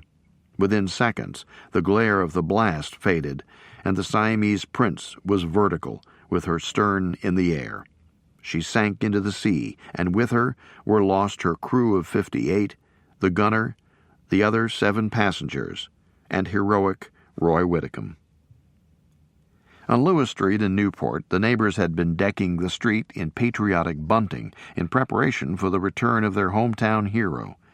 That street had lost others, including Leslie Morgan, and the anticipation of Roy's arrival had given everyone a sense of elation. Cynthia Whitcomb had her bags packed and ticket ready for her trip to Liverpool the instant she got the final word on Roy's arrival time. Instead, the word she received was final indeed. His ship had been sunk.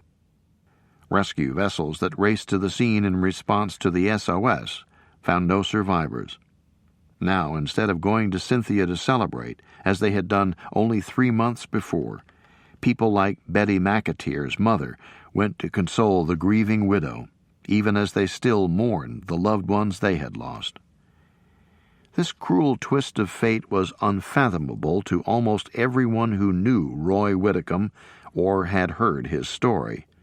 Of course, there was that fine thread of hope that somehow this man who had cheated death in 2 other sinkings had managed it again and would struggle ashore. That news never came, however, and throughout Britain and across the United States, in subdued articles, the newspapers spread the sad news to their incredulous readers. How could this have happened to a man who had endured so much?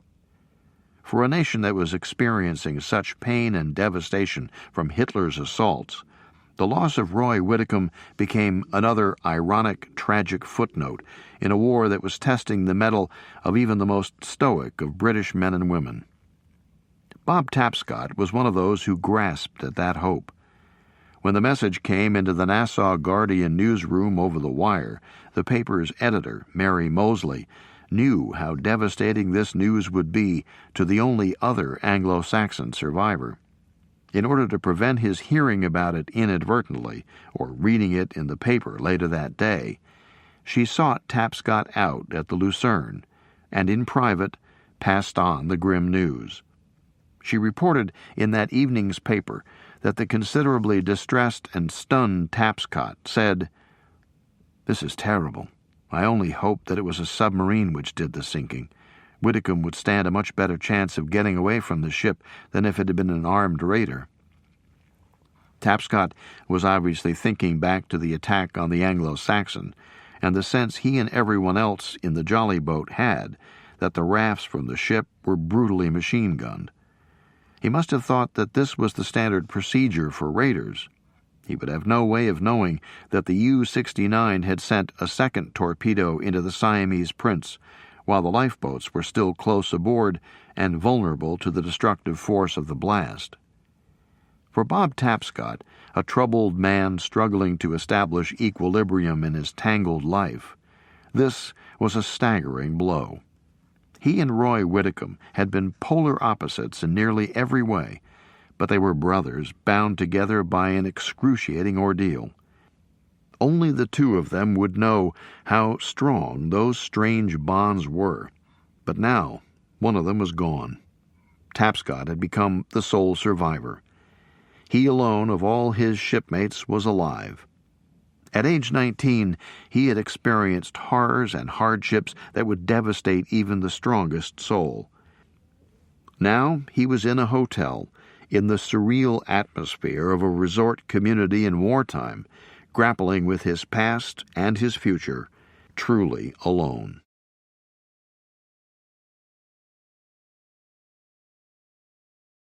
By mid-February 1941, Bob Tapscott appeared to have made a complete recovery.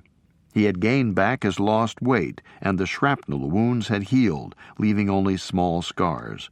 Physically, he was in good shape, but this brave sailor carried a gaping wound, a mortal wound that would not heal and festered for decades, until tragically it killed him.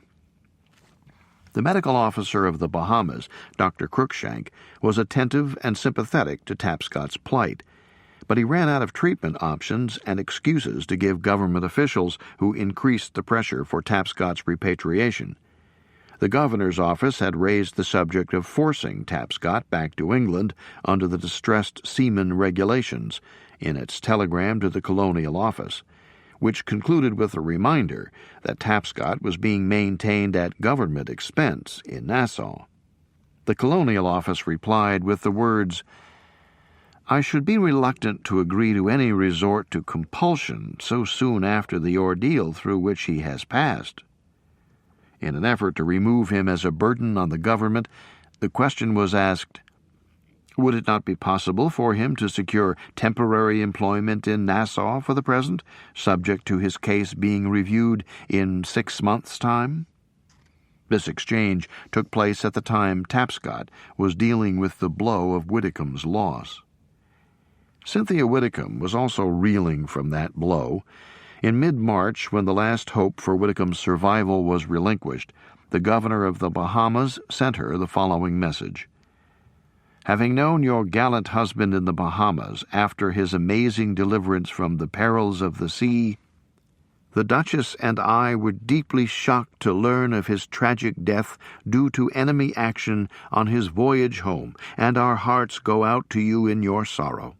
Signed, Edward. Thousands unknown to her around the world sympathized with the young widow as she faced her loss and moved on with her life alone. As March of 1941 progressed, so did the official discussion about Tapscott's future. A Colonial Office message refers to him being destitute. The government was maintaining him, covering his hotel costs, paying him 5 shillings per week, and sending his mother in England 11 shillings and 8 pence per week for her support.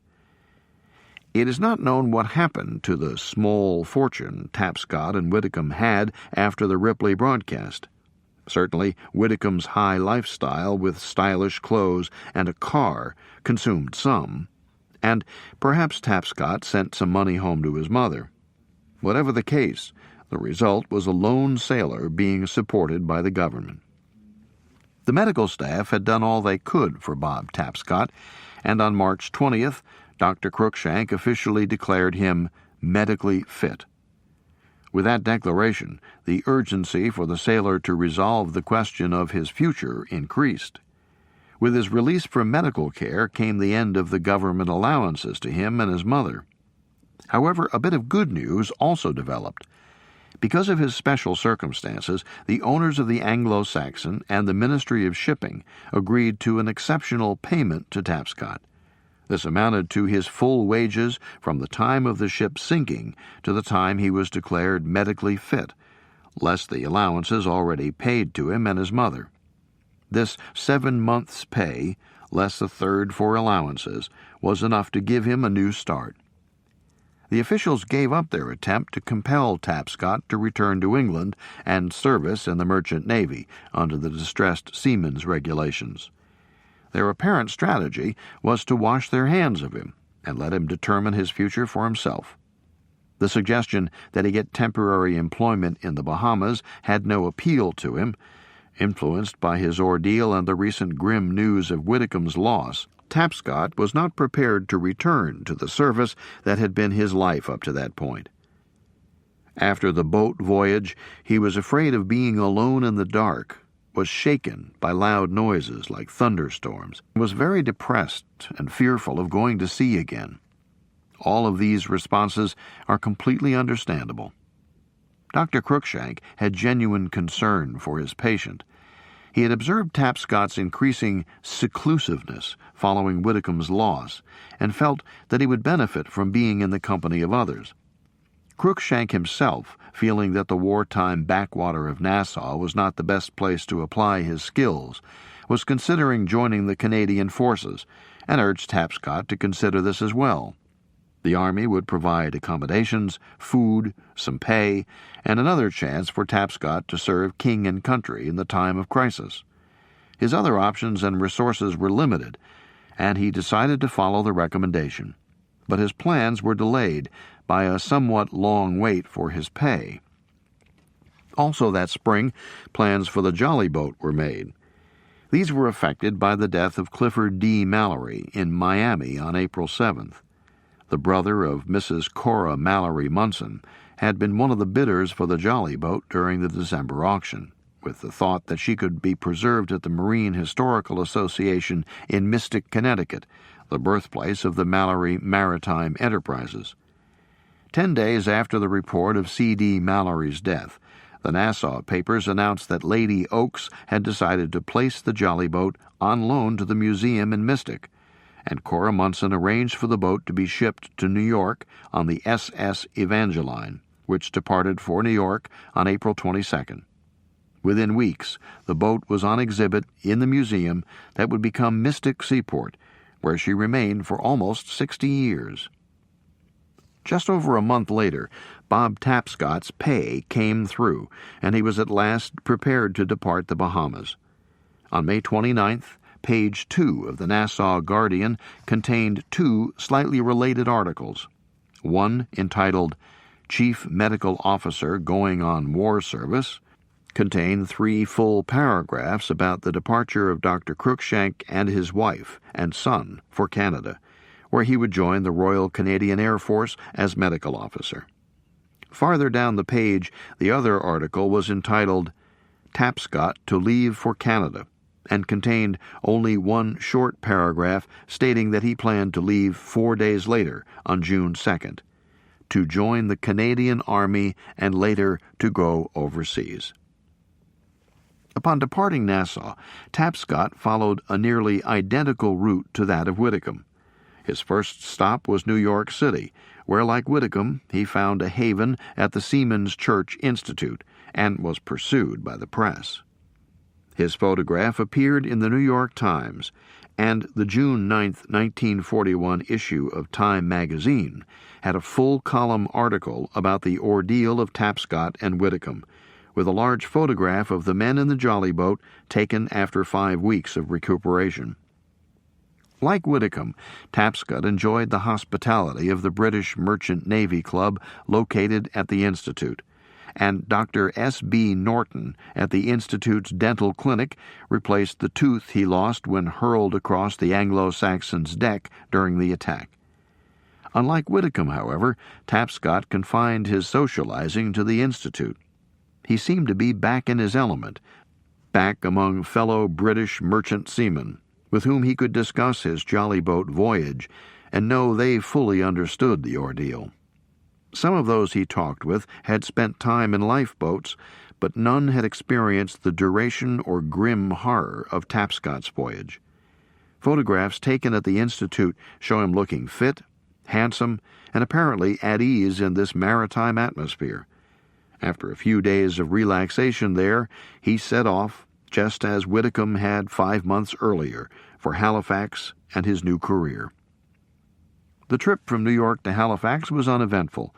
Tapscott settled in at the YMCA hostel, and a few days later, on June 23, 1941, he enlisted in the Royal Canadian Army Service Corps, Active Force, as a private with the classification of A, indicating that he was fit for general service. Probably the only private to enlist in the Canadian Forces within 2 weeks of being featured in Time magazine, he became a member of the 3rd Division Petrol Company, which had the critical task of supplying the vehicles of the division with fuel to keep the advance going. It was a dangerous job under any circumstances, since they were constantly dealing with explosive gasoline, but in combat it would be even more dangerous. It not only took courage for Tapscott to enter the military, but what lay immediately ahead for him would require a level of bravery few would have been able to muster. Within 6 weeks of his enlistment, he boarded a ship to begin a journey that would duplicate the last leg of Roy Whitcomb's voyage from Halifax to Liverpool. The same lethal U-boats that had destroyed so many ships lurked unseen around him. He was now among strangers with whom he had little in common. Most were Canadians who had grown up in an environment totally different from his childhood in Usk and Cardiff, Wales. He was an experienced merchant mariner with 5 years of sea duty behind him, as well as a combat veteran who had survived the destruction of 2 of his ships. As he fought to control his fears and phobias, he had no one in whom to confide. He had to press on and live up to the expectations others had of him as a soldier. Week followed week as the ship made her way across the Atlantic, as Whitcomb had done in February. Near Liverpool, she eased past the spot where the Siamese prince had been torpedoed, no doubt with heightened apprehension. On August 19, 1941, Bob Tapscott set foot on English soil for the first time in over a year. Once in Liverpool, the 3rd Division Petrol Company was transferred south to Tweedsmuir Camp near Godalming in Surrey, where most Canadian troops went on their arrival, prior to going to their regular English bases. Tapscott had not seen his family in over a year. He requested and received 4 days of landing leave. On August 25th, he went home to Cardiff, a visit which must have triggered painful emotions, because a month later he made the first of several unauthorized trips home, which made his Army service very difficult. He went absent without leave for 4 days, 17 hours, and 55 minutes, and when he returned to his unit, was fined 14 days' pay. This absence was a surprise to Tapscott's officers, as he had gotten off to a fine start while in Canada. He seemed satisfied with his situation, and his conduct sheet was good.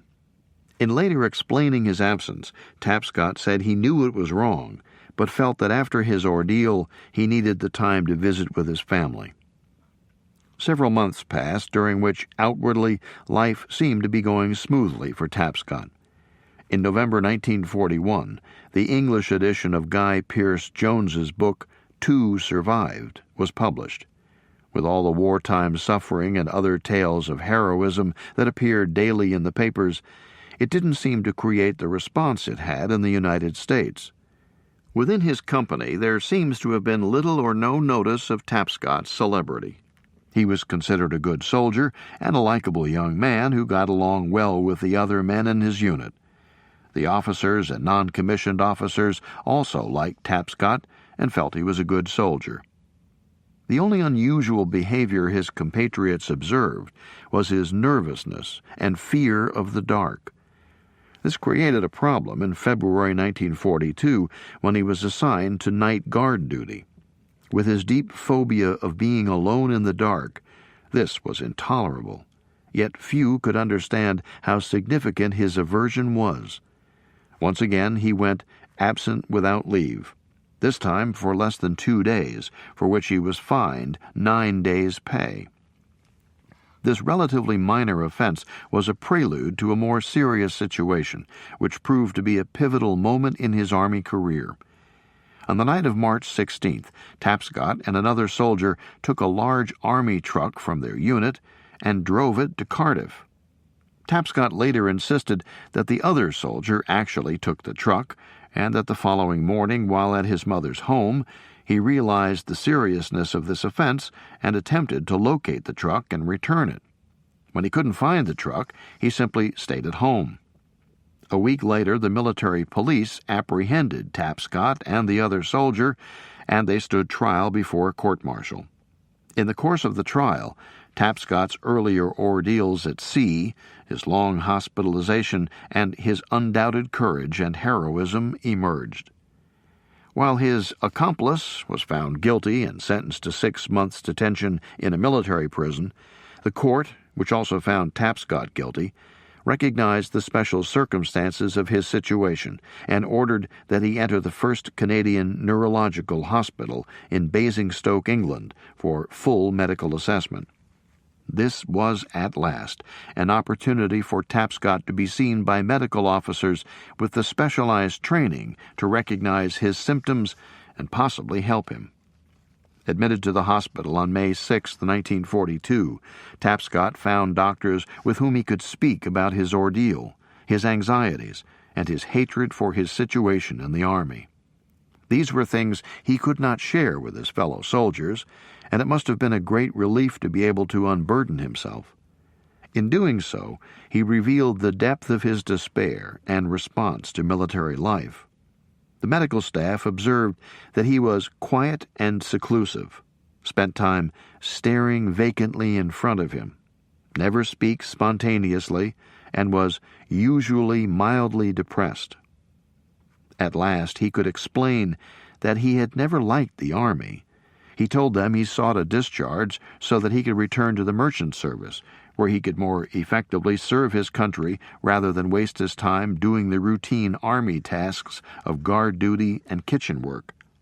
For Tapscott, what seemed the impossibility of getting out of the army had made him even more depressed and introspective.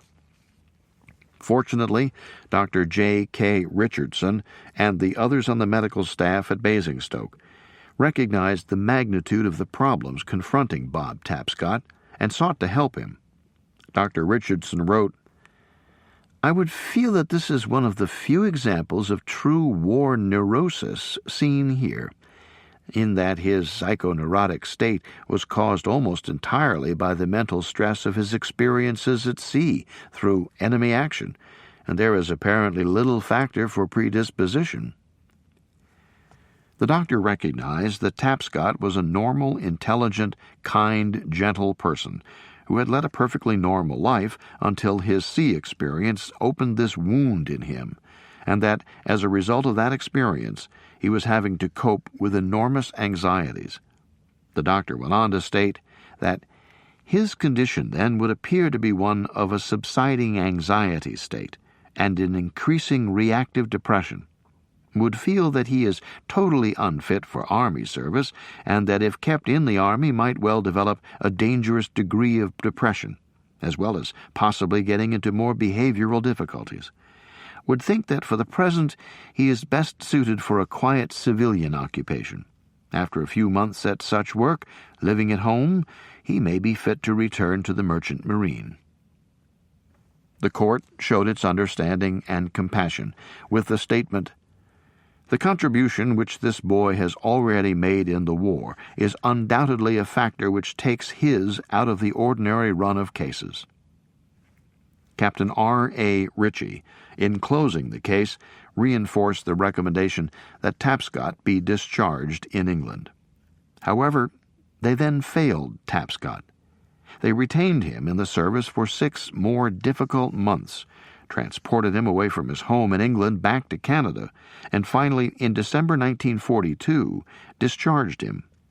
Exhibiting great courage, he joined the crew of a British merchant ship in Vancouver and spent the rest of the war at sea.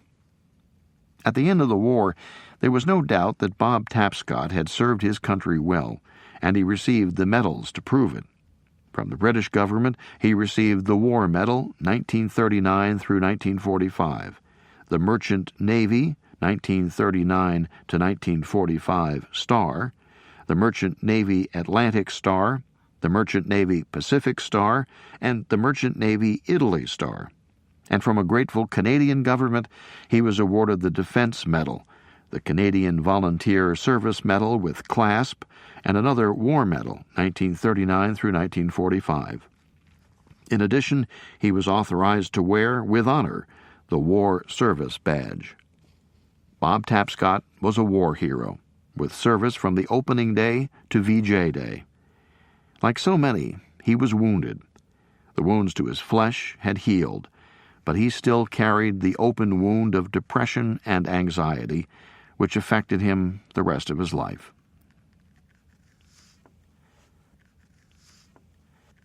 After steaming away from the 7 survivors in the Jolly Boat, Ruckteschel added several additional conquests to his roster before engine problems forced an end to the Widder's destructive cruise. In most instances, Ruckteschel took the crews of the ships he attacked as prisoners aboard the Widder, but he also abandoned other sailors in mid-ocean. As part of the enigma that was Helmut von Ruckteschel, he treated his prisoners well. It seems that when his enemy was faceless, he was ruthless, but once they were his prisoners, he treated them with civility. The Widder's voyage ended in Brest, France, on the same day that Tapscott and Whitcomb arrived in Nassau. Despite his excesses, or perhaps because of them, Ruckteschel was awarded the very high honor of the Knight's Cross and given command of a new raider, the Michael. As a decorated hero of Nazi Germany, he didn't have to prove himself during his successful second cruise and was less vicious. Illness forced him to relinquish command of the Michael while in Japan. He spent the last years of the war in Japanese-occupied China, where, after the surrender, he became a prisoner of war. In ignominy, Ruckteschel, by then the holder of the Knight's Cross with oak leaves, was assigned the task of serving 3,000 meals a day on the ship that returned him to Germany. In 1919, Ruckteschel had evaded prosecution by fleeing to Sweden until the war crimes issue died out in the mire of post-World War I politics. The debacle of those earlier war crimes tribunals was considered by the Allies in 1942, as they prepared to try war criminals at the end of World War II. The commitment to hold the trials was strengthened when confronted with the horrendous crimes, particularly the Holocaust, perpetrated by the Nazi regime. Within 6 months of the German surrender, the International Military Tribunal in Nuremberg was in session, trying the top 23 alleged Nazi war criminals. By the time Helmut von Ruckteschel reached Germany, the major cases were concluded, but they still sifted through the reports of crimes and atrocities to identify those responsible. By mid-August, Ruckteschel was in internment camp number 76 in Ostpark near Stuttgart, only 80 miles from his home, where he enjoyed the somewhat relaxed atmosphere and opportunity to use carving tools in the craft programs. He was hopeful of a quick release and return to his second wife, Margaret, but that hope dissolved a week later when he was separated from the others, told to pack his gear, and was led to a jeep under guard. No one told him what lay ahead, but he caught a glimpse of the cover of his file, where, in a bold red stamp, it said, "War Criminal." Ruckteschel found himself in a small cell with a single light that stayed on all the time. He was given meager rations and was able to exercise only by marching in a long line of men around the prison yard for 30 minutes a day. During his 10-day stay in this British Military Command interrogation prison in Minden, he was interrogated but was unable to determine the offense for which he was being investigated. He suspected it might be the charge of attacking vessels without warning, since that was a tactic not extensively used by other raiders. The authorities, however, were investigating a much longer list of allegations, stemming from a number of his violent attacks. What they gleaned from him in those days in Minden convinced them that Ruckteschel's case needed far more investigation. On August 30th, he began the journey, first by train to the Hook of Holland, and then by a Channel steamer to Harwich on England's east coast. For the next 7 months, Ruckteschel was kept in England as the Allied investigators gathered information from official sources, shipping records, war diaries, witnesses, and interrogations of Ruckteschel himself. There is always the question of whether war crimes trials are simply victor's revenge, but with the solid British commitment to the rule of law, that could not be said of this process. This was anything but a kangaroo court or a show trial.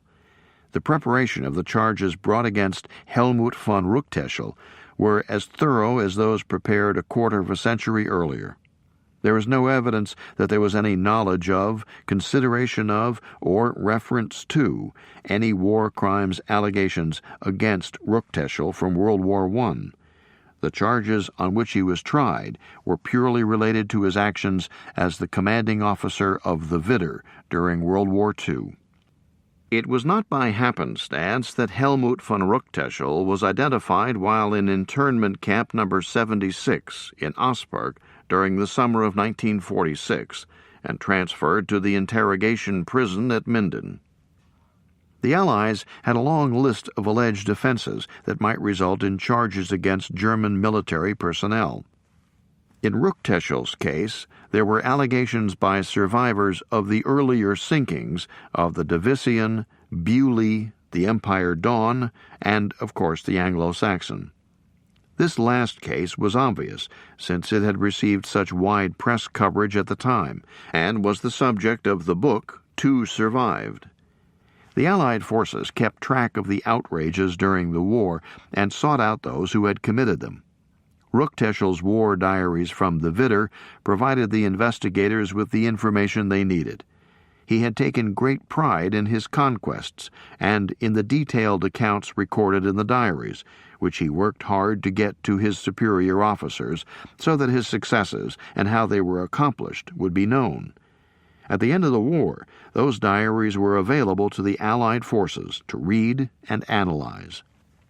The investigators sought out and gathered evidence from George Jolly and others, who had been aboard the Division and had experienced the fury of a daytime attack by the Widder. In cooperation with authorities in Norway, they worked with 5 survivors of Ruckteschel's first nighttime attack on the tanker Bewley.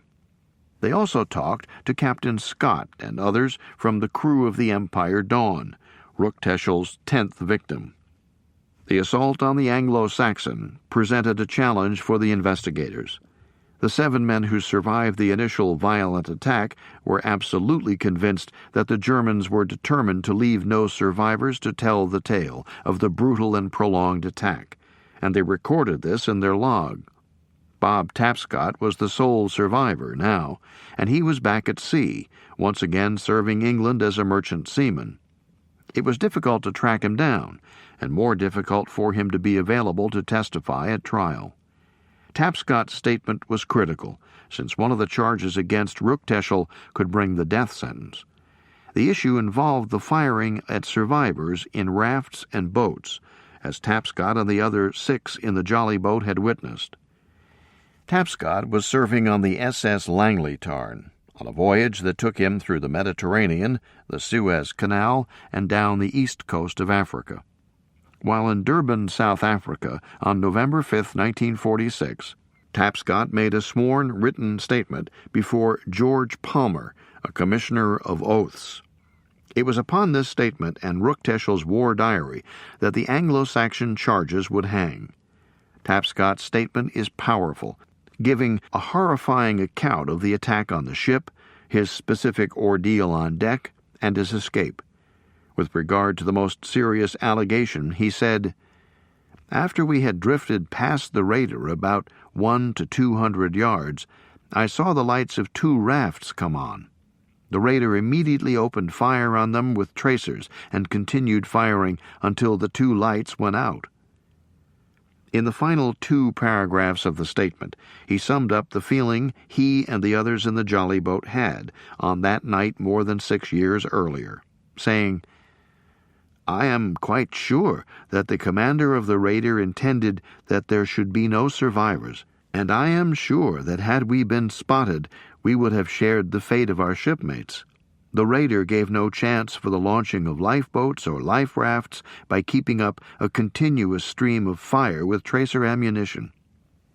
He went on, "Normally we would have signaled to the attacking ship to pick us up, but his intention was so clear that we kept quiet and thereby got away." A great deal would depend on this statement. As 1947 began and Tapscott continued his voyage, the full brunt of the English winter fell upon Camp No. 17, and the Nissen hut Ruckteschel shared with 39 other prisoners was constantly cold. The 100 yards from the hut to the latrine was either frozen or muddy, and each prisoner was allowed only 1 shower per week. Ruckteschel had a constant cold.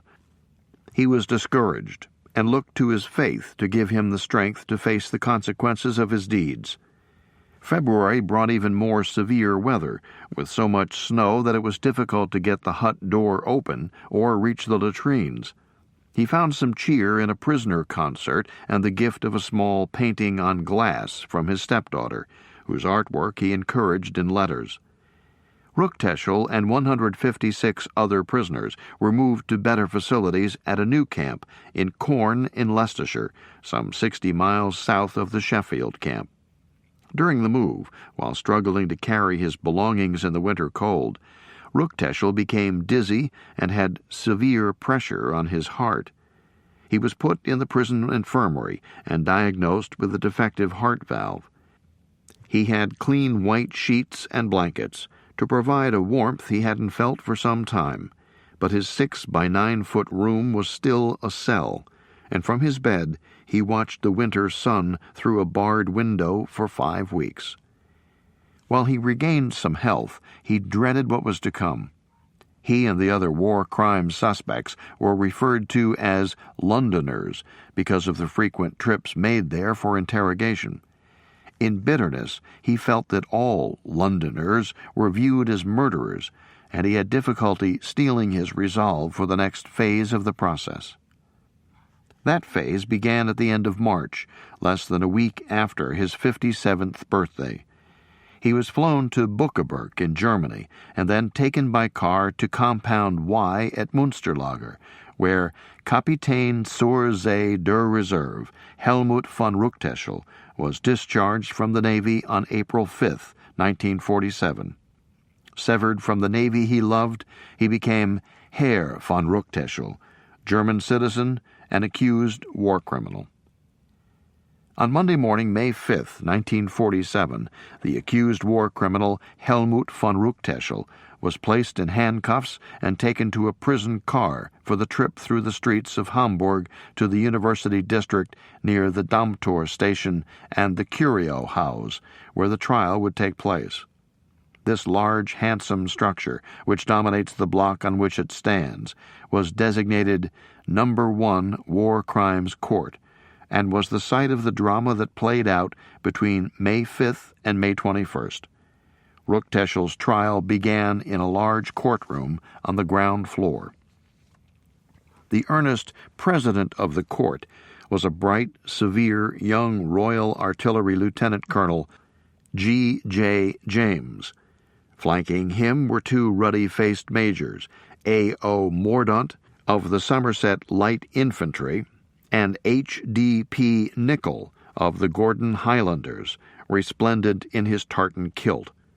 On each side of the majors were 2 more English officers, Captain W.E. Donald of the Intelligence Corps, and the only naval officer on the panel, Lieutenant C.C. Anderson, Royal Navy. Also seated at the court's table was the legal authority for the trial, the judge advocate, H. Sturge, barrister at law. In his Wigan robes, he was described in a letter by Frau von Ruckteschel as an outstandingly intelligent and clear person in whose hand all threads were concentrated, and who was almost always complete master of the situation. Immediately in front of the court was the stenographer. To the left was the prosecutor, Major Reed, and the press gallery. To the right was the witness box and 3 interpreters, including one of extraordinary talent. Directly across from the court officers sat the defense counsel, Dr. O. Zippel, and seated immediately behind him, within easy communication, was the defendant, Helmut von Ruckteschel, and his guard. While the large, light, and airy courtroom created an appropriate environment for this solemn process, the acoustics were poor, which exacerbated the fact that the prosecutor had a serious stammer. In this chamber, the 5 charges were read, and to each Ruckteschel replied with an emphatic, "Not guilty." Then began days and days of presentation of evidence, testimony, and examination and cross-examination of witnesses for both the prosecution and the defense. As the court addressed the first charge, the issue revolved around signals between 2 ships. The 2 witnesses from the Division swore that the Widder had signaled them to not use their radio. They responded that they would not, and that it was their intention that this response constituted surrender. The Widder resumed firing, and in the process killed 3 sailors who were crossing the deck on the Division. Ruckteschel testified that he thought the sailors were going for the ship's gun. Using his war diary as a record, he said there was no entry that a signal to not use the radio had been sent, and therefore there was nothing to which the men of the Division could have responded. Several defense witnesses, including Konrad Hoppe, Gunnery Officer Damschen, and Navigation Officer Rodel, could not remember the specifics of the incident, and their comments worked against the defense. The second charge focused on Ruckteschel's failure to provide for the safety of the Norwegian crew of the Bewley. The prosecution witness, a Royal Norwegian Air Force officer, Lieutenant Stannes, who was an officer in the Bewley at the time of the attack, described how, hoping to be recognized as an unarmed merchant ship so the attack would cease, the tanker turned on all her navigation and deck lights as soon as the attack commenced. When the firing continued, he and 2/3 of the crew launched one boat, while the rest of the crew worked to launch the other. In testimony that heightened the tension in the courtroom, Stannes described how his lifeboat came under direct machine gun fire, and a number of men leapt into the sea to avoid being gunned down.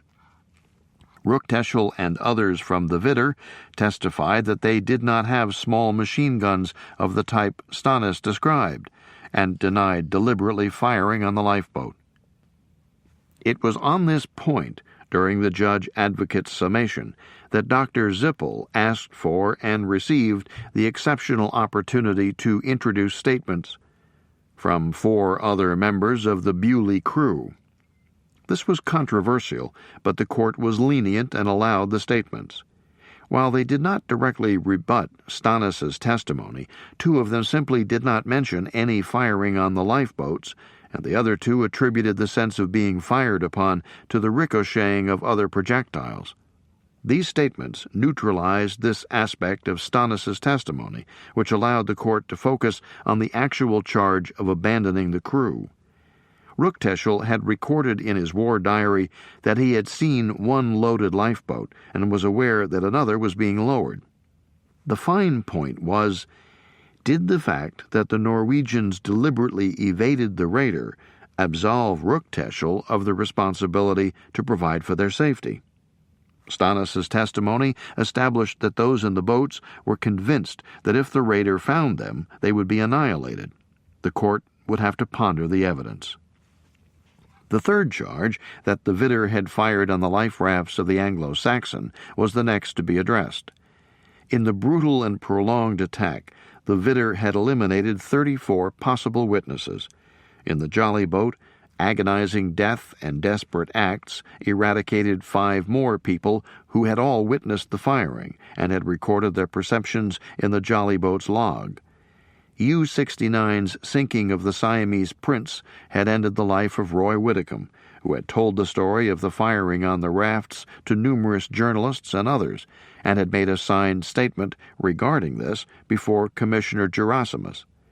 Of all who had been on the Anglo-Saxon that night, only one sailor remained alive, Bob Tapscott, who had made his sworn statement in Durban 6 months before.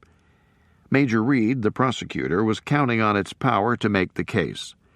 The attack was addressed in some detail, comparing the elements in Tapscott's statement with the entries in Ruckteschel's war diary, with particular attention paid to the excesses of the attack, and the fact that Ruckteschel admitted in his war diary that the firing had gone on too long because a ceasefire order was not heard by the gunners.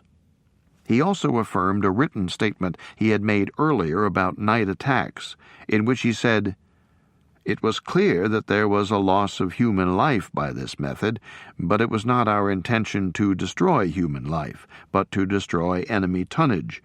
The severity of this method of fighting was nevertheless necessary, for the opponent often tried to send out signals or even to fire." In this statement, he admitted to the violence of his tactic, which was not used by other raider captains. Ruckteschel had also stated that the 2-centimeter anti-aircraft had to rake the entire deck of the opponent's ship. According to orders, it did not fire on fixed targets, but sprayed so as to prevent the crew from running to the guns, or in order to hasten them taking to the boats.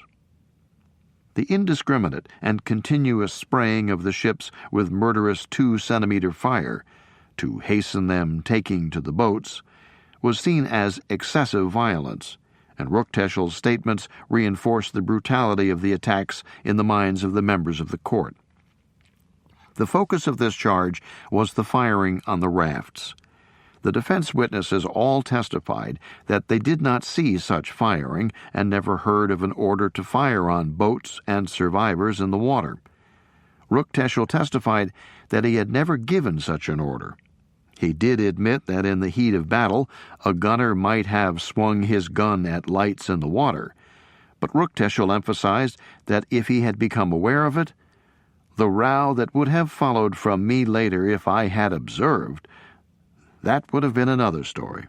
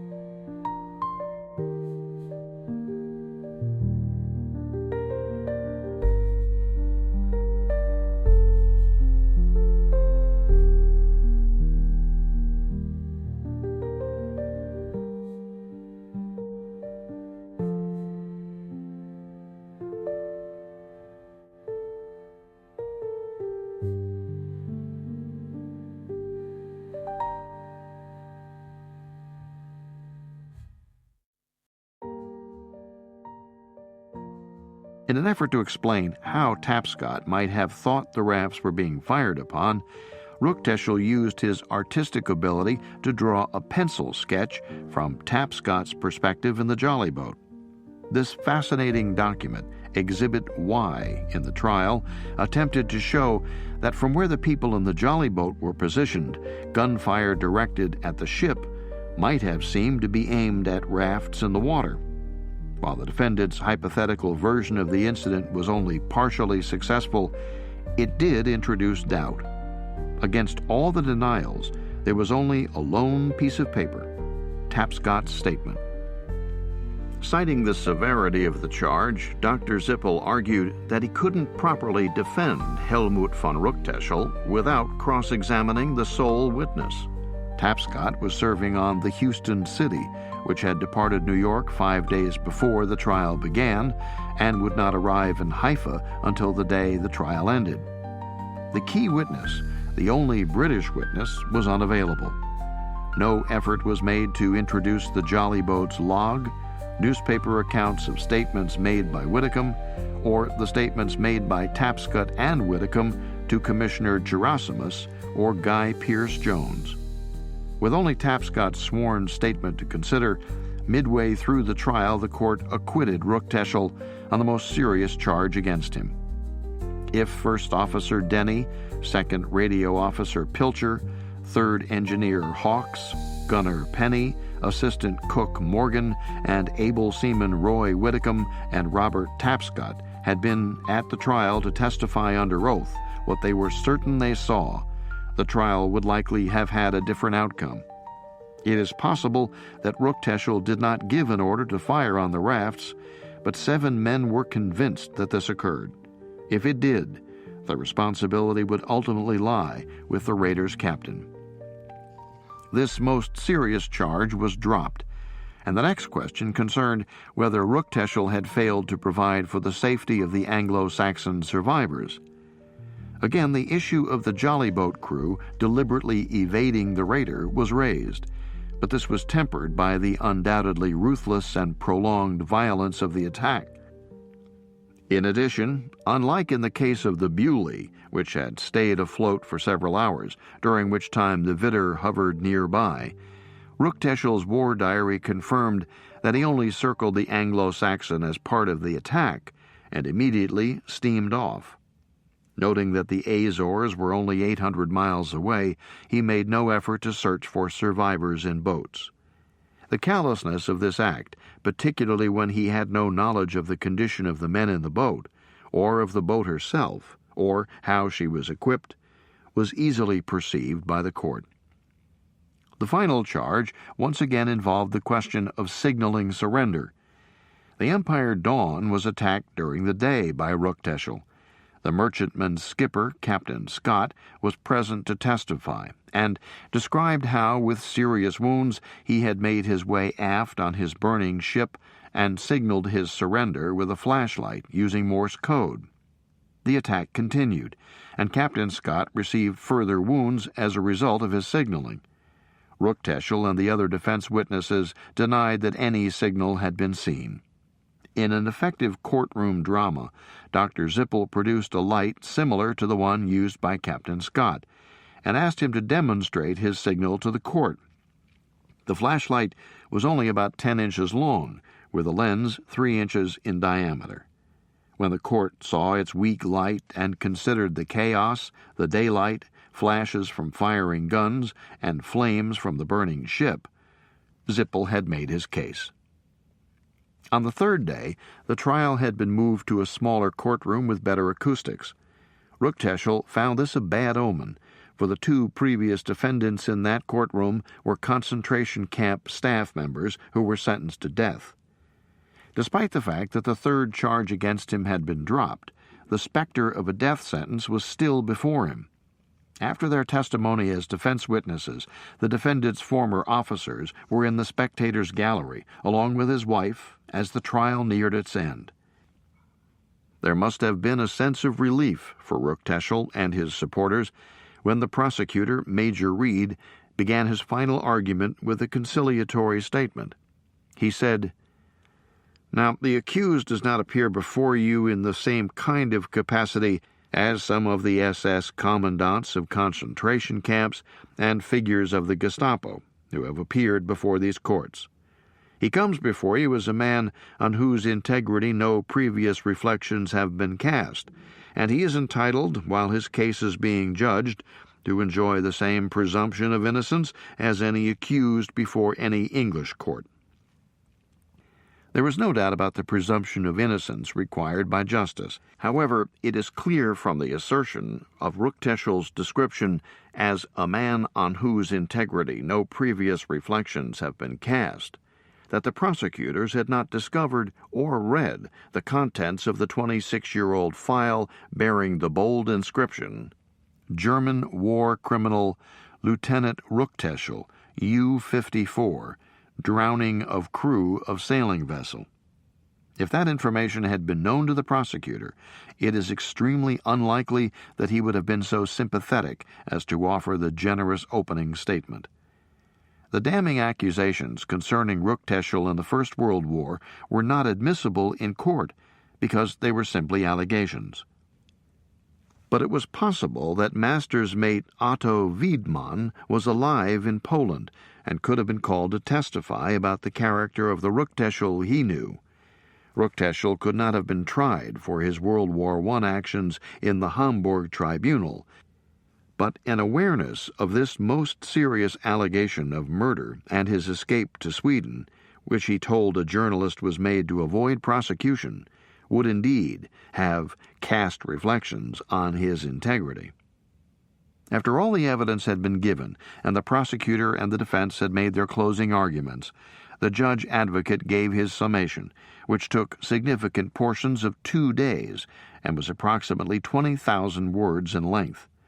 It included thorough instructions to the court and a charge-by-charge summary of the cases presented by both the prosecution and the defense. Although the rules for these trials did not permit it, the judge advocate gave Ruckteschel the opportunity to make the final statement to the court. The officer made the point that he was acting as a soldier with a good conscience and admitted that, "Undoubtedly I made mistakes, but not from malice." The final words from the philosophical Helmut von Ruckteschel were, "I have learned that my highest duty as a soldier is not to shoot, but to keep the peace. My years are numbered, but if I am able to contribute to this wherever it may be, I shall be very glad to do so." He was clearly making a plea that his life be spared. On that note, the court was closed, while its members considered the findings. That night, resigned to his fate, Ruckteschel wrote, "I have erred, and now they are erring. We both did it on orders and in the belief in justice, and now both are wrong." The following morning, at 10:30, the court reconvened and delivered its findings. The court had considered the case carefully. The first charge, firing after the signal of surrender on the Divisian, guilty. The second charge, not providing for the safety of the crew of the Bewley, guilty. The third charge, firing on the Anglo-Saxon rafts, not guilty. The other Anglo-Saxon charge, not providing for the safety of the crew, guilty. The final charge, firing after the Empire Dawn signaled surrender, not guilty. Ruckteschel had been found guilty on 3 charges and not guilty on 2. The court then withdrew to determine the sentence. After deliberations for almost 2 hours, at shortly after noon, the court returned. Ruckteschel stood, and the court announced its sentence. "Helmut von Ruckteschel, you are sentenced to 10 years in prison." Midway through the trial, Ruckteschel wrote his wife, "I think, if they sentence me now, then it may mean that such conventions of sea warfare will be renounced, and that there will be less suffering at sea. I suppose that my sentence will be used as a warning example, and if that is so, then I shall accept it gladly." The press greeted the news with partisan reaction. The Hamburg newspapers, with the exception of the communist Hamburger Volkszeitung, felt Helmut von Ruckteschel should not have been tried, and that the sentence was severe. The New York Times and the Times of London both reported that it was appropriate. The thin, weakened man, who was old beyond his 57 years, had won the sympathy of many around him, including his English guards. His commitment to project an air of friendliness had achieved its goal. The day after the trial, the convicted war criminal spent time with his wife for the first time in 5 years. The next day, Ruckteschel was transferred to the penitentiary in the Hamburg suburb of Fuhlsbüttel to begin serving his sentence. His wife and the defense counsel, Dr. Zippel, came the following day to discuss the review of the trial. By the end of May, Frau von Ruckteschel resigned herself to the future she and her husband would lead, and returned to her home in Freiburg. Ruckteschel attempted to settle into life in the penitentiary.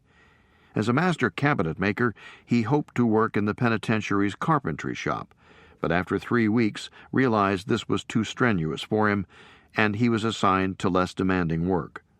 His visitors were primarily his sister, stepchildren, a nephew, and several pastors who brought spiritual support to the prisoner with deep religious convictions. On August 22, 1947, Ruckteschel's case was submitted for review by the general officer, commanding-in-chief of the British Army of the Rhine, who a week later confirmed the findings relating to the Divisian and the Anglo-Saxon offenses, but did not confirm the charge of abandoning the Bewley crew. Apparently, the facts that Ruckteschel had lingered long in the area and the crew had deliberately avoided the raider influenced the reviewing officer.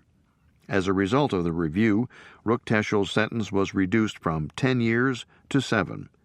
He was informed of this on September 22nd, but it still seemed a lifetime, and the monotony of life in the penitentiary seemed interminably before him. Fall wore on into winter, and the spring of 1948 brought a serious decline in Ruckteschel's frail health. Dr. Zippel made the case that he was too ill to be treated in the prison hospital and should be released from prison or transferred to a civilian hospital. The prison physician, Dr. Fromer, insisted that he could be treated in the prison facility and there was no need to declare him unfit for imprisonment. Frau von Ruckteschel returned to Hamburg to visit her ill husband on April 23, 1948, a month after his 58th birthday. 2 months later, at 10:30 in the morning of June 24th, Helmut von Ruckteschel died of a sudden heart attack. He died in the same community where his family gravesite is located, within the towering trees and luxuriant rhododendrons of the famous Ohlsdorf Cemetery, in a forest glen setting of pines, with stones memorializing his parents and many of his siblings, lies a rough natural stone bearing the names of both Helmut von Ruckteschel and his older brother Walter, who died 7 years before. At age 58, this extraordinary and complex character was gone. During his life, he had lived as a simple master craftsman, as well as one of the most highly decorated heroes of the Third Reich. The contrasts in his life are stark. At one moment, he was the kind and concerned father figure for his crew, and at another, the furious, incensed taskmaster, demeaning his officers. He was sometimes the cunning and ruthless U-boat or raider captain leading a violent attack, and at others the pious and religious person holding a funeral service over the body of an enemy sailor he had just killed. Helmut von Ruckteschel was all these people and more, and his life left evidence of this in his treatment of friends and enemies, in the record of his artistic endeavors, and in the record of death and destruction he meted out to his victims. In the end, the simple stone, amid others of his family, marks Ruckteschel's life. For so many of those merchant seamen who died as a result of his actions, there is no grave and no stone amid those of their family members. The grave for all but one of the Anglo-Saxon officers and crew members is the Atlantic Ocean, and their names are clustered as shipmates in life and shipmates in death on the bronze tablets of the Merchant Marine Memorial at Tower Hill in London. In the late 1940s, the handsome 28-year-old Robert Tapscott met Norma Louise Michelitzianos, whose Greek father and Scots-Irish mother had endowed her with good looks and an agile mind. Her father, a ship chandler, died when she was only 13. One of 7 children, she was not able to stay in school and develop her academic talent. She was immediately attracted to the tall, bright sailor, whom she describes as a perfect gentleman, and it was not long before they were engaged and then married. Good things were happening to Tapscott, a step toward the normal life he sought. He didn't tell his new wife about his harrowing World War II experience. In November 1950, Tapscott signed off of the MV Naranio in Lagos, Nigeria, because of illness. As a distressed British seaman in a foreign port, he was transported back to England on the MV Accra. On the bright side, the very bright side, in the early 50s, Bob and Norma Tapscott added a new member to their family with the birth of their daughter, Diane. The life of a sailor is difficult for families because of the long absences. Diane recalls that it seemed her father was always gone. It seems Tapscott was content while at sea, but that he was often depressed and moody ashore. He had trouble sleeping both at sea and ashore. He was also sensitive about wasting food, having nearly starved to death. His daughter remembers that he always ate everything served to him and urged her to do the same, reminding her, "You never know when you'll get your next meal." The 1950s passed without Norma knowing what Tapscott had endured and was still coping with. The maritime hero did not get the ongoing medical support and counseling he needed and deserved. The Canadian Army doctors had recommended both psychotherapy and occupational therapy for him, but there was a prevailing sense in the military that psychotherapy applied during World War I had actually created more neurosis than it cured, and there was no evidence that he was ever treated. Instead, he was discharged from the military in Canada to cope on his own. This he did remarkably well for 20 years. When he reached midlife, however, his problems compounded. Tapscott's depression mounted. In 1962, he finally told his wife and young daughter about the ordeal he had experienced 2 decades before.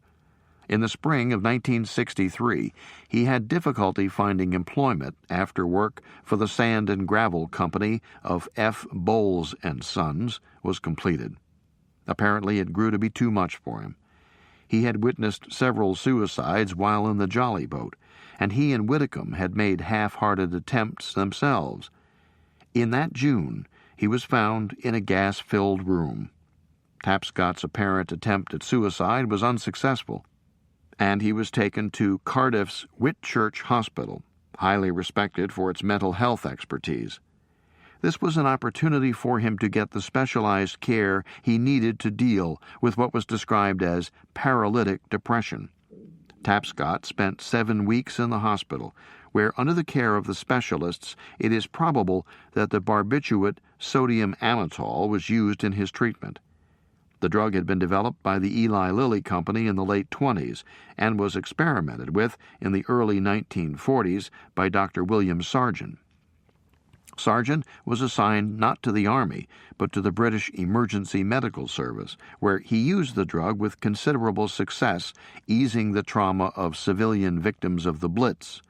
But his approach had not filtered through to help Tapscott while he was in the Canadian Neurological Hospital.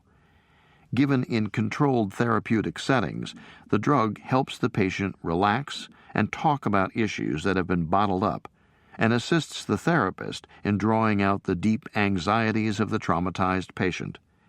Sodium amytal is also used as a sleeping pill, and it is likely that Tapscott was prescribed a supply of these when he was released from the hospital. It is known today that the depression associated with post-traumatic stress disorder is not always relieved by antidepressant drugs. Apparently, this was the case for Tapscott. Within a matter of weeks of his release from Whitchurch Hospital, he wrote and mailed a cogent, well-written letter to the South Wales Echo newspaper, and then took advantage of the fact that his wife and daughter were out of the house visiting Norma's mother. As described in the South Wales Echo, he seems to have accidentally set the sofa in the parlor of his home on fire with a cigarette or match, and then moved to another chair in the room. There, Robert George Tapscott, age 42, consumed 3 boxes of sodium amytal tablets and ended his tortured life. As Norma and Diane recall the grim time, they arrived at their South Clive Street residence and realized the windows were hot and soot-covered.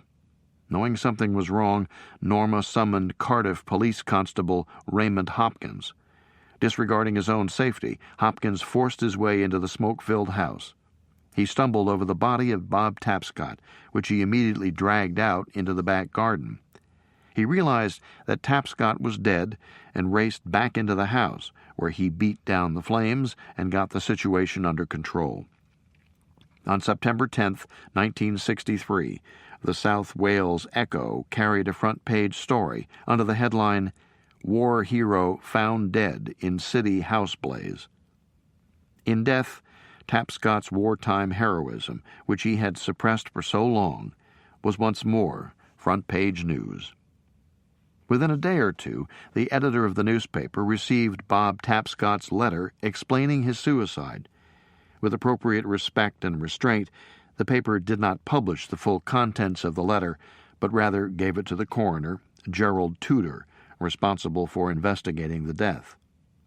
On October 3, 1963, the paper reported the results of the coroner's inquest, which were that Bob Tapscott had committed suicide and that his death had been caused by a combination of sodium amytal and carbon monoxide poisoning. Coroner Tudor commended Constable Hopkins for his bravery in attempting to rescue Tapscott, and also thanked the editor of the newspaper, Mr. Jeff Rich, for promptly forwarding the letter. The full contents of the letter were not released, but the two key points were made public. Tapscott had said he was going to kill himself, but asserted that he was not insane. The last point was emphasized by the coroner. Bob Tapscott used the same logical reasoning that those in the jolly boat had. In evaluating his situation, he had apparently concluded that the depression brought on by that ordeal was too difficult to bear. Just like those earlier compatriots in the boat, there seemed to be three motivations for Tapscott's act. First, wanting to end the continuing torment. Second, the inability to envision a positive future and wanting to take control of life and end it on their own terms rather than face a decline they could not tolerate. Finally, making a gift to those around them by removing a burden in their lives. As with the others, those who cared for Bob Tapscott, particularly Norma and 12-year-old Diane, would not have wanted such a gift from Bob. In the mind of this strong man who had endured so much, however, it is doubtful that he could see anything but a dark future, which he didn't want to inflict on those he loved. The day after the paper covered the coroner's report, it ran a major story with the headline, "War Hero's Death Was Grand Design in Irony." The intent of the article was to encourage the people of Cardiff to consider Tapscott as not simply a man who committed suicide, but as the merchant mariner who had risked his life and suffered horrendously in doing his part to keep England and her cause alive during the worst time of the war, England's finest hour. The article must have been of consolation to Tapscott's widow and daughter. His funeral was private, and Norma was grateful that the expenses were covered by the Canadian War Veterans Association in appreciation for Tapscott's voluntary service in the Canadian Army 20 years earlier. There was no time for Norma to collapse in her grief. She had to get a job to provide for herself and her daughter.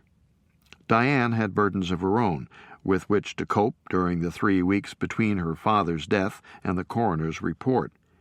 Thoughtless and insensitive schoolmates dwelled upon the rumored suicide, which at the time carried a social stigma, and Diane felt the sting. Bob Tapscott's death was caused by the wound he carried for over 20 years. In the aftermath of the war, people frequently encountered those visibly maimed by their wounds and felt respect, sympathy, and indebtedness. Bob Tapscott's wound was invisible, and he did all he could to keep it that way, but it was no less real. His wound could not heal, but instead festered during those decades, allowing its poison to surge through his system just as lethally as gangrene had spread through Roy Pilcher until it killed him. Ultimately, his country would come to recognize his heroism, suffering, and sacrifice. On September 10, 1963, 15 years after his own death, Helmut von Ruckteschel had claimed his final victim from the Anglo-Saxon.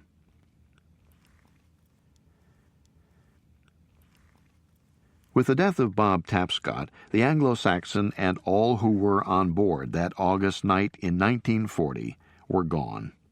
The story of that ship and those men remains alive through the families and friends who survived them, and through those who worked to carry the story of those brave sailors forward for future generations. Many mothers and fathers lost their sons in the sinking. 13 wives lost their husbands, and a number of children had their fathers taken from them. Captain Paddy Flynn left his wife Monica, but no children behind. Monica Flynn, who became somewhat reclusive in her home in Sutton, Surrey, after the war, had carried on with her teaching during the war years. She also continued in her role as the captain's wife and attempted to console the wives of officers from the Anglo-Saxon.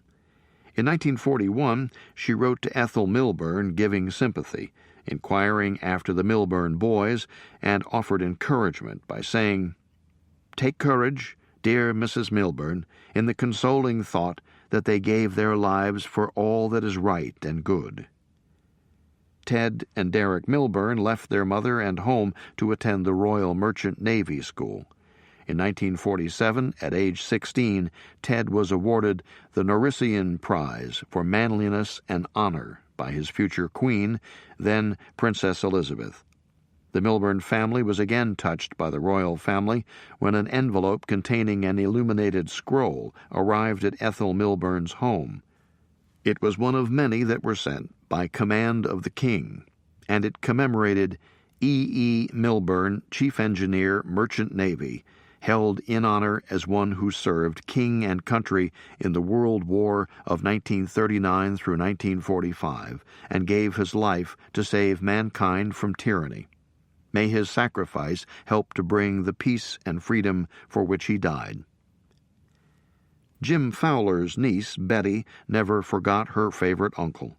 The rosary that she purchased for him, which he left in her care as he boarded the Anglo-Saxon, remained her most treasured possession, which she always carried with her. In 2001, Betty McAteer booked a cruise from England to the Mediterranean in the P&O Line ship Victoria, and confided in the cruise director that this was not simply a pleasure cruise for her, that she had a mission.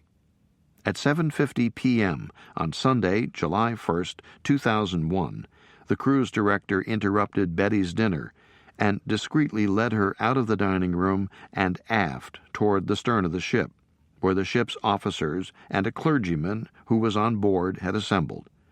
Amid the honor guard of merchant mariners, Betty McAteer let the rosary slide over the side into the Atlantic to rejoin her Uncle Jim, 61 years after his death. Betty, her son Neil, daughter Leslie, and Leslie's son Jamie, who carries his great-uncle's name, carry on the memory of Jim Fowler. For most, the tragic figure of the story of the Anglo-Saxon is Roy Whitcomb's young bride, Cynthia, symbolic of the countless war widows, not only of World War II, but of all conflicts. After she and Roy courted and married, she had only 4 months with him before he headed back to sea, to be lost, then found, and lost again.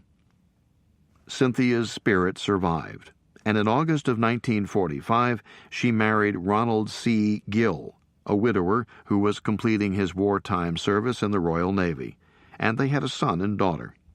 Cynthia has passed away, but her daughter Sue Irvine sustains family interest in their heritage, which includes Cynthia's marriage to Roy Whitcomb. Sue's 2 children carry his story on to future generations.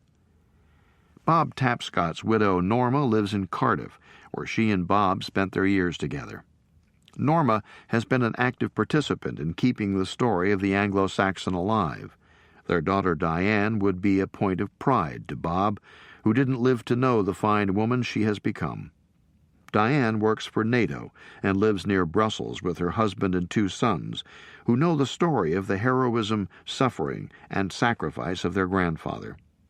As a youth during the war, Anthony Smith read Guy Pearce Jones's book, Two Survived, which made a lasting impression on him.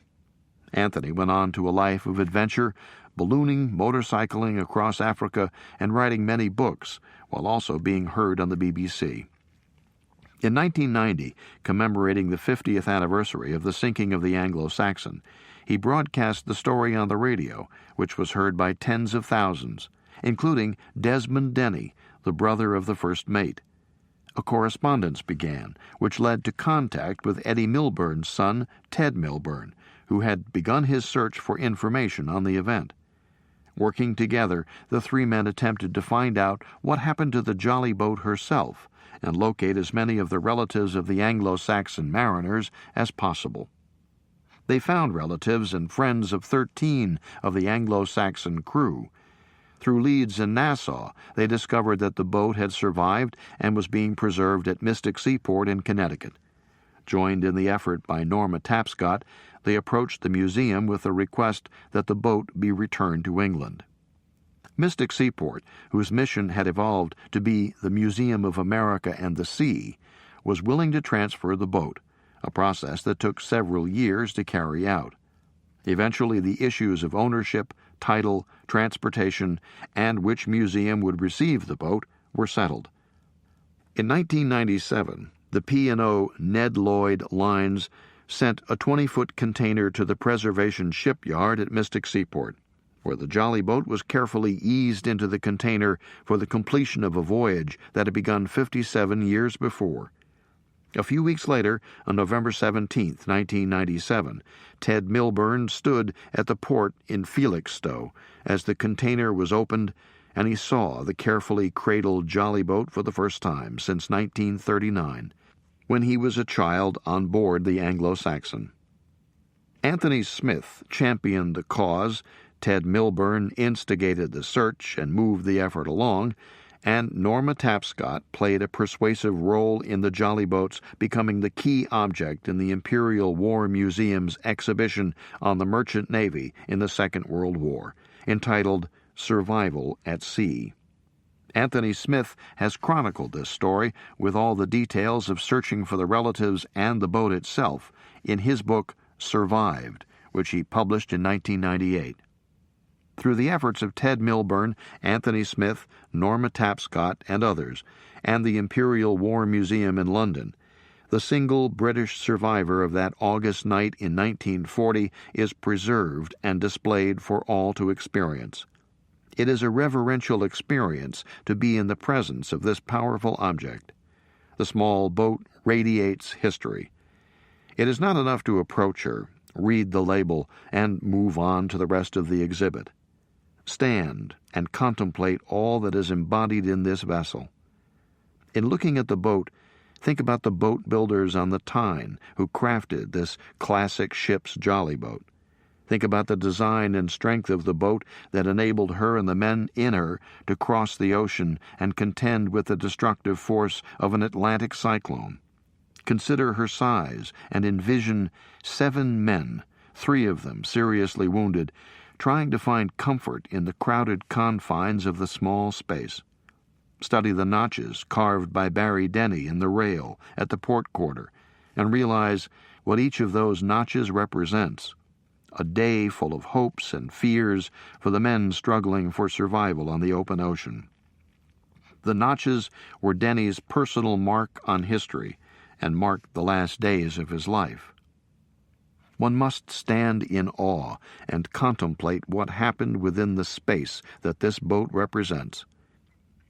Think about the horror the men witnessed as they saw the lights on the distant rafts snuffed out. Honor the stoic, heroic, gentle man, Roy Pilcher, and remember his suffering as gangrene took his life in the boat. Salute the thrice wounded Royal Marine Gunner Penny as he acknowledged his grim future and ended his life, leaving a bit of extra water for the others. Reflect on the fateful conversations that led the ill and weakened Denny and young Hawks to go over the side together, sharing the final act. Consider the deranged Morgan and the story of his demise. And finally, ponder the raw instinct to live that provided the fortitude for Tapscott and Whitcomb to complete the remarkable voyage, with the boat coming to rest on the sands of Eleuthera. The Anglo-Saxon's jolly boat represents all this and more. It is right that she has an honored place in a distinguished museum where hundreds of thousands of visitors will be touched by her power. She stands in tribute to all those who sailed in the Anglo-Saxon so many years ago and who gave their lives in the service of king, country, and the world. The story of the men from the Anglo-Saxon lives on and will not be forgotten. The Anglo-Saxon was but one of thousands of ships of the Allied merchant navy during World War II. Among the more than 3,000 ships that were lost during the war and the tens of thousands of merchant mariners who died, there were many whose stories will never be known. Hundreds of ships disappeared without a trace, and each of them undoubtedly had her own tale of heroic acts, self-sacrifice, desperation, suffering, and a trail of tears shed by those left behind who would never know what happened to their loved ones. The Anglo-Saxon could have easily been one of those ships that simply vanished, but her story lives and stands as a tribute to all lost ships and all brave sailors.